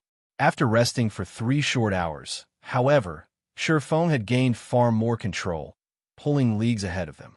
Just what is going on? But before anyone could regain their senses, the glow from the magic arrays on the stone pillar began to fade. As it did, the faint layer of black fog around the temple began to dissipate, and the gloomy atmosphere vanished completely. Chapter 2491, Basic Mana Control. He decoded it. Something like this is actually breakable. As the black fog disappeared, silence fell over the group of players as they stared at Shi Feng in astonishment. They were 100 times more shocked than when the mana density around Shi Feng had increased due to his mana control. The demon god's temptation temples had survived since ancient times, and the main god system had set the rules that governed them. Players had no choice but to follow these rules if they wished to complete the demon god's temptation. Not even the various superpowers could manage to get around these rules. None of God's Domain's players would even dream of breaking these rules, since they had already accepted the main god system's rules as an integral part of their lives. However, Shi Feng hadn't just refused to follow these rules. He actually broke them. He had shaken their very understanding of God's domain. He succeeded? How is this possible? Thunder Beast stared at Shi Feng in shock. He could hardly believe what was happening. Yet with the results of Shi Feng's efforts before him, he couldn't deny it. Is he really a player? Thunder Beast began to suspect that Shi Feng wasn't actually another player, but an NPC in disguise. First, Shi Feng had displayed mana control that rivaled Tier 4 magical class NPCs. Then, he had successfully decoded the magic arrays that sealed the temple. Neither feat should be possible for current players. It's no wonder why Divine Tribe was willing to work with him, even without demanding some of the Starlight Fortress's shares and going as far as to station so many of its members in the fortress. Is this his true trump card? Hell Rush could not help his bitter smile as he watched the magic arrays around the temple lose power. Hell Rush had assumed Zero Wing had gotten extremely lucky to obtain a dragon and a fortress prison after capturing the Starlight Fortress. These factors were the very reasons that the Hell Legion hadn't been able to cause trouble for the fortress. Still, he hadn't felt particularly threatened by Zero Wing's small group. The guild's foundations in the west were pathetically weak, even with 5 experts that had unlocked their mana body's full potential. A handful of players wasn't enough to influence a guild's standing in the overall competition between God's Domain's many guilds, especially in the competition between the various superpowers. The various superpowers might not have the strength to take the Starlight Fortress now, but they could rely on another method, stealing the Fortress Lord's token. Although the Fortress Lord's token was heavily guarded, it couldn't be removed from the fortress. Normally, the ruling individual could only store the token in the Fortress Lord's mansion behind heavy security. All the various superpowers needed to do was send enough experts to siege the Starlight Fortress and its Fortress Lord's mansion. Not even a dragon could stop an army of hundreds of thousands or millions of experts. Furthermore, the various superpowers had tools they could use to pin the dragon down for a short time. Stealing the fortress from Zero Wing was entirely possible. It would be costly, but as long as the superpowers were willing to cooperate, they could accomplish the feat seeing the swordsman before him now. However, Hell Rush doubted that even the various superpowers' combined forces would be able to take the Starlight Fortress from this man. With Shi Feng's mana control and knowledge of magic arrays, no player could threaten his hold on the fortress at this stage of the game. God's domains, automatic magic arrays, and those under a player's control had different effects. The various superpowers had conducted their own secret experiments to test this concept. Unfortunately, controlling a city's defensive magic array was incredibly difficult. Not only did players need sufficient understanding of magic arrays, but they also needed sufficient mana control. This was why NPC cities were so difficult to capture. Ordinary players might assume that major NPC cities' defensive magic arrays were simply stronger than those in guild cities, but that wasn't truly the case. The defensive magic arrays in NPC cities were only slightly stronger than those in guild cities. But because NPC cities were guarded by Tier 4 NPCs, there were NPCs that were responsible for manipulating the city's defensive magic array. These NPCs would strengthen the array until the barrier could even withstand Tier 5 NPCs' attacks for a long time. If the Starlight Fortress had someone to control its defensive magic array, what chance did the various superpowers have to break through it? While the Hell Legion's members were confused and stunned, excitement overwhelmed Shi Feng. Thank goodness I made it. After 3 hours of desperate study, he had finally grasped the profound concepts of the 7 elements. He still couldn't execute any of Holy Annihilation's 3 moves, but he now had basic mana control.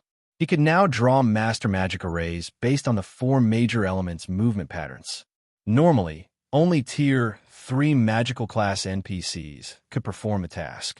He was still far from having the mana control to rival Tier 4 magical class NPCs. To reach that standard, he'd have to draw simple magic arrays with the 3 supreme elements. Once one could do so, they'd be able to create their own mana domains, which were far more powerful than using a skill or spell to form a domain. Even so, Shi Feng was satisfied with his progress.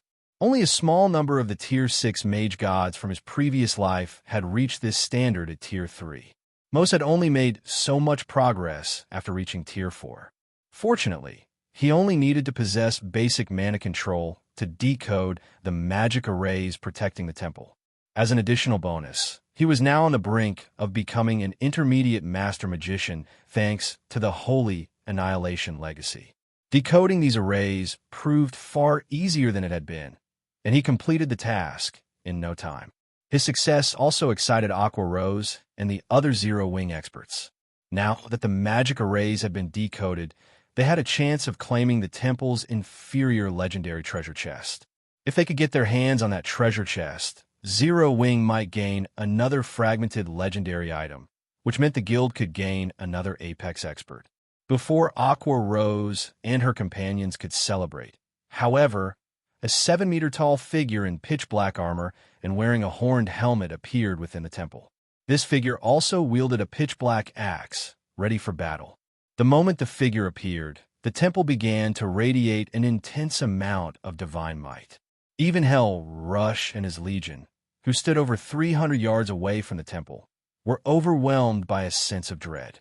Demon God, Atlock, God's Phantom, Mythic, level 120 HP, / Everyone gasped when they saw Atlock's attributes. Level 120? Even Shi Feng stared at Atlock with a grim expression. NPCs weren't like players.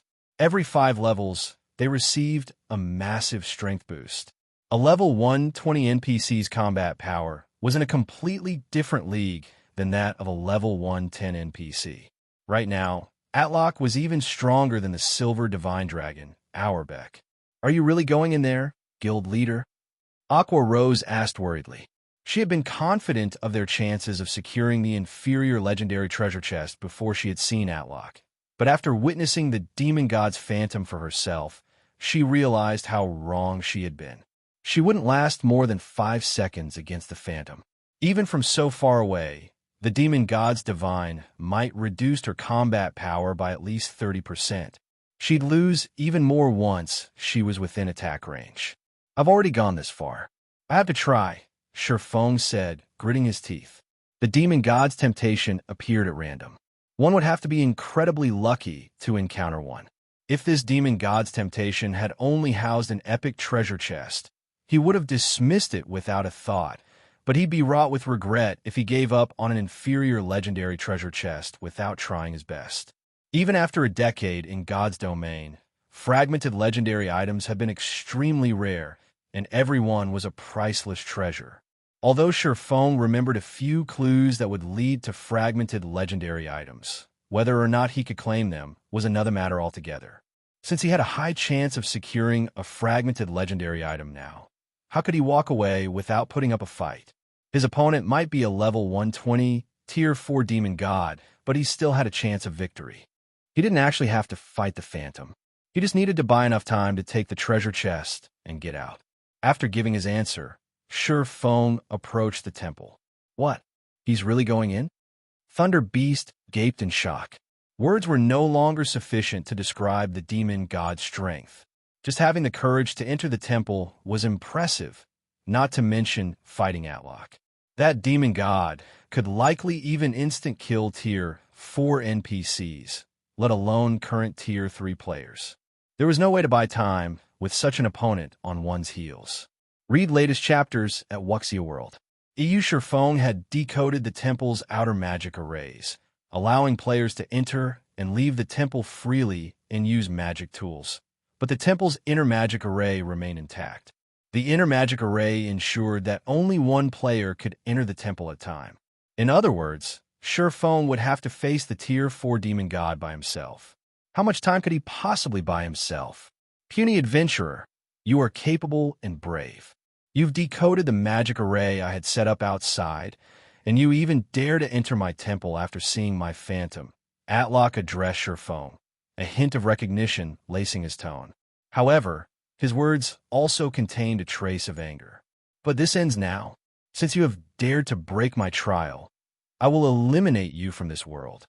After saying so, the intensity of Atlock's divine might skyrocketed, and it felt as if a 1-ton weight had been dropped on Shi Feng's shoulders. Even walking became a challenge. Sure enough, taking on a tier 4 god's phantom won't be easy. Shi Feng flashed Atlock a bitter smile as the phantom's divine might swept over him. "I can only try my luck." Following which, Shi Feng pulled a summon guard scroll from his bag and called Anna to his side. Chapter 2492, Apex Battle. Now that the temple's outer magic array had been disabled, players could summon personal guards inside the temple. As Shi Feng activated the summon guard scroll, a summoning array appeared before him, and as it completed, a blonde woman in luxurious crimson robes emerged. The moment this woman appeared, the mana, which had frozen due to Atlock's incredible divine might, began to relax and move. Shi Feng also felt some of the pressure on him subside, making it far easier to move. "What a high-leveled personal guard!" Thunder Beast exclaimed when he saw Anna. Anna had already reached level 119, while the strongest personal guard in Netherworld Empire had only reached level 115. Anna was undoubtedly the highest-leveled personal guard Thunder Beast had ever seen. Although the gap only consisted of 4 levels, the amount of EXP those 4 levels required was astronomical. What is he trying to do? Is he planning on throwing away his personal guard's life, as well as his own? When Hell Rush saw Shi Feng summon Anna, he was sure the swordsman had gone mad. Anna's level was high, but Atlock was level 120. There was a considerable difference between a level 119 NPC and a level 120 NPC. Most importantly, Anna was only tier 3, whereas Atlock was tier 4. Factoring in the difference between their life ratings, Anna didn't even have a chance of serving as a distraction to buy time. The demon god would kill her instantly. Shi Feng was simply insane for summoning his personal guard here. Before Hell Rush and his companions could say more, however, Anna began to chant an incantation. A gigantic, threefold magic array then appeared on the temple's ceiling, illuminating the dusky temple and surrounding area with its dazzling, golden glow. After a moment, a woman in silvery white armor with 3 pairs of pure white feathery wings slowly descended from the golden magic array. How is that possible? A tier 4 higher Valkyrie? Every member of the Hell Legion stared at the Valkyrie with wide, shocked eyes. Players on the Western continent were quite familiar with the concept of Valkyries. The continent's major NPC cities generally summoned these beings when they fought powerful demonic creature armies. Valkyries were considered major NPC cities' trump cards. Higher Valkyries, on the other hand, had the life rating to rival dragons. They were nigh-invincible among those of the same tier. A dark dragon had once assaulted a border city in the west, and the War God's Temple's branch temple master had stepped up and summoned a higher Valkyrie to save his city. Facing both the branch temple master and his higher Valkyrie, the dark dragon had been forced to retreat. And now, Shi Feng revealed that he, too, could summon a higher Valkyrie. Even if he did so by relying on his personal guard, the fact that he had this ability would shock all on the Western continent. A tier 4 higher Valkyrie was even stronger than a tier 4 hero of the same level, and the Valkyrie would have no issues destroying a minor NPC city by themselves. Moreover, unlike the Silver Divine Dragon, Shi Feng's higher Valkyrie wasn't chained to the Starlight Fortress, so he could take this Valkyrie wherever he went and summon her to aid him in battle. Just how many trump cards does he have? Hell Rush was at a loss for words. Not only was Shi Feng's mana control and combat power extraordinary, but he could also summon a higher Valkyrie whenever it pleased him. He was practically a one-man army. If the various superpowers that wanted to assassinate Shi Feng found out about this, they'd likely abandon any such thought in an instant. Once the higher Valkyrie had joined the battle, Shi Feng activated the Ring of Gospel's miniature world and Ring of Brilliance. The projected world extended its power to suppress the demon god, while Ring of Brilliance boosted the higher Valkyrie's attributes. A higher Valkyrie and world projection? A hint of interest flashed in Atlock's gaze when he saw his new opponent. It seems you are quite capable, adventurer. Unfortunately, all your efforts are useless against my phantom doppelganger. Suddenly, Miniature World's power stopped 100 yards away from the demon god. Not even Miniature World's projection can suppress him. Shi Feng was astonished to see Miniature World prove ineffective against Atlock. As expected of a god's phantom, this won't be easy. He had known that a god's phantom wasn't an ordinary NPC. His only hope in activating Miniature World was that it would barely suppress Atlock. However, Miniature World's power couldn't even reach the demon god, much less suppress it. Fortunately, Shi Feng had prepared for this, and he immediately activated the hero's tome. A pillar of light then rose within the temple, and a man in white clothing and wielding a golden sword stepped out of the light. Arslet, hero, tier 4, sword saint, level 131 HP 112, 000, 000/112, 000. This was the main reason Shi Feng had dared to challenge a demon god's phantom. A tier 4 hero's life rating couldn't compare to that of a demon god's phantom, but with Arslet's higher level, he could be able to mitigate much of Atlock's advantage. Meanwhile, Arslet's arrival had rendered the Hell Legion speechless. First, Shi Feng had called forth a tier 4 higher Valkyrie, and now a tier 4 hero. He was practically out to decimate both heaven and earth. Go! Once Arslet had joined the battle, Shi Feng didn't hesitate to give the command to attack. The higher Valkyrie and Arslet attacked the demon god simultaneously, moving so fast that not even Tier 3 experts could keep up. Only Fire Dance and the others, who had fully unlocked mana bodies, barely caught sight of the two Tier 4 beings as they moved. While the two NPCs began their assault, Shi Feng activated Heavenly Dragon's power and charged toward the inferior legendary treasure chest in the core of the temple. Normally, the combination of a Tier 4 higher Valkyrie and a Tier 4 hero would be a disaster wherever they went, but against the Tier 4 Demon God's Phantom, they were nothing. Short of enlisting the help of a divine dragon of the same level, stopping an ancient god's phantom would be utterly impossible. Shi Feng only hoped that the two summoned NPCs could buy him as much time as possible. He didn't need a lot. 20 or 30 seconds would be enough. Treasure chests within Demon God's Temptations were never locked, and inferior legendary treasure chests were no exception. Players would be able to open any treasure chest they found in a Demon God's Temptation, although activating the chest would still require 20 seconds. During his previous life, the first independent player to successfully loot a Demon God's Temptation had only succeeded because he had possessed an ancient magic crystal and the Tier 5 defensive spell had contained. Although the ancient magic crystal had been a single-use item, the spell within had allowed the independent player to survive the 20-second activation time and retreat from the temple with the prize. If not for that Tier 5 defensive spell, the independent player would never have survived to claim the treasure, even after decoding the temple's outer magic array. Unfortunately, Shi Feng didn't have a Tier 5 defensive magic scroll or any tool that could protect him from a Tier 5 being's attacks. He could only rely on the higher Valkyrie and Arslet to distract the Demon God's Phantom long enough for him to escape. As Shi Feng slid up to the inferior legendary treasure chest, two explosions rang out behind him. Two figures had been thrown into one of the temple's walls, the higher Valkyrie and Arslet. Both bore visible wounds. Obviously, the Demon God's attack had repelled them, and they had each lost a significant chunk of their HPs. The difference between the two sides' combat power was clear. This was more of a one-sided slaughter than a battle. Every player outside of the temple gaped in shock after witnessing that first strike. The two NPCs could decimate a minor NPC city on their own, yet the Demon God had sent both powerhouses flying with a single attack. None of them could imagine what kind of power a player would need to clear this trial. Shi Feng had already found a cheat-like loophole to tackle the Demon God's temptation, allowing him to use magic tools in the battle, and yet he was still at such a despairing disadvantage.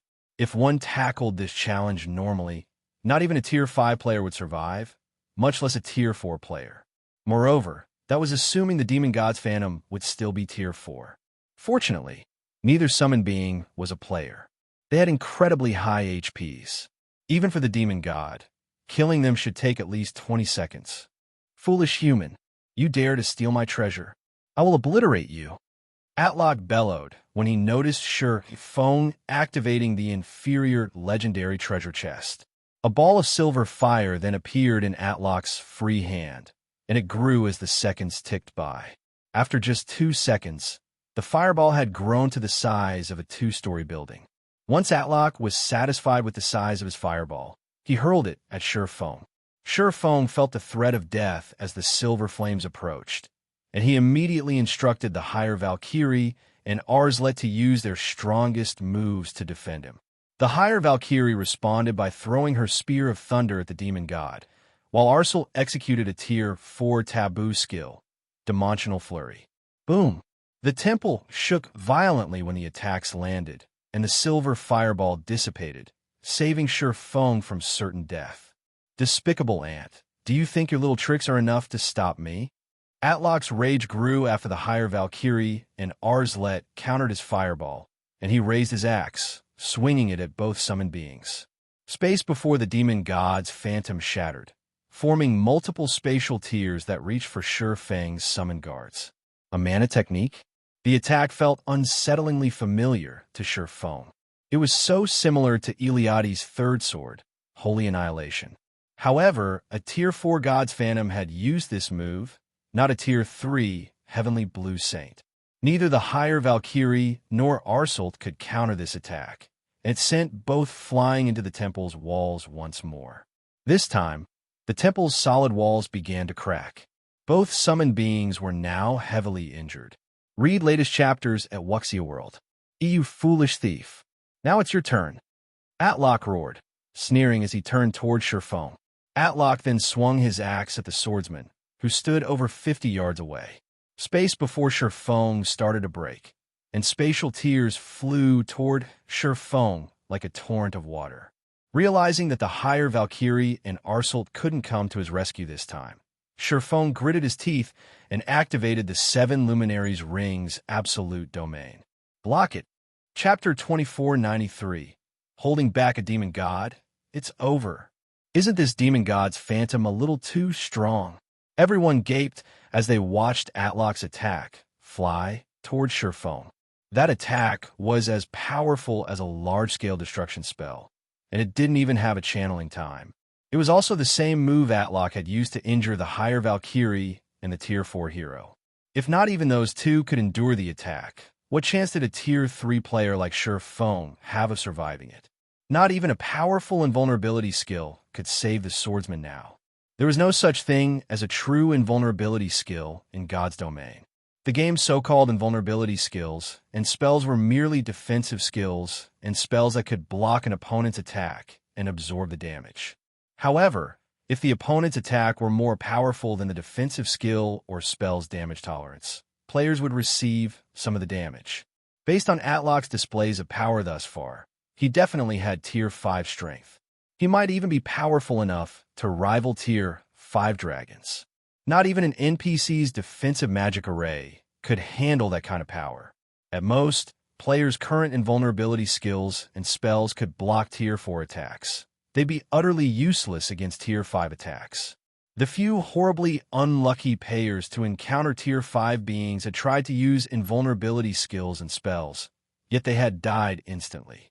The shattered space within the temple rapidly reached toward Shi Feng, covering a large enough area that it was impossible to evade. Suddenly, however, golden, divine runes appeared around the swordsman, radiating an indescribably sacred feeling. Boom! An intense explosion shook the temple, and the impact shockwave even reached the Hell Legion. Atlock certainly had the power to decimate heaven and earth. Sure enough, this trial is a trap. There's no way players can clear it. Every member of the Hell Legion shook their head and sighed as clouds of dust obscured the temple. If Atlock hadn't used such an unbeatable move, Shi Feng might have secured the inferior legendary treasure chest with the help of his higher Valkyrie and Tier 4 hero. Unfortunately, the demon god's phantom was too powerful. Current players had no hope against it. Seeing this, Zero Wing's members wore grim expressions. Shi Feng and Zero Wing could recover if he suffered a normal death, but if he died in this temple, he'd have to remake his account. Wait, I see a golden light within the temple. Just as everyone assumed the fight was over, someone noticed a faint, golden glow radiating from within the dusky temple. He blocked it. Hell Rush stared at the settling dust clouds and quickly spotted Shi Feng, still standing before the inferior legendary treasure chest. The swordsman was battered and had lost more than half of his HP, but the demon god's attack hadn't slain him. Is he even human? When the other Hell Legion saw this, they were beyond astonished. A Tier 5 dragon could destroy an entire city in one hit, but even after taking an attack of that caliber, Shi Feng had survived, only losing a little over half of his HP. His defenses were heaven-defying. You're quite lucky, puny adventurer. You managed to break through at the last moment and strengthen the magic array in that despicable ring of yours, Atlock said, glaring at Shi Feng. The mana within the temple then turned frosty. However, your luck ends here. That ring can only save you once. Do you think you can block my next attack? Atlock gripped his axe in both hands and raised it above his head. He closed his eyes and began to gather the ambient mana to his weapon. The gathered mana grew so dense that it soon took on physical form. Black hole. With the axe as its core, a miniature black hole formed above Atlock, swallowing everything nearby. Its incredible gravitational pull twisted space around it, sparing nothing. He still hadn't used his full strength? Shi Feng could only watch the demon god's phantom with a bitter smile. As Atlock had said, Shi Feng had broken through to the intermediate Master Magician standard at the last moment and manipulated the 7 Luminaries' ring's magic array. Even so, Absolute Domain hadn't been strong enough to block all of Atlock's attack. Worse yet, he couldn't use Absolute Domain again for another several minutes. Even if he could use the skill right now, it wouldn't be able to stop Atlock's miniature black hole. Run while the demon god is charging his attack. Guild leader. If you let it hit you, everything we've worked for will be over.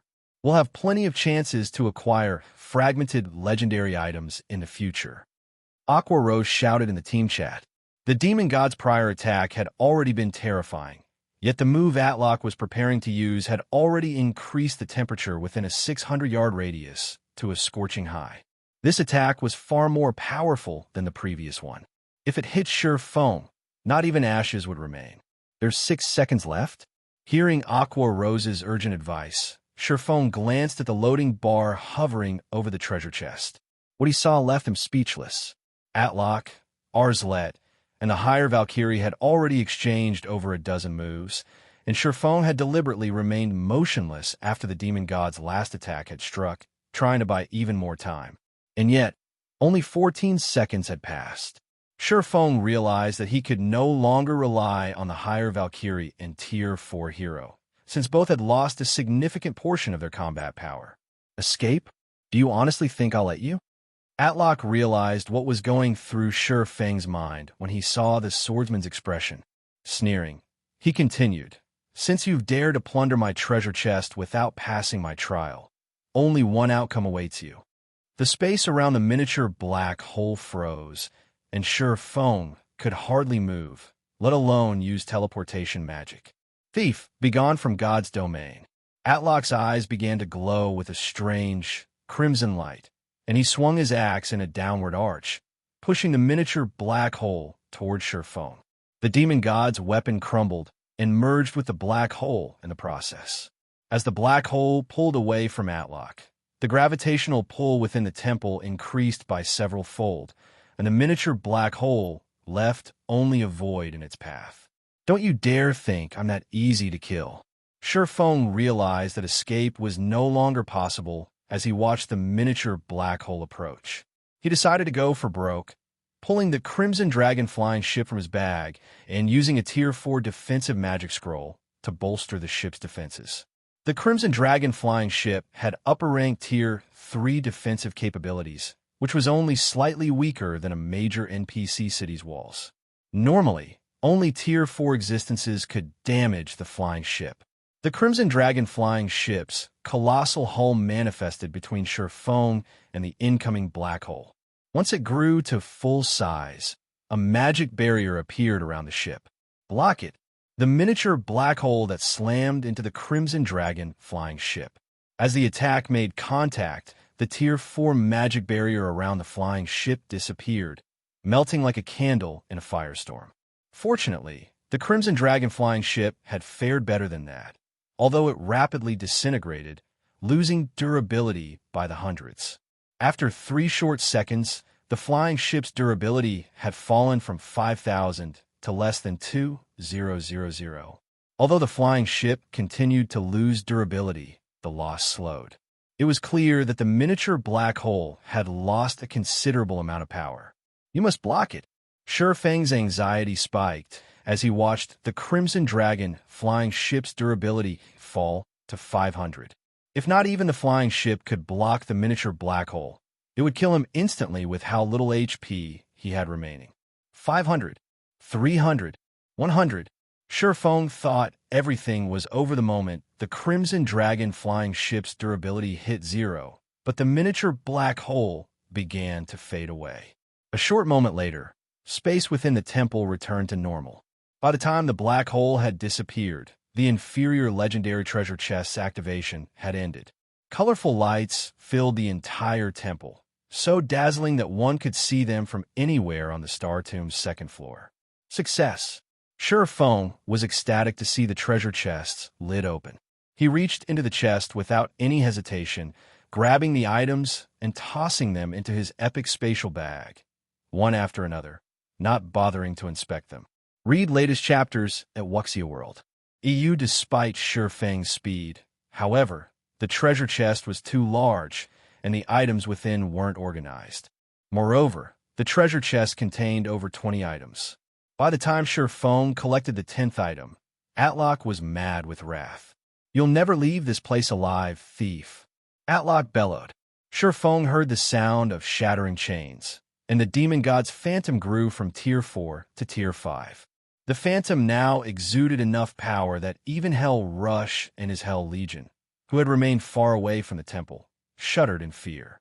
Their instincts screamed at them to flee. "Crap! Everyone run!" Shi Feng gave Atlock, who was going berserk, a grim look. He hadn't expected the situation to develop like this.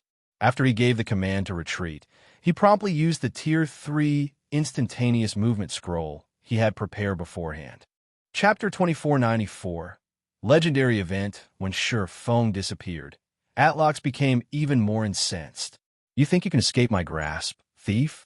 The demon god's eyes narrowed as he shifted his gaze to the forest's southern end. With a cutting hand gesture, Atlock created a spatial gate, stepping into it and leaving only Anna, Arslet, and the higher Valkyrie in the temple. As Atlock left, the temple began to fade away. The players outside of the temple gasped as it did. They had never dreamed that Shi Feng would get away, accomplishing a feat that not even the West's various superpowers could overcome.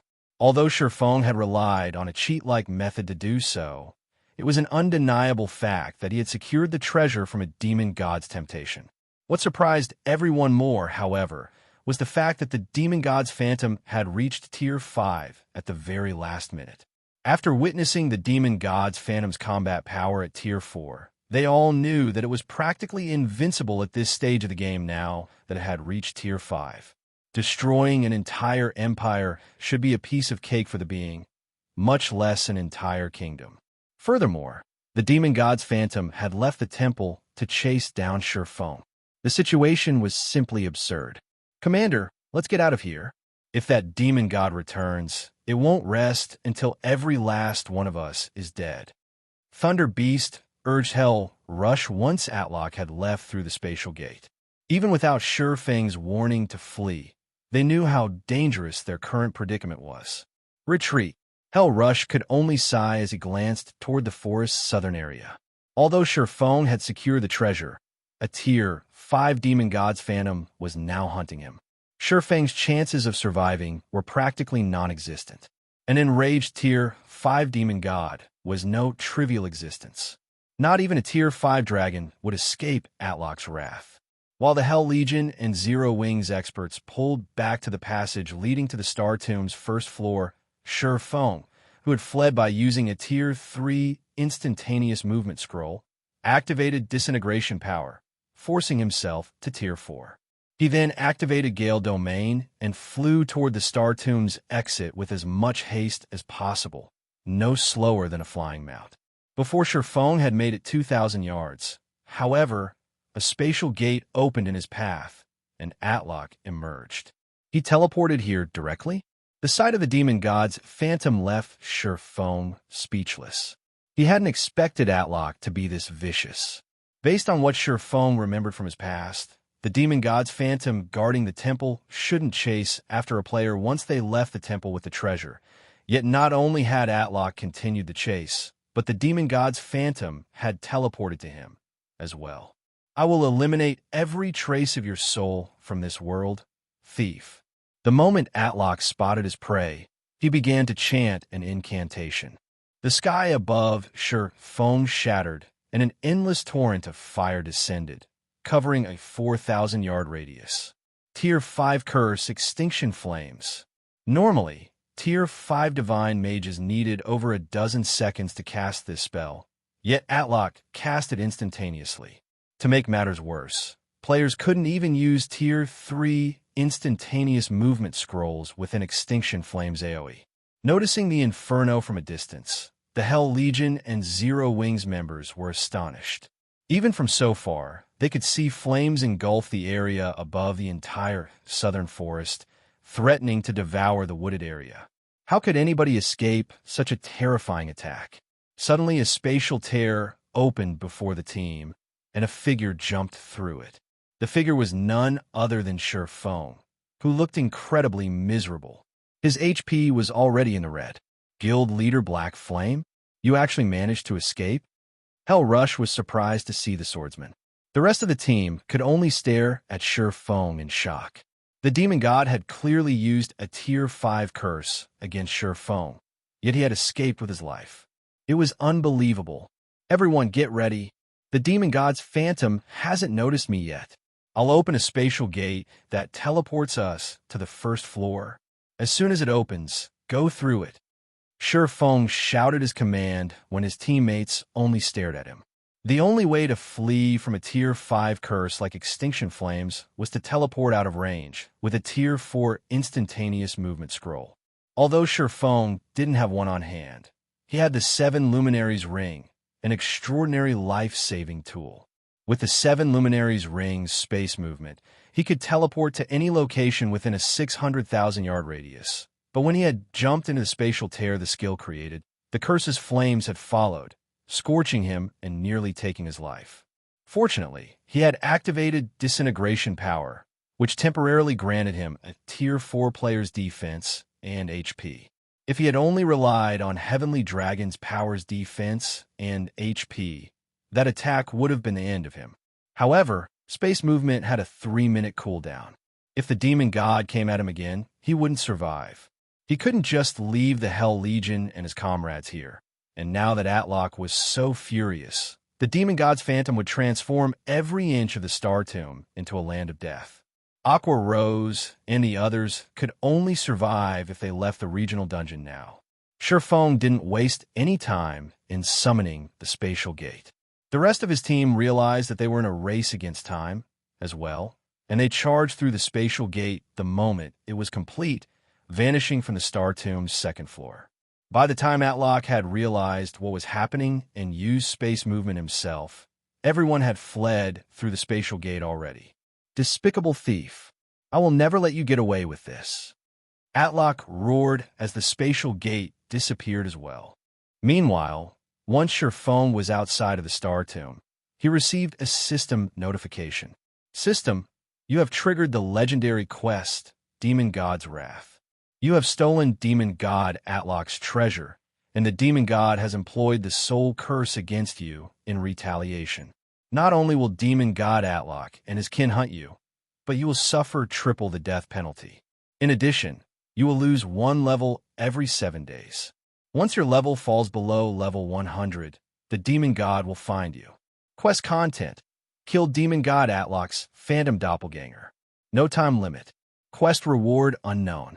As Shi Feng received the system notification, everyone else heard the sound of a system announcement. Star Valley Region System Announcement. A player has triggered Star Valley's legendary event, Demon God's Wrath.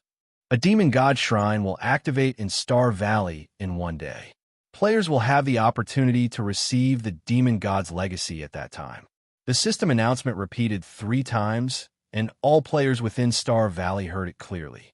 For a time, an uproar shook Star Valley to its very core. Chapter 2494. Legendary event. When Shi Feng disappeared, Atlox became even more incensed. You think you can escape my grasp, thief? The demon god's eyes narrowed as he shifted his gaze to the forest's southern end. With a cutting hand gesture, Atlock created a spatial gate, stepping into it and leaving only Anna, Arslet, and the higher Valkyrie in the temple. As Atlock left, the temple began to fade away. The players outside of the temple gasped as it did. They had never dreamed that Shi Feng would get away, accomplishing a feat that not even the West's various superpowers could overcome. Although Shi Feng had relied on a cheat-like method to do so, it was an undeniable fact that he had secured the treasure from a demon god's temptation. What surprised everyone more, however, was the fact that the demon god's phantom had reached Tier 5 at the very last minute. After witnessing the demon god's phantom's combat power at Tier 4, they all knew that it was practically invincible at this stage of the game now that it had reached Tier 5. Destroying an entire empire should be a piece of cake for the being, much less an entire kingdom. Furthermore, The demon god's phantom had left the temple to chase down Shi Feng. The situation was simply absurd. "Commander, let's get out of here. If that demon god returns, it won't rest until every last one of us is dead." Thunder Beast urged Hell rush once Atlock had left through the spatial gate. Even without Shi Feng's warning to flee, they knew how dangerous their current predicament was. Retreat. Hell Rush could only sigh as he glanced toward the forest's southern area. Although Shi Feng had secured the treasure, a Tier 5 demon god's phantom was now hunting him. Shi Feng's chances of surviving were practically non-existent. An enraged Tier 5 demon god was no trivial existence. Not even a Tier 5 dragon would escape Atlock's wrath. While the Hell Legion and Zero Wings experts pulled back to the passage leading to the Star Tomb's first floor, Shi Feng, who had fled by using a Tier 3 instantaneous movement scroll, activated disintegration power, forcing himself to Tier 4. He then activated Gale Domain and flew toward the Star Tomb's exit with as much haste as possible, no slower than a flying mount. Before Shi Feng had made it 2,000 yards, however, a spatial gate opened in his path, and Atlock emerged. He teleported here directly. The sight of the demon god's phantom left Shi Feng speechless. He hadn't expected Atlock to be this vicious. Based on what Shi Feng remembered from his past, the demon god's phantom guarding the temple shouldn't chase after a player once they left the temple with the treasure. Yet not only had Atlock continued the chase, but the demon god's phantom had teleported to him as well. "I will eliminate every trace of your soul from this world, thief." The moment Atlock spotted his prey, he began to chant an incantation. The sky above Shi Feng shattered, and an endless torrent of fire descended, covering a 4,000-yard radius.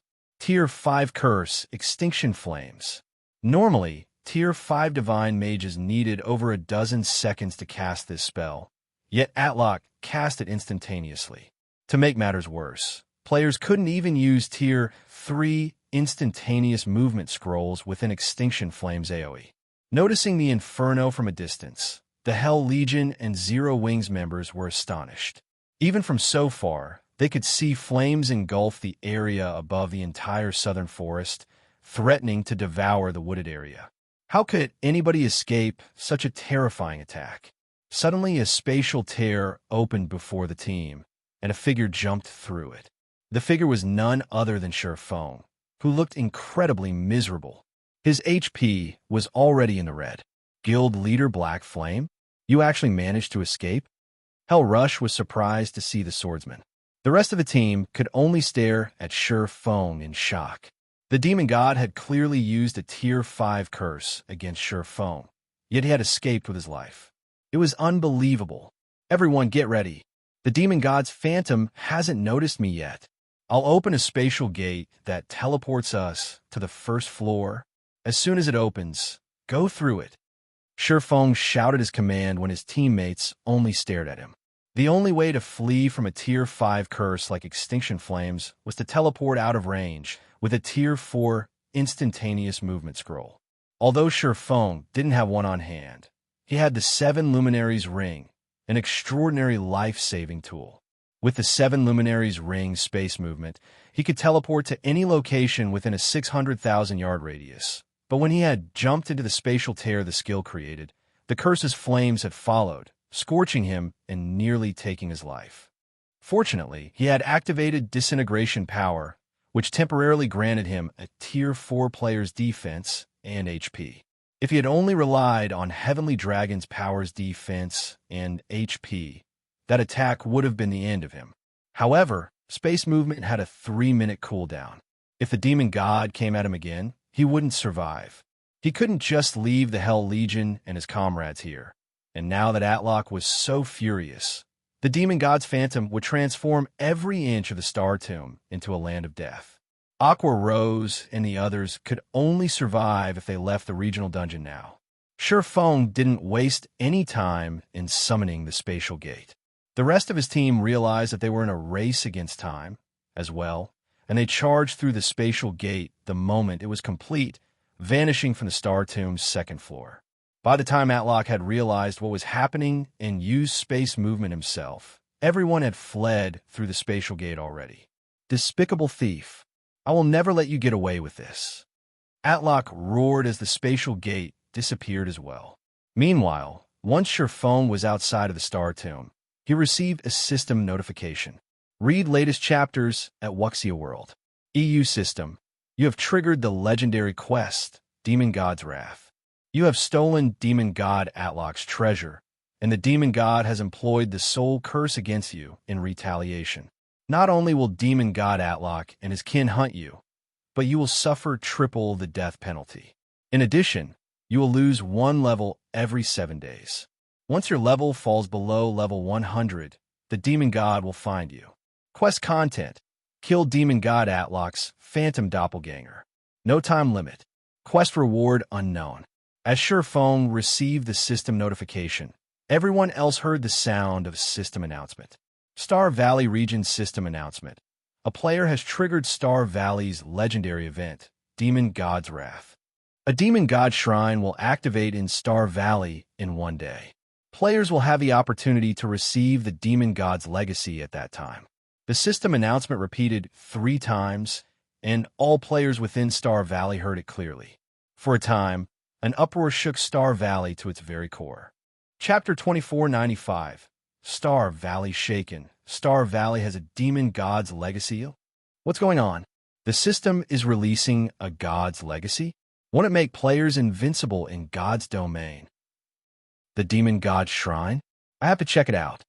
After the system announcement, many players in Star Valley practically glowed with excitement. They wanted nothing more than to charge toward the Demon God Shrine to investigate the event. In God's domain, legacies were even more important than weapons and equipment. Legacies could transform players' foundations, setting them up with a more advanced starting point than others. With a powerful legacy, players could also learn stronger skills or spells. They could even obtain top-tier weapons and equipment that were specific to their legacy. An ordinary legacy could boost an ordinary player into the ranks of experts. However, legacies were incredibly rare in God's domain, even rarer than epic items. Most importantly, legacies weren't publicly available. Players could only obtain one through luck. And yet, not only did the Demon God Shrine offer a legacy to the general public, but the system had also declared that it was a Demon God's legacy. This wasn't just some random legacy, barely related to the Demon God. Why wouldn't players go crazy over this news? God's legacies were the highest-ranking legacies in God's domain. Even the various super guilds' big shots dreamed of obtaining one. Unfortunately, God's legacies were so rare that players could only find them if they were truly lucky. While the players in Star Valley were in an uproar, news had reached the various superpowers. What? A Demon God's legacy? Someone has managed to uncover a Demon God's legacy? Look into this matter immediately. Find out who is responsible for activating the Demon God's Shrine. That player must have more details about the development. I want all of our guild's Tier 3 experts sent to Star Valley immediately. We must secure the Demon God's legacy before the other powers. The various superpowers went mad when they learned of the Demon God Shrine, dispatching organized expert teams to Star Valley. They also ordered investigations into the player responsible for activating the shrine. For a time, the various powers experts and independent experts flooded Star Valley. While all of these players gathered, hunting for the Demon God Shrine, silence reigned over the Hell Legion, which rested a short distance away from the Star Tomb.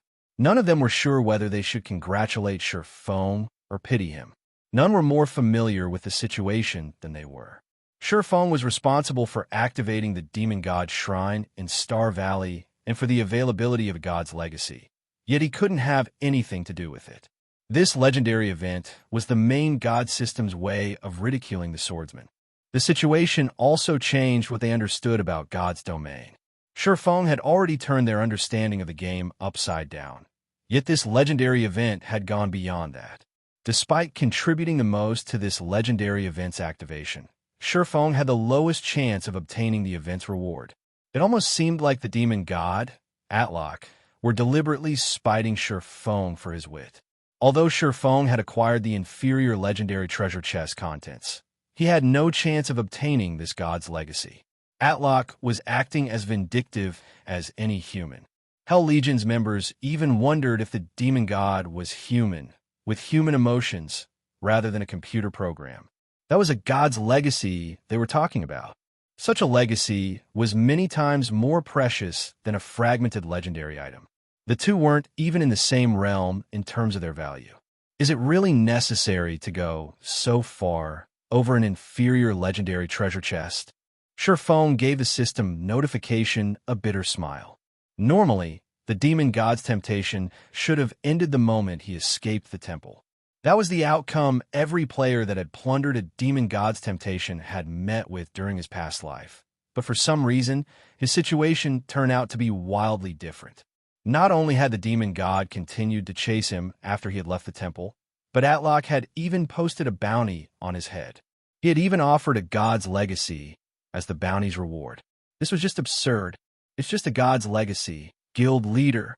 It's not worth our time, Kola said, clicking his tongue as he read the system announcement. Right. We're strong enough that we'll have plenty of chances to obtain other gods' legacies in the future. Aqua Rose added, nodding in agreement. Although Kola and Aqua Rose tried to reassure their guild leader, the Hell Legion's members realized that they were simply putting up a strong front. They were talking about a god's legacy, after all.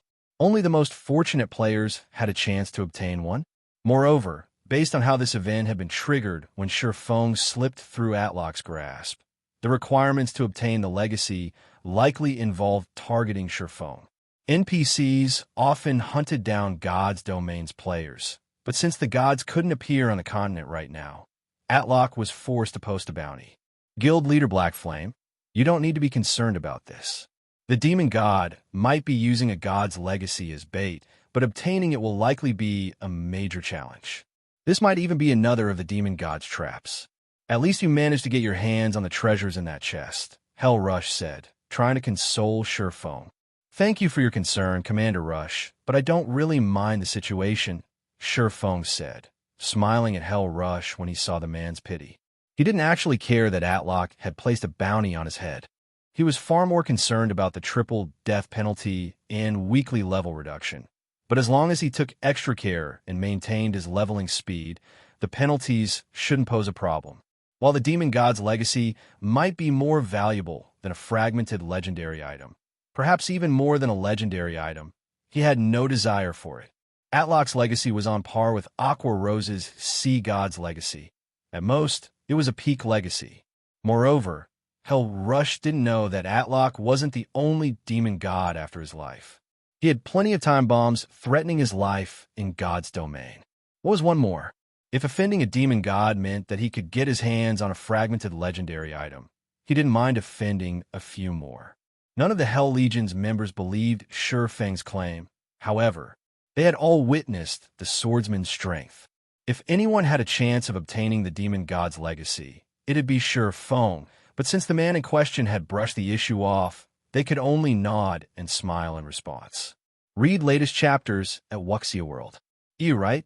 Guild leader. What did you get from the treasure chest? Kola eagerly asked, ignoring the Hell Legion's skeptical looks. Kola's question reminded Shi Feng that he hadn't inspected the items. He immediately opened his back to see what he had won. He had been too busy fleeing for his life earlier, so he hadn't had the time to investigate his loot. Once he had escaped the Star Tomb, his personal system notification and the regional announcement had demanded his attention. As Shi Feng inspected the items, he was stunned. It's no wonder why that demon god's reaction was so extreme.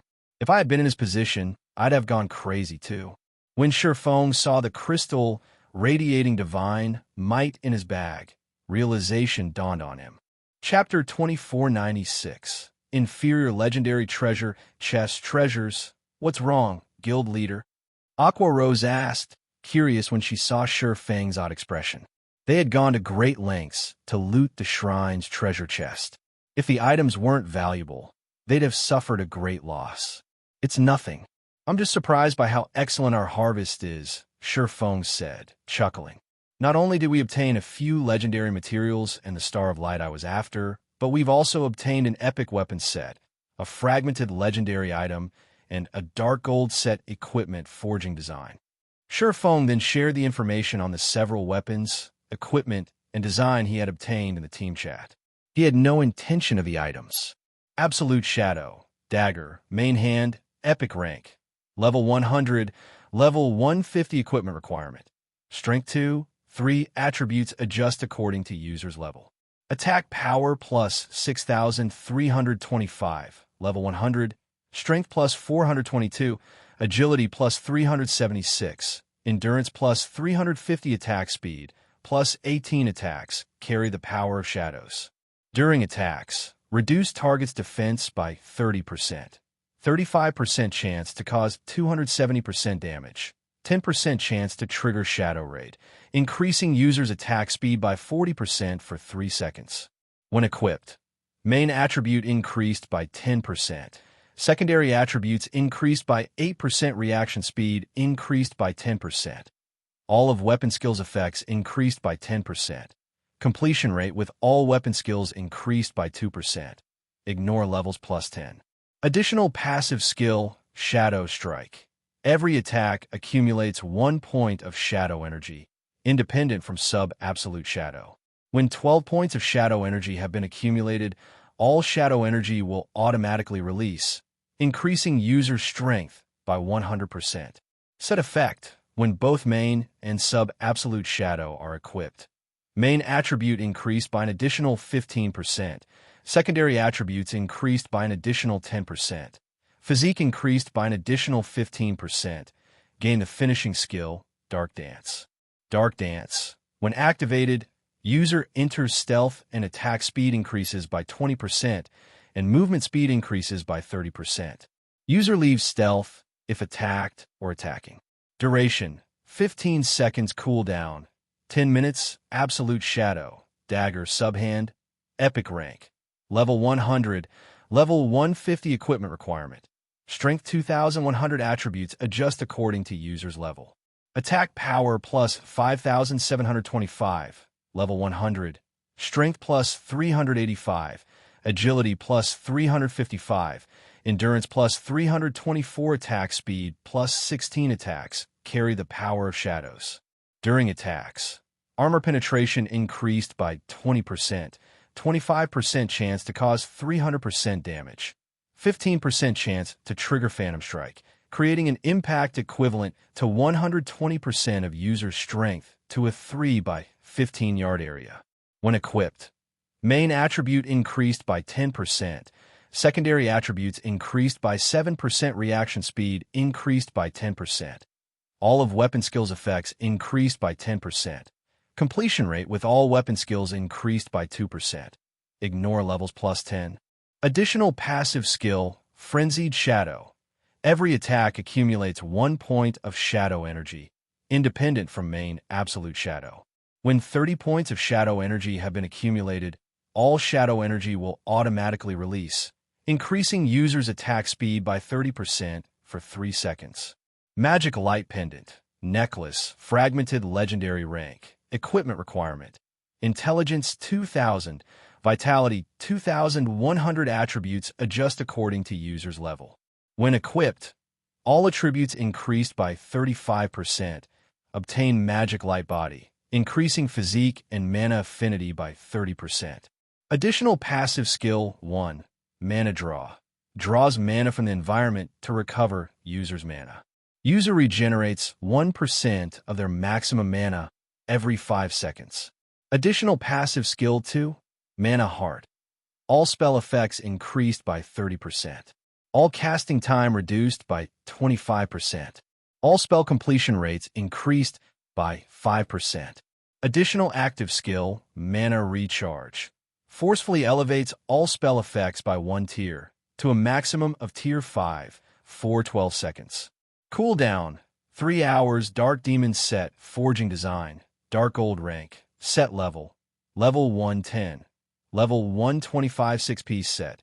Dark Demon Gauntlets, Dark Demon Breastplate, Dark Demon Helmet, Dark Demon Leg Guards, Dark Demon Boots, Dark Demon Bracers. Class restriction. Plate Armor Classes. Set effect, 4-piece effect. Increases main attribute by 10% and all skill completion rates by 3%. 6-piece effect. Increases physique by 20%. Upgrades physical armor to magic armor. When they saw the several items details, both Zero Wings members and the Hell Legion were stupefied. Aren't this inferior legendary treasure chests items a little too awesome? They're more than awesome. If an assassin equipped those daggers, they could reach for the heavens. Not only would their attack power be off the charts, but they could kill other players undetected. Those daggers are impressive, but they're garbage compared to the necklace from magical classes. I bet I could even challenge my Tier 4 promotion quest as soon as I meet the level requirement with that necklace. That dark gold set equipment is just as incredible. The 6-piece set effect actually converts the set's defensive rank into magic armor. Opponents would have a hard time dealing damage to a player in that set. If an entire team could wear the Dark Demon set, they'd become an unstoppable army. Every member of the Hell Legion drooled when they saw the items. They had never dreamed that Zero Wing would gain such astounding items. Not only had Shi Feng secured a fragmented legendary item, but he had also obtained a top-tier epic weapon set and dark gold set equipment forging design. These items were likely as valuable as the Demon God's legacy. Hell Rush was particularly jealous, especially when he saw the Dark Demon set. It was godly equipment for plate armor classes. For a moment, he even forgot about the Demon God's legacy. Magic armor was closest to rivaling divine armor. Not only did it reduce the damage from non-piercing attacks of the same tier by 30%, but also reduced magic damage by a significant margin. It even doubled the damage reduction from attacks of a lower tier. To put it simply, every plate armor class dreamed of obtaining such equipment. If he could arm the Hell Legion's plate armor members with Dark Demon sets, they'd become an unstoppable force on the battlefield.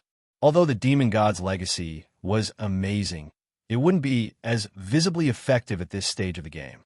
Its effects would only become more apparent once players had reached higher levels and tiers. The Dark Demon set, on the other hand, could offer immediate results the moment players equipped it. After seeing these items, Hell Rush was certain that Shi Feng hadn't suffered from this transaction.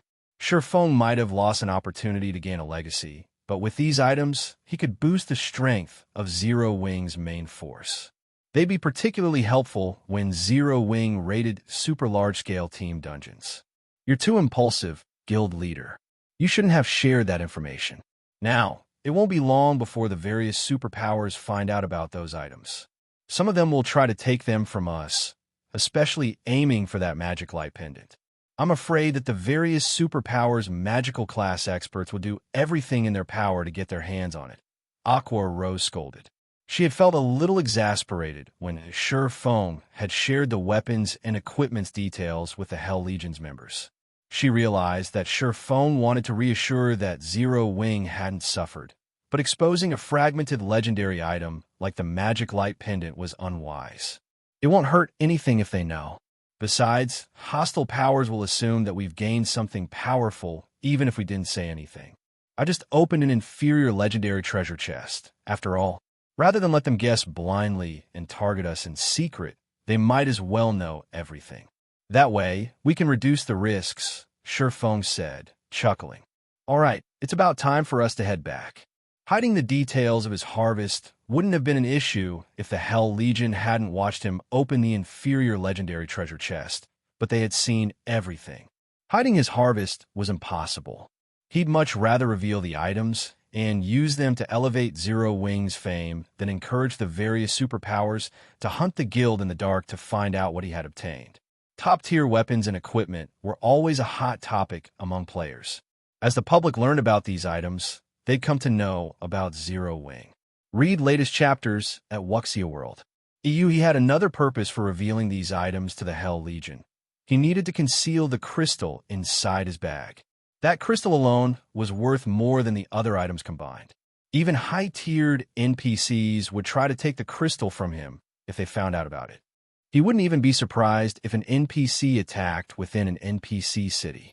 This crystal was actually a god's heart, something even more precious than legendary items. The small crystal was enough to cause an uproar across all of God's domain. Shi Feng didn't even dare to appraise the crystal at the moment. much less take it out of his bag. On the off chance that the crystal caused a commotion, he'd die from regret.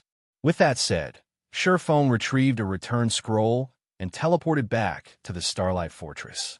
He had lingered in the Star Tomb for long enough. Chapter 2497. Changes to the Starlight Fortress Star Valley. Starlight Fortress, as Shi Feng and the others returned to the Starlight Fortress, they were surprised by the sight that greeted them. Players now crowded the previously unpopular Starlight Fortress, and some hadn't even reached level 100 yet. These players hawked their wares from the fortress's streets, selling all kinds of resistance potions and equipment. Some of them even sold level 100-plus secret silver weapons and equipment. Such prosperity made it hard to imagine that the Starlight Fortress was a small fortress that had only opened less than a week ago. It looked more like a medium fortress that had been open to the public for several months. Why are so many players here? Thunder Beast was stunned and confused as he glanced at the crowded streets. He knew that very few players, other than Divine Tribe and his team, had been in the fortress before they had left on their expedition. The Starlight Fortress's entrance fee and general expenditures were exorbitant. After all, remaining in the fortress for one extra day alone cost players another magic crystal. Not even experts like him could tolerate such a high price, not to mention normal players. With how Shi Feng ran the fortress, Thunder Beast thought he would be fortunate to earn enough to sustain the fortress's daily operations. But contrary to his expectation, the Starlight Fortress practically overflowed with wealth, most of which came in the form of magic crystals. This fortress was almost more profitable than a grade 3 Earthen. The situation even astonished Hellrush. Even if the Demon God's Shrine has attracted quite a few players to Star Valley, the Starlight Fortress shouldn't have developed so quickly. What exactly happened here? Hellrush watched the players wander the fortress's streets in confusion. He had expected the Starlight Fortress to become a popular location in Star Valley. Not many on the Western continent could resist the temptation of a demon god's legacy, and if they wanted to obtain it, they had to spend some time in the area. There was no denying that the Starlight Fortress was the best resting spot in Star Valley. The cost of living in a fortress might be incredibly high, but compared to a demon god's legacy, the cost was practically negligible. However, less than half an hour had passed since the system announcement. How had so many players gathered in the fortress in less than 30 minutes? Commander, I think the mana here has changed. Since we've arrived, my mana affinity has increased. A tier 3 elementalist informed Hellrush. I can even sense a significant amount of the 3 supreme elements in the fortress's ambient mana. The 3 supreme elements? Doesn't that mean that this environment can rival that of ancient times? Hellrush couldn't help his growing excitement. Ordinary players wouldn't have a clue about the environment of ancient times or its effect on players, but as the Hell Legion's commander, he understood much about God's domain. If the Starlight Fortress's environment resembled that of ancient times, the players resting in the fortress would have a much easier time unlocking their mana body's potential. Every player's mana body consisted of all 7 elements, and within an environment that lacked the 3 supreme elements, unlocking one's mana body was excruciatingly difficult. What did you do, guild leader? There are so many players here now. Our daily income should be far more than 200,000 magic crystals. Aqua Rose asked Shi Feng when she saw the crowded streets. With so many magic crystals, we won't have to worry about producing the Dark Demon set. Not only did the Dark Demon set's production require a lot of rare materials, but it also required a ridiculous number of magic crystals. Forging a single set required 10,000 magic crystals, and the other rare materials could only be purchased with magic crystals. Overall, crafting each Dark Demon set would cost at least 20,000 magic crystals. Not even some ordinary powers could afford such an insane production cost. Zero Wing had already spent almost all of its magic crystals on materials from Divine Tribe and during the Starlight Fortress's capture. With how few they had left, developing the Starlight Fortress would prove challenging, not to mention crafting the Dark Demon set. The Starlight Fortress operated like a giant machine that relentlessly devoured magic crystals. Just keeping the fortress's magic array running was a huge expenditure, to say nothing of the summoning tower and fortress prison. Overall, the Starlight Fortress cost a minimum of 30,000 magic crystals per day. Zero Wing had already been forced to borrow magic crystals from Divine Tribe to sustain the fortress. However, now that the Starlight Fortress's player population had exceeded 200,000, the fortress earned a minimum of 200,000 magic crystals per day. Even after deducting the fortress's various expenditures, Zero Wing would earn more than 100,000 magic crystals in daily profit. Over 100,000 magic crystals of pure profit. Zero Wing wasn't even capable of earning so many magic crystals per day. Even with Stone Forest City, Zero Wing City, and the guild's several veins. I haven't done anything. Players are just becoming more perceptive, Shi Feng said, chuckling at Aqua Rose's excitement. The Starlight Fortress was an ancient fortress. Once it opened to the public, it would gradually attract the three supreme elements from its surroundings to recreate its original environment. However, this was a very long and arduous process. It would still take some time before the fortress had an environment that could rival that of ancient times. Even so, the feature was incredibly precious to God's Domain's players. The environment wouldn't only be useful to players trying to unlock their mana body's potential. It would also help as players try to climb through the tiers. As players aimed for higher tiers, they had to have a basic understanding and control of the seven elements. Without this control and knowledge, they'd always be weaker than others of the same tier. As for the matter of the Dark Demon set, he had been nursing a headache over the issue as well. Forging a few sets might not be much of an issue, but if he wanted to mass-produce the Dark Demon set, he'd need enough magic crystals to give the various superpowers heart attacks. Fortunately, the Starlight Fortress had been developing wonderfully while he'd been gone. Without this progress, he would have only been able to stare at the forging design. While he had solved the problem of materials, however, he still needed sufficient manpower. He couldn't do it all by himself. He would need at least 2 other advanced master forgers to ensure a reliable success rate when Produ happy-faced the Dark Demon set. The cost of failure would even be enough to put a first-rate guild in the red. Suddenly, a party of level 106+ peak experts, led by a beautiful woman, approached Shi Feng. The graceful woman was none other than Phythalia, the Divine Hymn Legion's commander. Surprisingly, Phythalia had lost a level, falling to level 106, and a faint, deathly aura surrounded her, signifying that she was currently in a weakened state. The revelation shocked Shi Feng and the others. "I've finally found you, Guild Leader Black Flame," Phythalia said with a somber expression. "Has something happened?" Shi Feng replied with a question. Communication between those within the Star Tomb and those outside of it was severed. To contact players on the other side, one would have to do so through offline means. However, Shi Feng hadn't been worried with Divine Tribe's forces and the Silver Divine Dragon protecting the Starlight Fortress, and as such, he hadn't left any of his guild's experts behind in the fortress. Mythology's people arrived. Not only have they demanded that Divine Tribe hand over the temporary residents, but they've also demanded that Zero Wing surrender 51% of the Starlight Fortress's shares, Phythalia said. "What about your level?" It didn't surprise Shi Feng that a super guild like Mythology had set its sights on the Starlight Fortress, but he was surprised to see that Phythalia had lost a level. "It's nothing. I fought Mythology's people and lost," Phythalia explained. "That's what I want to talk to you about. I don't know what kind of power Mythology's members have obtained, but they can completely conceal their auras. Even when they fought inside the fortress, the Divine Dragon needed some time to sense them. If Mythology causes more chaos in the fortress, I'm afraid that we won't be able to contain it.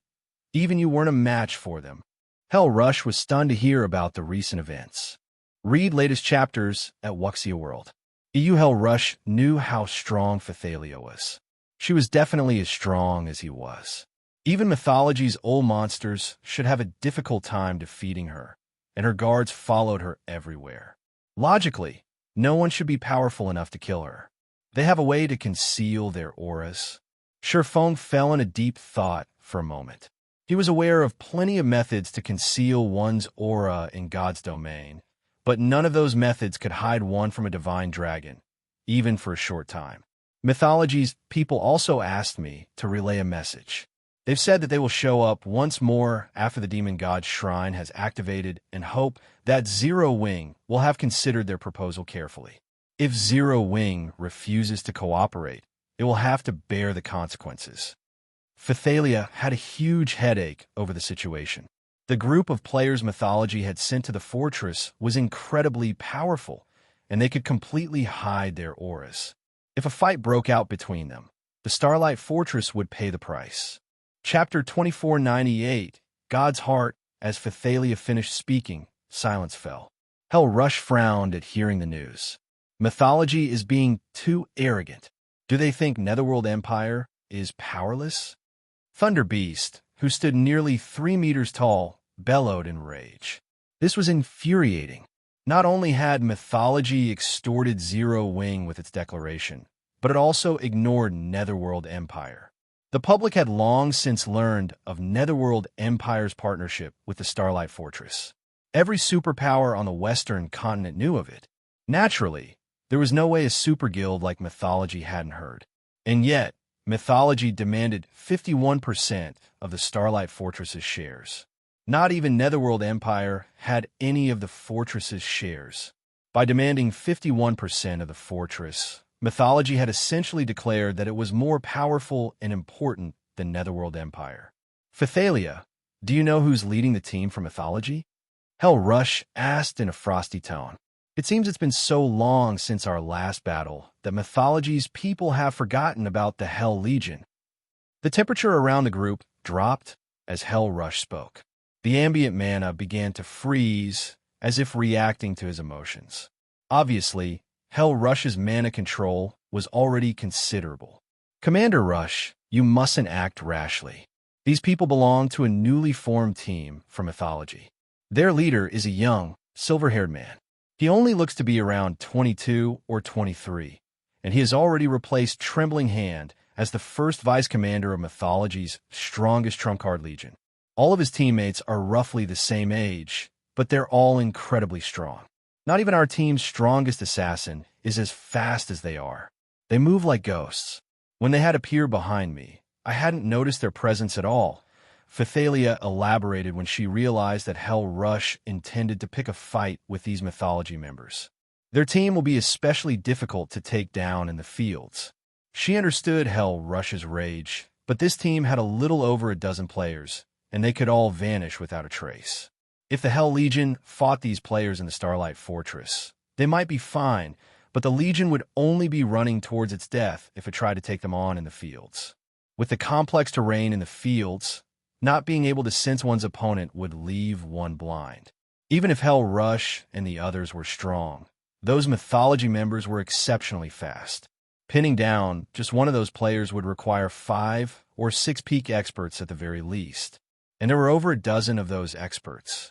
When these players had attacked the dozens of peak experts under her command, she hadn't been able to stop them. These Mythology members targeted a single player before fleeing once they killed their mark.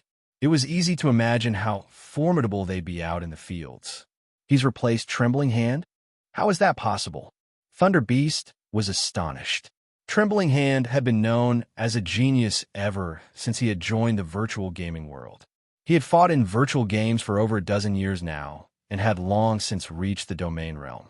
He had achieved just as much in the domain realm as Hell Rush, and the man was still in his 30s. He was currently at his prime, and he still had plenty of room for improvement. The various superpowers upper echelons all believed that Trembling Hand was the most likely player to become the commander of Mythology's strongest trump card legion, and yet he had lost his position as first vice commander to a youth. Even Hell Rush wore a grim expression after hearing the news. It's no wonder why they dare to spout such nonsense. It seems they're not all talk after all, Hell Rush thought, his eyes narrowing as he thought about how to deal with these people. If what Phythalia said was true, this would be a major problem. There were only a few members of the Hell Legion who could go up against Trembling Hand. None of the rest of the Legion's members would last very long against him. Meanwhile, The youth Phythalia mentioned could evade detection and was even stronger than Trembling Hand.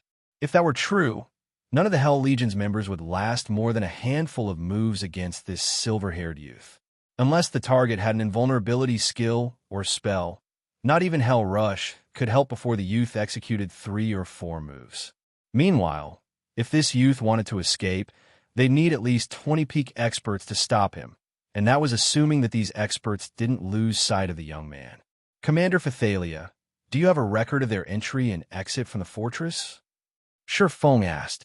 No, they seem to have just appeared, and based on their behavior, they had no issue slipping past the gate security.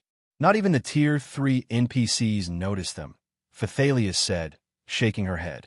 Divine Tribe had stationed some of its Tier 3 personal guards to manage the Starlight Fortress's front gate, but when she had checked the NPC's asterisk records, there was no mention of the players from mythology. It was as if these people had appeared out of thin air. Stopping these players at the fortress's gate wasn't even possible. This is interesting, Shi Feng said, smiling. Interesting. Phythalia could not help but roll her eyes. For a moment, she wondered if Shi Feng understood the severity of this situation. With the ability to enter and leave the Starlight Fortress freely, no one could stop these players from causing chaos within the Starlight Fortress. The Starlight Fortress had just taken off. If chaos ensued inside, it would spell tragedy for the fortress's development. Nobody wanted to remain in an unsafe location, especially when important resource transactions were involved. Of course, leave the rest to Zero Wing. Although I will have to continue to trouble you regarding the fortress's daily security, Commander Phythalia, Shi Feng said as he nodded confidently. If this had happened before he had obtained a god's heart, these ghost-like experts would have been a huge headache for him. Without the ability to instant kill these players, they could disappear to any random comer of the fortress, and that would be the end of the story. He would have no choice but to let these people leave. However, the situation had changed. He now had a god's heart, a source of eternal energy that rivaled the value of divine artifacts.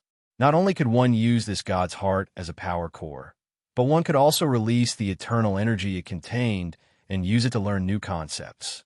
It was the best item when trying to comprehend new information. Eternal energy was an even more powerful energy than mana.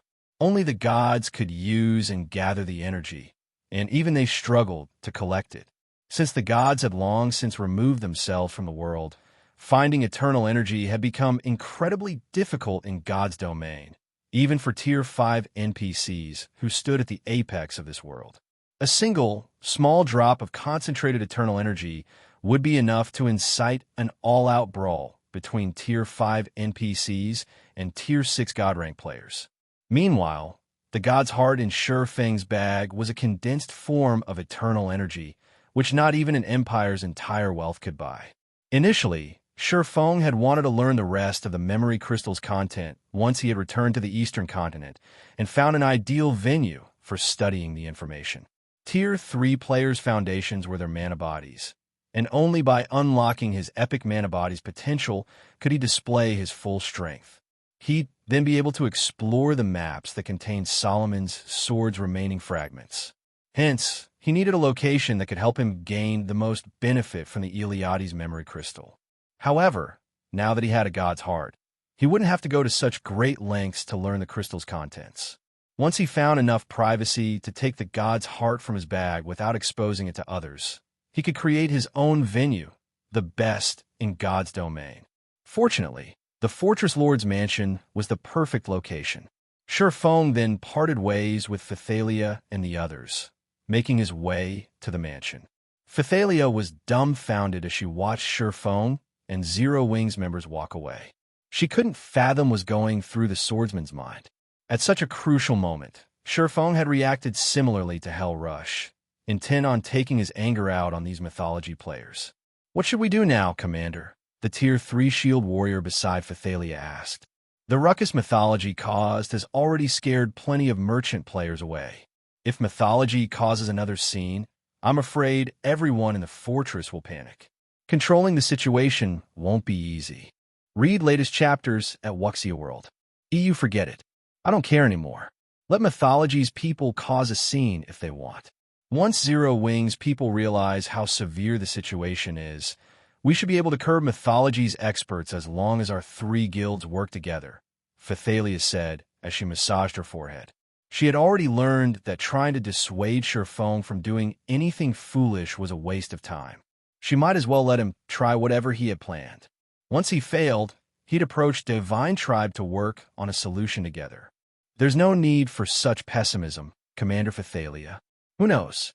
Guild leader Black Flame might actually be able to show these mythology members who's boss. Zero Wing's strength is the real deal. Even if Zero Wings players can't stop mythology's experts completely, they should be able to give them a run for their money, Hell Rush said, attempting to console Phythalia. Hell Rush didn't think Zero Wing had enough power to take out this team from mythology by itself either. But with experts like Fire Dance and her comrades, they should be able to give mythology a huge headache for their trouble. Now, it was just a matter of waiting to see who lasted longer. While Phythalia and Hell Rush conversed, Shi Feng had reached the Fortress Lord's Mansion's core room. He used the Fortress Lord's token to activate the room's defensive magic array before carefully retrieving the crystal that emitted a faint trace of divine might from his bag.